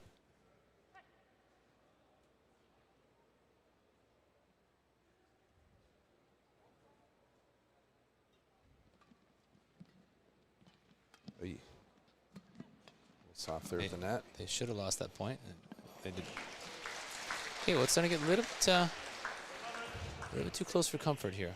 If I think Rachel and Jacqueline maybe take a little extra time, reset, go back to what got you that big lead. Every serve's long with to Rachel. With the exception of one that she cleared. Oh, good spot. Yeah. You think it's gonna go in? I think so, right?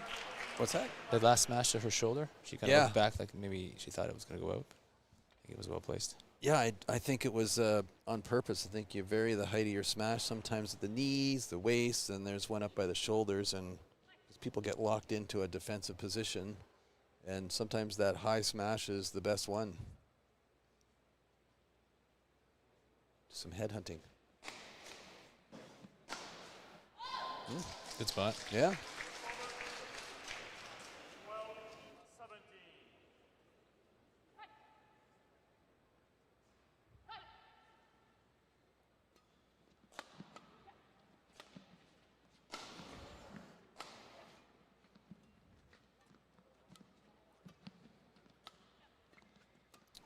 Still. They're upping their game here, so they got to be careful. Well, they're definitely throwing more variety in. They've Maybe opened up just the court a little- lot more. little bit of belief here as well. Yeah. They're looking pretty discouraged for a while.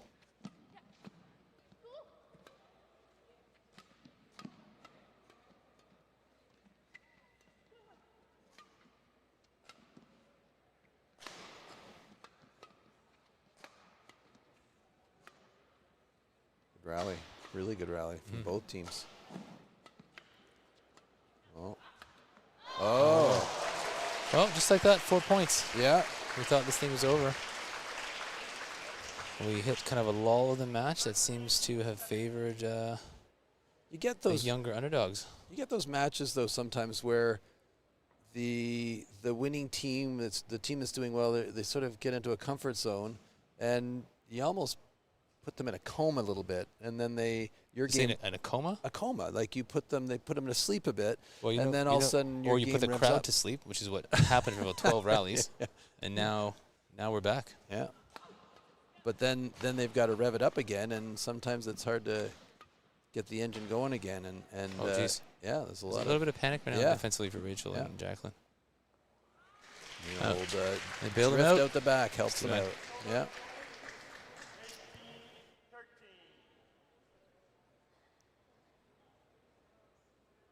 You know what? The young Canadian team of Jackie and Crystal could have easily given up, and a lot of teams would have. So they're showing some good fight. Whether they can pull off a tremendous comeback or not, I couldn't see if that was long. No, it was long. Linesman called it out.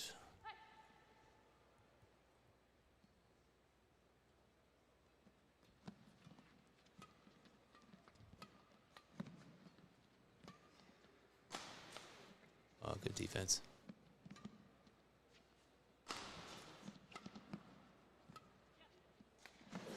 Oh, good slice. Yeah.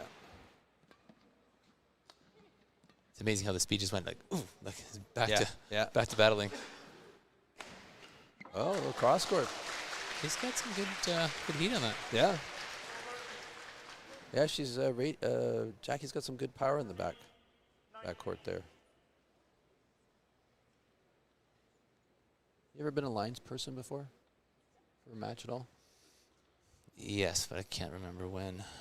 So I also remember in high school I got suckered into umpiring. I think also was being held out of school. I did like 12 hours a day of umpiring in terms of, and not certified, right? Just right. yeah, just call the score. All good. That was mentally draining, Yeah. especially when someone would argue with me. Berate you. I would like, you want to go there? You can't Stra- challenge a player. I'd be like, I can Jersey right now, right? Because I was not certified. There's no rules. It's Cornwall. Don't get Hockey scrappy. Town. I'm looking at you the whole time. I know. It's match point here. Come on, say We're something. doing match point. Upset me. Good spot. Yeah, two Yeah. good smashes, good location. Makes it way more challenging on the defenders to create angle. 20.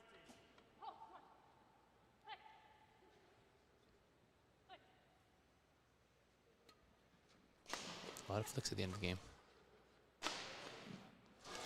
Wow. If they could have played like this from the start of the Yeah. game, they'd have been tough. And a big part of that was Rachel and Jacqueline just being so offensive and coming at them so fast.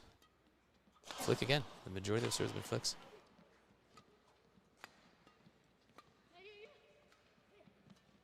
Oh, no. Oy. Oh, all right. Now we got ourselves a Boy, game. Yeah. It took a little while, but we got there. Yeah.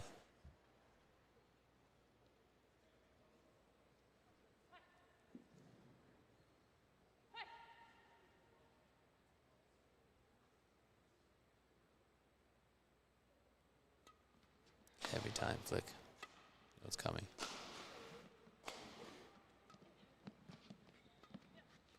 Good Nice cross. placement. Nice placement. Good cross. Well done. Good finish. Yeah, well, good fight from Jackie Dent and Crystal Lai. They didn't lie down in that second game. So Rachel Hondrick and Jacqueline Chung take that game and that match 21-16, 21-17 to win the women's doubles title. I was tripped up on that. And that's our first two-game match of the day. We have one more match to go. The men's singles final. Brian Yang pitted against Victor Lai, and that is our next match. All Canadian battle. We'll see you back in a few minutes. See you soon.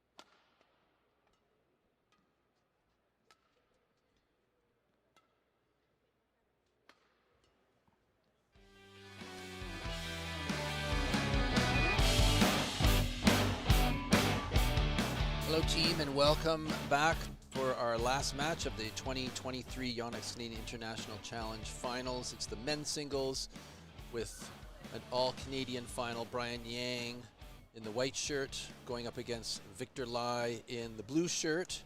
And these two have earned their place into the finals with some long matches this week. And Steph, what kind of info have you got on these two guys? Well, let me see what I can dig up. We've got our 22-year-old young veteran of Brian Yang, who's established himself as the men's singles player to beat in the Pan Am zone and has done a little more. He's 26th in the world. Record-wise, 22-22 this year, which again is a bit deceiving because he's playing the biggest tournaments in the world and playing the best players in the world often in the first round, if not second. Then once in a while when he's playing challenger events or Pan Am zone events, he kind of beats up his record. But yeah, he's got he's 3 years his senior. Victor's senior. Victor's only 19. Very good junior, former junior national champion. Brian's the Pan Am Games champion, Pan Am Championship gold medalist as well. Mid-quarters of U.S. Open. And Victor's results at this point are more like they're impressive, but on the junior stage, and trying to slowly establish himself here as a player to beat on the senior stage.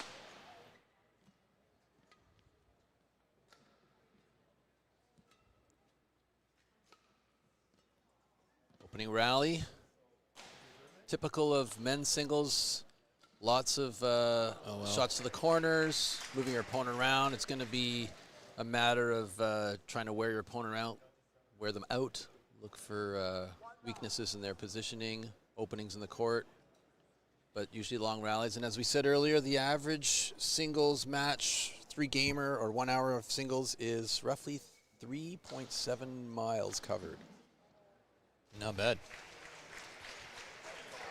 So Victor, I mean, both players obviously move very well. That's going to become pretty obvious as you were watching this match. Brian being, sort of the physically stronger statue of the two players, more power in a smash, a bit more maybe offensive abilities. I would expect Victor to want to try to extend the rallies. He's a very fast mover. He's a good counter puncher. He's consistent. He's fit. And not to say that Brian is not, just he's going to want to keep the rallies probably as long as he can. And my guess is Brian will be okay with that earlier in the match to get some rhythm and eventually probably look to end the point a bit sooner. Yeah, and as we've seen Brian play over the years, he's got a good, strong pace just with his normal rallies. So part of his game is just to keep you hustling around the court at a pretty decent pace for an extended period of time. And as the match wears out, you start to see his opponents wear out at times. And Victor's got the same those same skills, and he's going to be trying to do the same thing. But up till now, anyways, Brian's sort of been our defense by Brian. Yeah. Caught him attacking when he shouldn't have. Yeah. And Brian's been, like you said, our strongest player coming out of the men's singles event for a while now, and he's got a lot of international experience too in the adult stage. And Victor's just coming into it now, coming out of junior. Yeah, I mean he's played all of the top players in the world, and, yeah, and has had some very good wins against top 10 players over the last couple of years.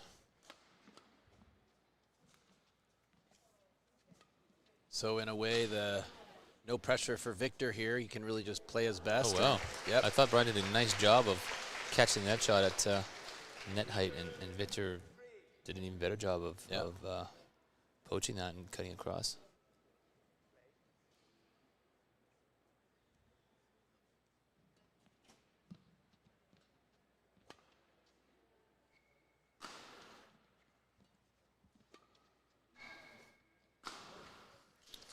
Nice controlled attacks from Brian.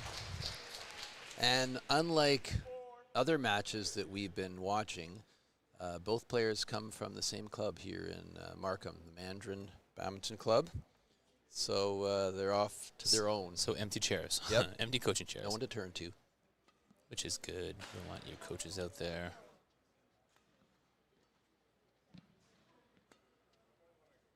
Safe to say they know each other's games very well. Yeah.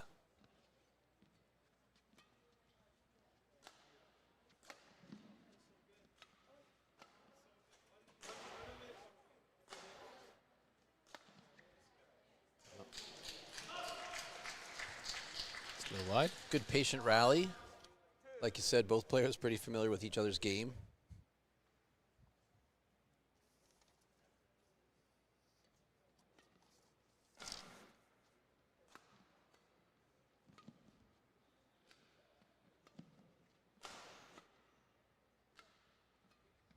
Oh, nice cross. Yeah. That was well done. That's the second time on that shot he's done that. It's Brian's fault. He taught him that.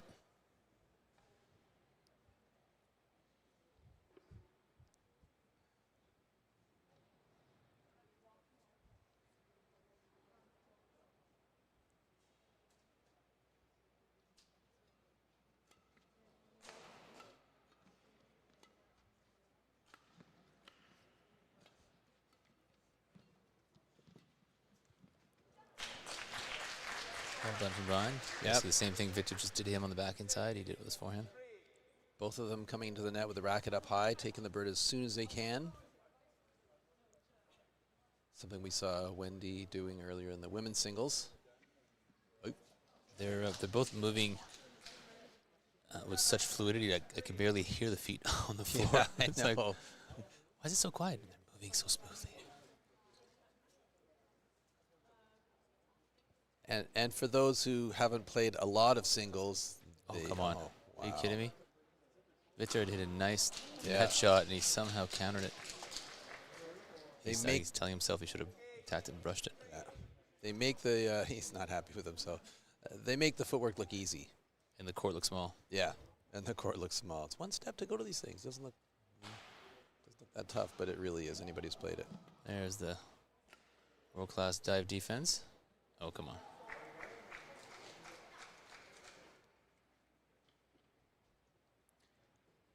That's something that's come into the game a little bit more in the last 10 years or so, where you hit the deck, as it were, to get the smash over the net.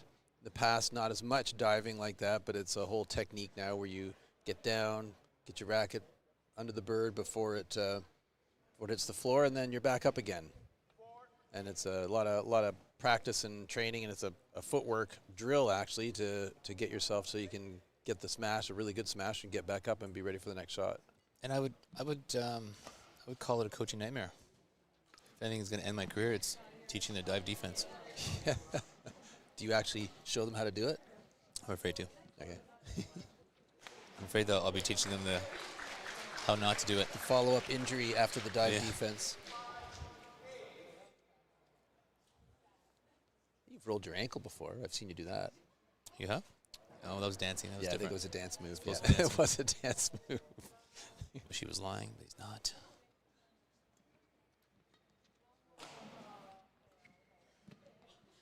Oh, yeah. Oh, No. the cannon. The moment he jumped, you're like, uh-oh. A Cheerio. Remember that commercial? Uh-oh, a Cheerio, no? No, don't know that one. Brian serving a 9-5.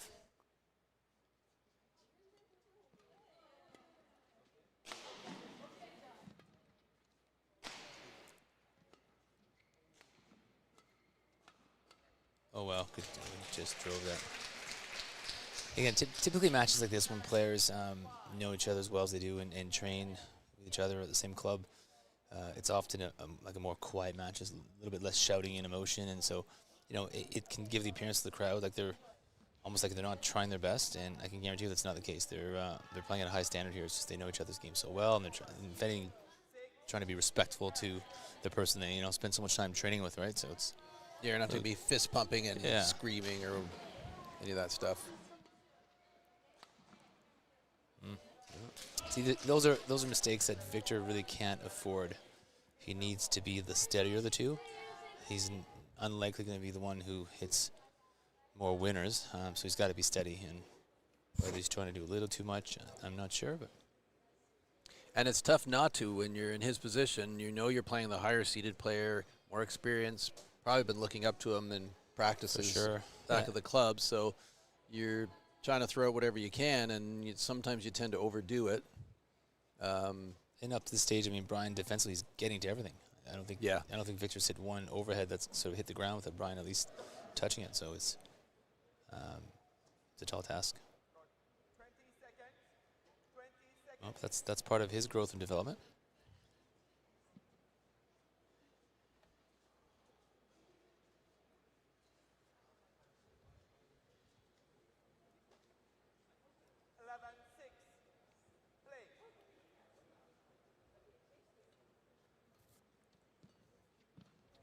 Oh, surprised he didn't jump on that. Yeah. Well, body smash. Yeah. And the body follow-up.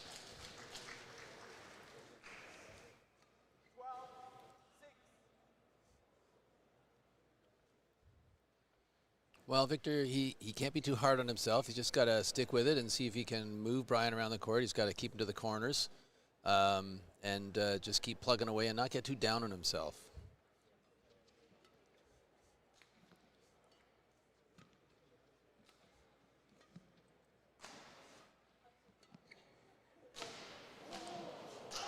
Oh, really? Oh, I thought he had it. Yeah, it was close. Yeah, by a hair, if I can say that.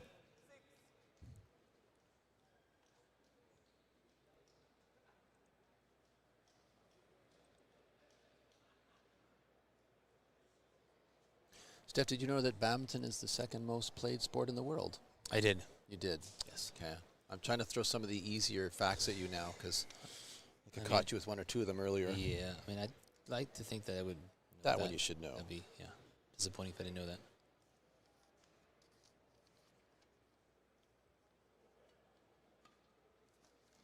So as we mentioned, I think yesterday, while these two both train out of the Mandarin Club here, Brian at times is trained with Victor Axelsen, another Victor. Who's that?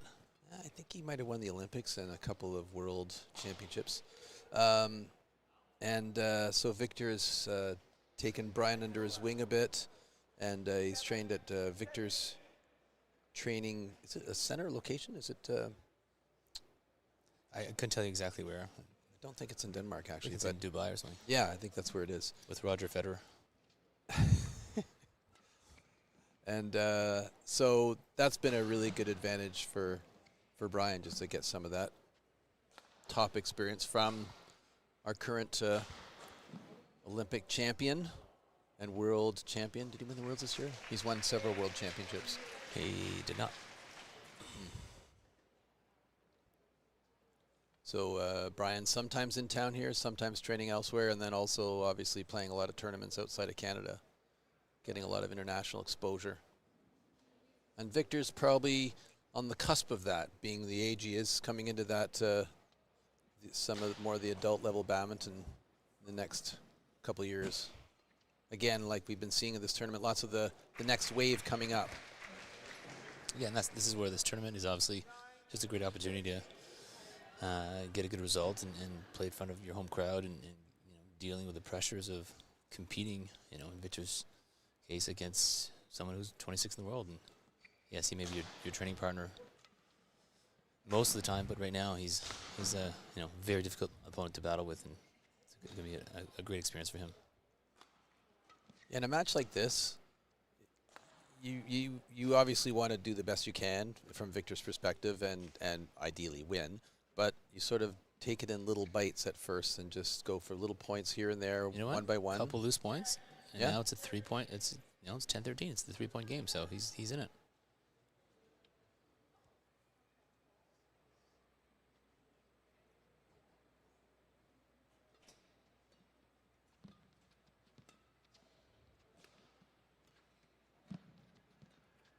Yeah.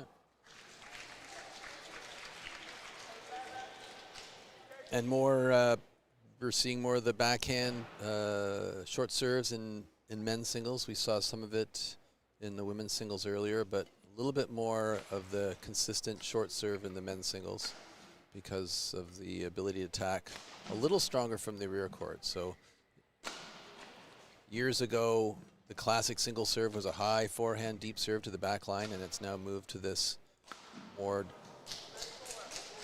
tactically lower short serve to not let your opponent smash as much and start off the rally with an attack.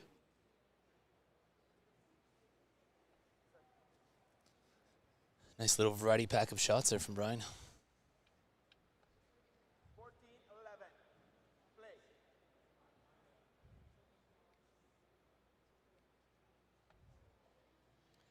You know, from an umpire's point of view, everyone's behaved pretty well this tournament. Haven't seen any Yeah, real. there's been no real challenging or anything, or nothing really dodgy. That one's been great, eh? Huh? That one's been great, eh? And given the Canadian thing? Yeah. That's what I thought. That's why, because we're so Yeah. polite.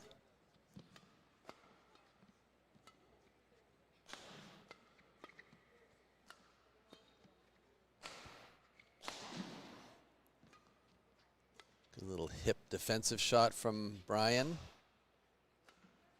Oh. 2 points? Yeah, Victor's doing well.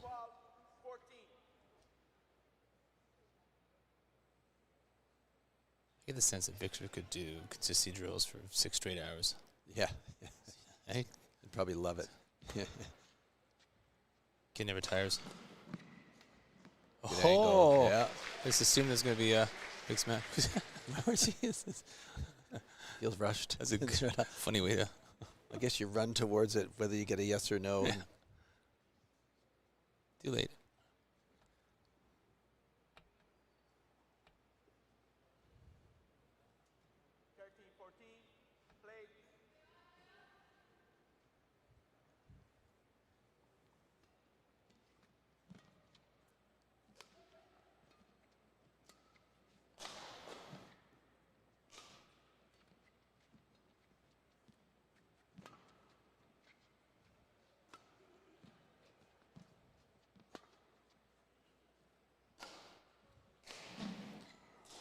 Almost is the right idea. Good idea, good idea. Yeah.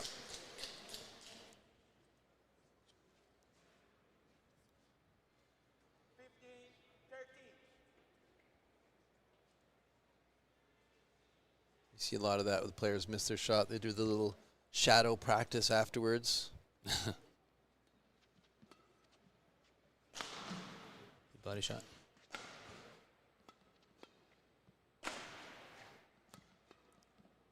Wow, Nice. what a sequence. I'm not sure what you call that little sort of, you know, extra little step into the forehand side.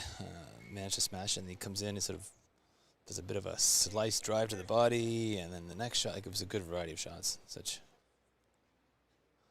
ease. Yep. Very smooth, Brian is.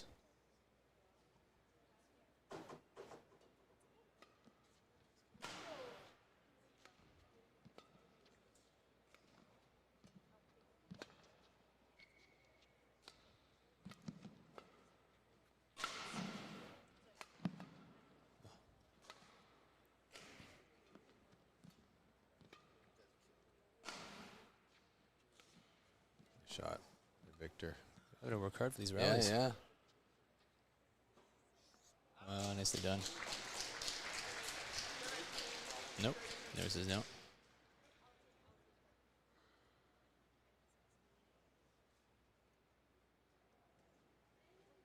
That looked like I need maybe a break, a recovery, water bottle, whatever.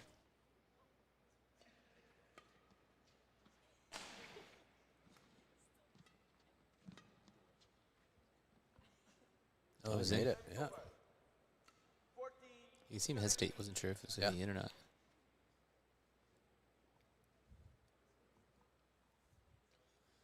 So leading up to this match, Brian, who was first seed, defeated Anthony Wong Oh, wow, good smash. from Canada. Then Rongpen Zhou, also from Canada, and then Joshua Nguyen before he came up against Collins Philemon, who's from Austria. And then in his match yesterday, we saw him defeat Igor. Coelho? Thank you. You're not going to say Coolio? I was just going to say it wrong. I'm just going to let you do it. And that was 14 and 15. So 2 games, which was kind of a surprise. Pretty decisive. Well, considering it they're, was. plus they're 4 and 4, right? This Yeah. is the tiebreaker. They were Head-to-head. evenly matched up to that point. And Victor, who came into this match, or this tournament, the 9 to 16 placement seed, he definitely did better than his seeding. He beat Kieran Milan in the first round from Canada, Enrico Asuncion from the States, then Larry Pong And after that, he took out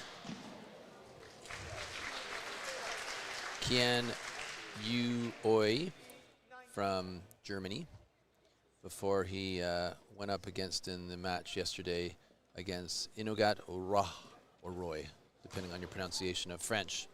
And Victor took him out 21-13, 21-18. Here we go, game point, 2015. Brian's kind of taken over here the last little bit. I was staring at the draw the whole time. I missed it all. Yeah, it was. I somehow kept it together while you were saying those challenging names. What the? It's like a game of little mini net game. mini bound. Yeah. That was cute. Yeah, that was nice. We'll change up. First game won by Brian Yang, 21-15. Well, good first kick of the can by Victor against his teammate. Like I said, it's not always easy to go up against the older member, more experienced member of your team, but he's doing well so far. No, he's got great foundation. I mean, he's such solid footwork. He he's a player that can go the distance. Appears to be very fit. He's got a nice touch. Not a big physical stature, but he's still young. I think it's something he's gonna. You think about even just Brian 3 years ago, didn't have the power he has now. Yeah. So I think it's something that Victor will just continue as he gets stronger physically to just add a little bit more offensive power to his shots, and it'll just complement everything else. Yeah, he's next gen, and he's exciting for Canada to. One of many young up-and-comers that will represent us well.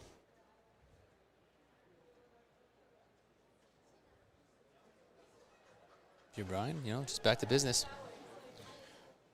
Yeah, another day at the office. Yeah. But I like the way, in a way, they always say, if you're playing a tournament, think of it as a practice. Think of practice as a tournament, think of tournament as a practice. They're both level-headed, they're both out there executing good shots. Pretty consistent for most of the rallies, so it's a good way for them to be going up against each other. And no one's at first it looked like maybe Victor was making a few unforced errors that he didn't need to, and I think he leveled out pretty good. Most of the points that he's not winning now are due to Brian's just hitting better shots.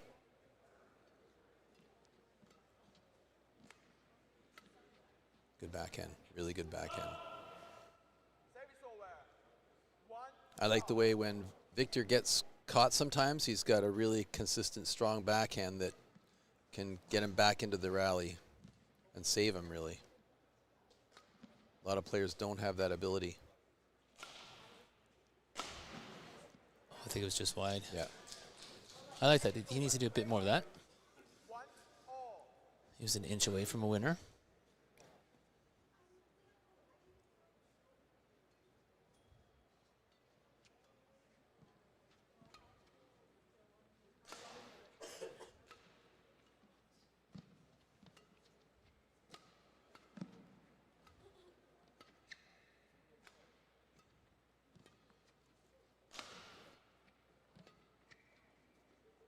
Oh, yeah, that's it. Yeah.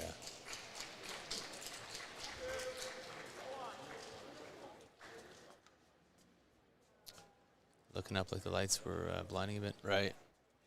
Yeah. That is, the few disadvantages of playing in these larger stadium setups or gym setups where you've got the bird goes under the light, you lose it in the light. There's a bit of the draft sometimes. Yeah, it's multi-purpose. Yeah. Multi-sport purpose, yeah. It's great for events like this, but it's a little tougher to see things in play What sometimes. a net shot. Was it in? No. Huh? Oh, okay. I thought he net rolled it. Missed it.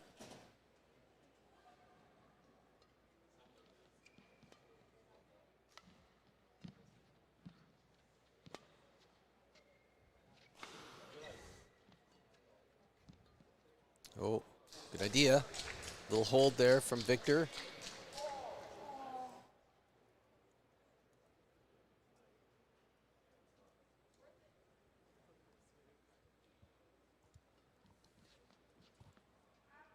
just missed it. 4-3.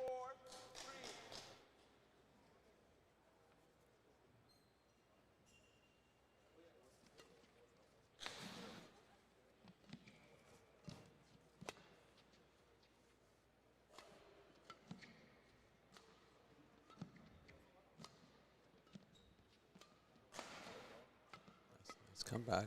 Nice save by Victor.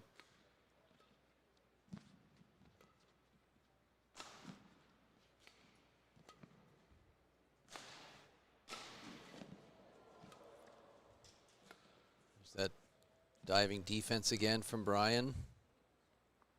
Oh, just missed it. One of our longer rallies. There's that, those pace rallies that just start to wear your Water, opponents please, down. Yeah, water, oxygen, whatever. It's funny, I had, I think it was a friend of mine, Tom Muir sent me a video of the All England finals from the early 80s, late 70s. It was Rudy Hartono and Lem Sweet King from Indonesia, which at the time was just cutting edge, lightning speed. And you look at it now and it looks like just slow motion. Not lightning? No, it's like, wow, what a difference. Yeah, the game's evolved, certainly. You know, and obviously, any sport, the game will improve over the years, and equipment and just technique and rackets and all that stuff, and Just genetically, I think. but also When also the scoring system. I mean, as soon as the scoring system changed to rally points, it allowed people to really be more aggressive and explosive. You know, in the entire match. You know, I both heard Artie, right? Who, Yeah. From Glencoe, who's a former world #1. He, you know, he was when he represented Indonesia. The old system, he was okay with losing the first game to pretty much anyone. His goal was just to tire you. Just wear you into it. And if you look at the pattern of several of his matches, where he did go 3 games, he'd lose the first, close second, and then completely control the third. He was just usually the fittest one out there. As Artie Wiranada.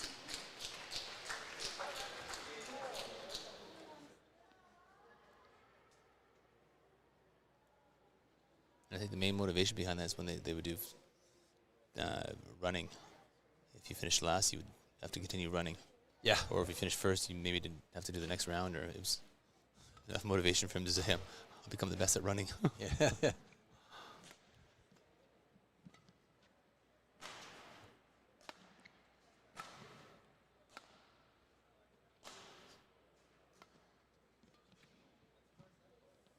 Oh, nice net. Yeah.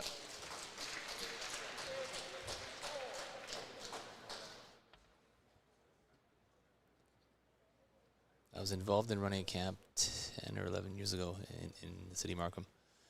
And at the time, Victor was either 6 or 7. And Josh Nguyen, I can't remember who's older by a year, but one was 6, one was 7. And I remember saying, these kids are pretty good. And yeah, they turned out to be okay. And I'm not trying to take credit for it. I was just doing it was a generic camp with like 60 kids. Where I had seen them hit for the first time. Right. I thought, where are these kids? These are pretty good. And they were pretty good, and they got better and better and better.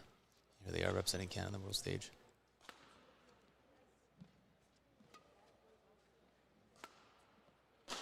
Oh, nice. Oh, wow. Come on. And How's back that up again. How does Yeah. that not hit the floor? That's discouraging if your name's Victor. That was a great attack on his part.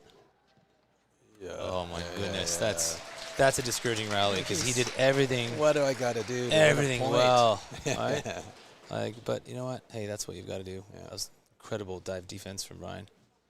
We not only got to the shot, but pop right back up. Wow. And that's essentially why players are diving at the stage of the attacks have become so good. When they're hitting lines with that kind of pace, if you don't dive, you're pretty much not getting to it. Plus, it breaks the heart of your opponent. You think you've hit the winner. It's like, oh, really? I got to do more.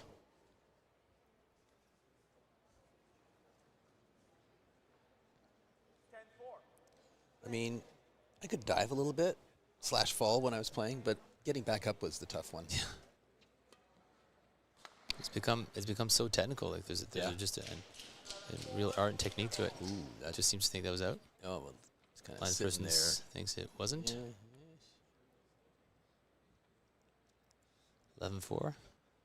Small break. And once again, there's no coaching because they are both training out of the same club.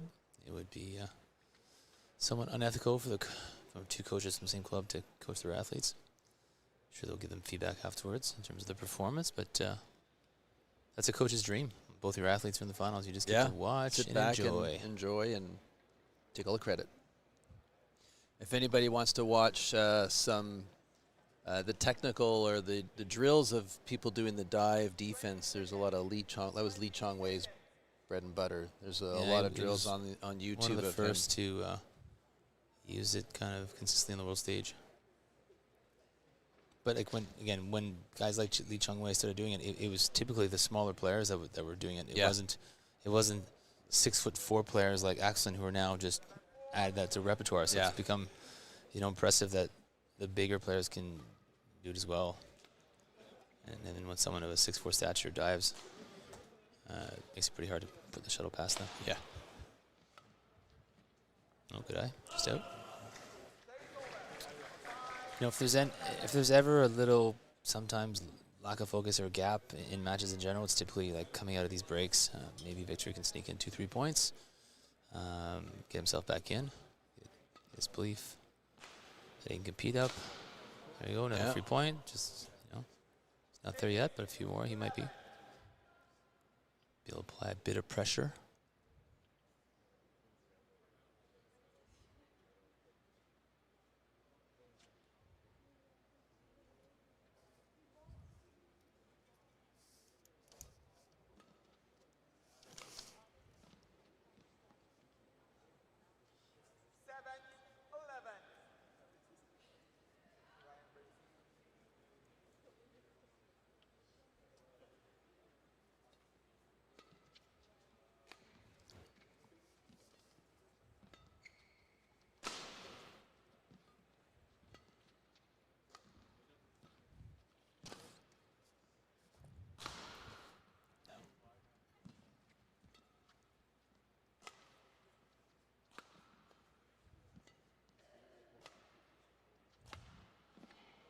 Nice slice.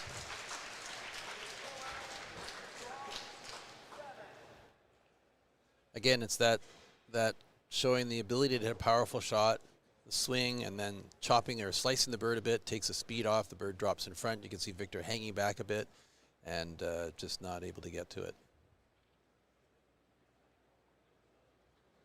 And these two, like we've said, have played each other a lot in practice, but this is how Brian looks generally. I haven't seen Victor play as much, but it's very similar to anybody else they'd be playing. It's very calm, cool, and collective, and just keeping their shots controlled and very relaxed, which works really well for them.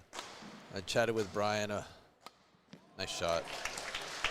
And Brian admits it himself. That's what he works. He doesn't really get that worked up about anything. He just is very relaxed and chill and just a low key no matter what the situation. And he knows it works for him. And yeah, there's no point of forcing it. If someone, if you assume that maybe being rah-rah is the way to be successful, and if that's not in your personality, and it just ends up basically distracting yourself or too much taking away work from your focus, then don't do it. But for some players, they need to. If they're not, their energy's not high, they're just not competing at their best, and it's gonna find the right arousal level for each athlete. And it's a difficult thing for an athlete, for a junior, to figure out where do they need to be. Does it, how excited, so you're constantly sort of tweaking things. And oh, jeez.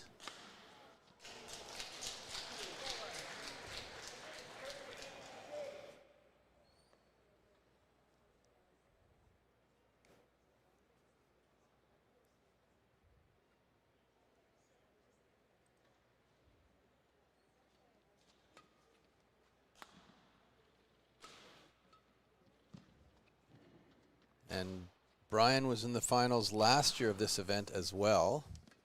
He had a close match with a Japanese player, Takuma Obayashi, and in the end, Brian came second. So this is his second year in a row visit to the finals. Yeah, and again, in terms of Olympic qualifications, it's your best 10 events, and the winner of this event gets 4,000 points.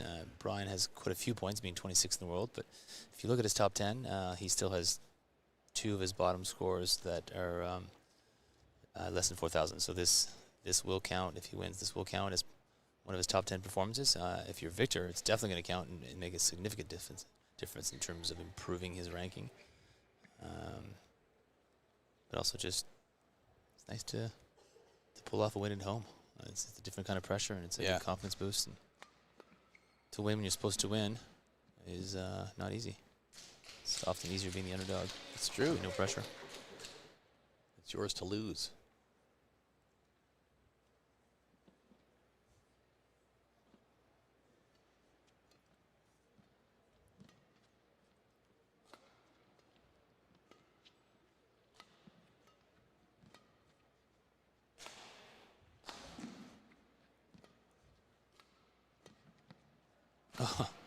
Another pirouette. There, yeah.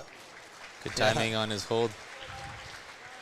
And good on Victor. He's still sort of poking the bear, trying different things. And he just needs 12 more of those. Yes, do the same thing again 12 more times. But, you know, to Victor's credit, when Brian does make a mistake or gets a weak spot, that Victor's able to bring it home. Bring it home, buddy. Oh, nice well, then shot. Brian does it right back at him. Yeah, that's so well done. That's right.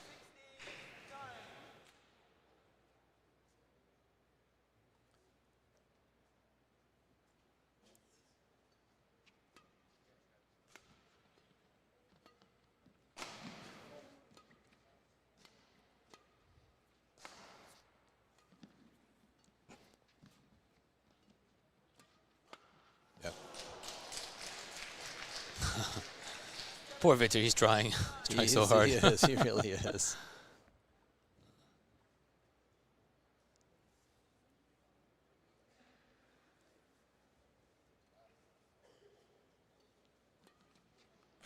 To Brian's credit, he's not really let him back into the match for any extended period of time. No. He's kind of stuck to his game plan.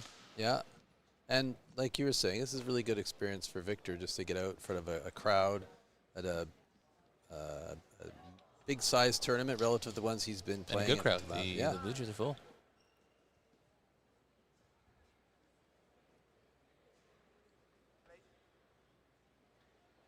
Oh.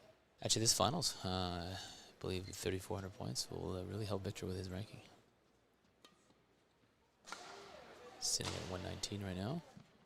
Umpire Nouri not letting Brian change the bird.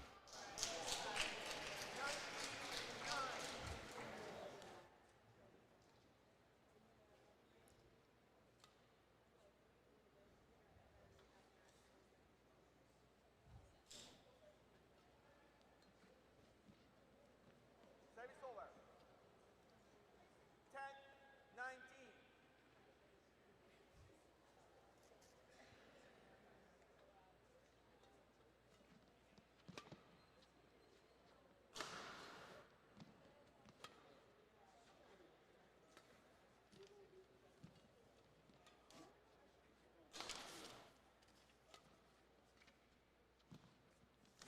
Oh, wow. Good defense. Glad he had him.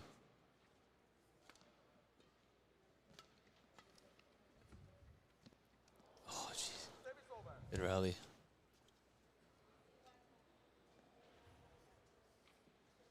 Quick towel break for the athletes. They've had some long rallies. They've earned it. 11-19. Well, whatever Victor's going to do, he's going to have to do it soon.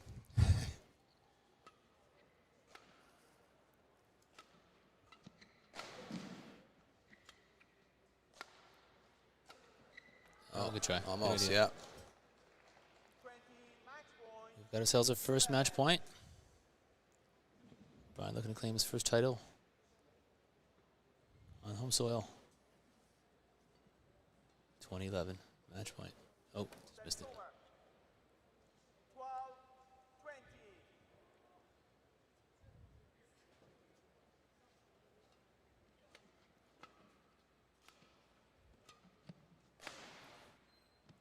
12-20. And there it is. Brian Yang takes his first Canadian International Challenge. Well done. Good match. Yeah. Victor can hold his head high. He'll get his chance one day. Yeah. Yeah. Lots of Crowd time. appreciating both of them.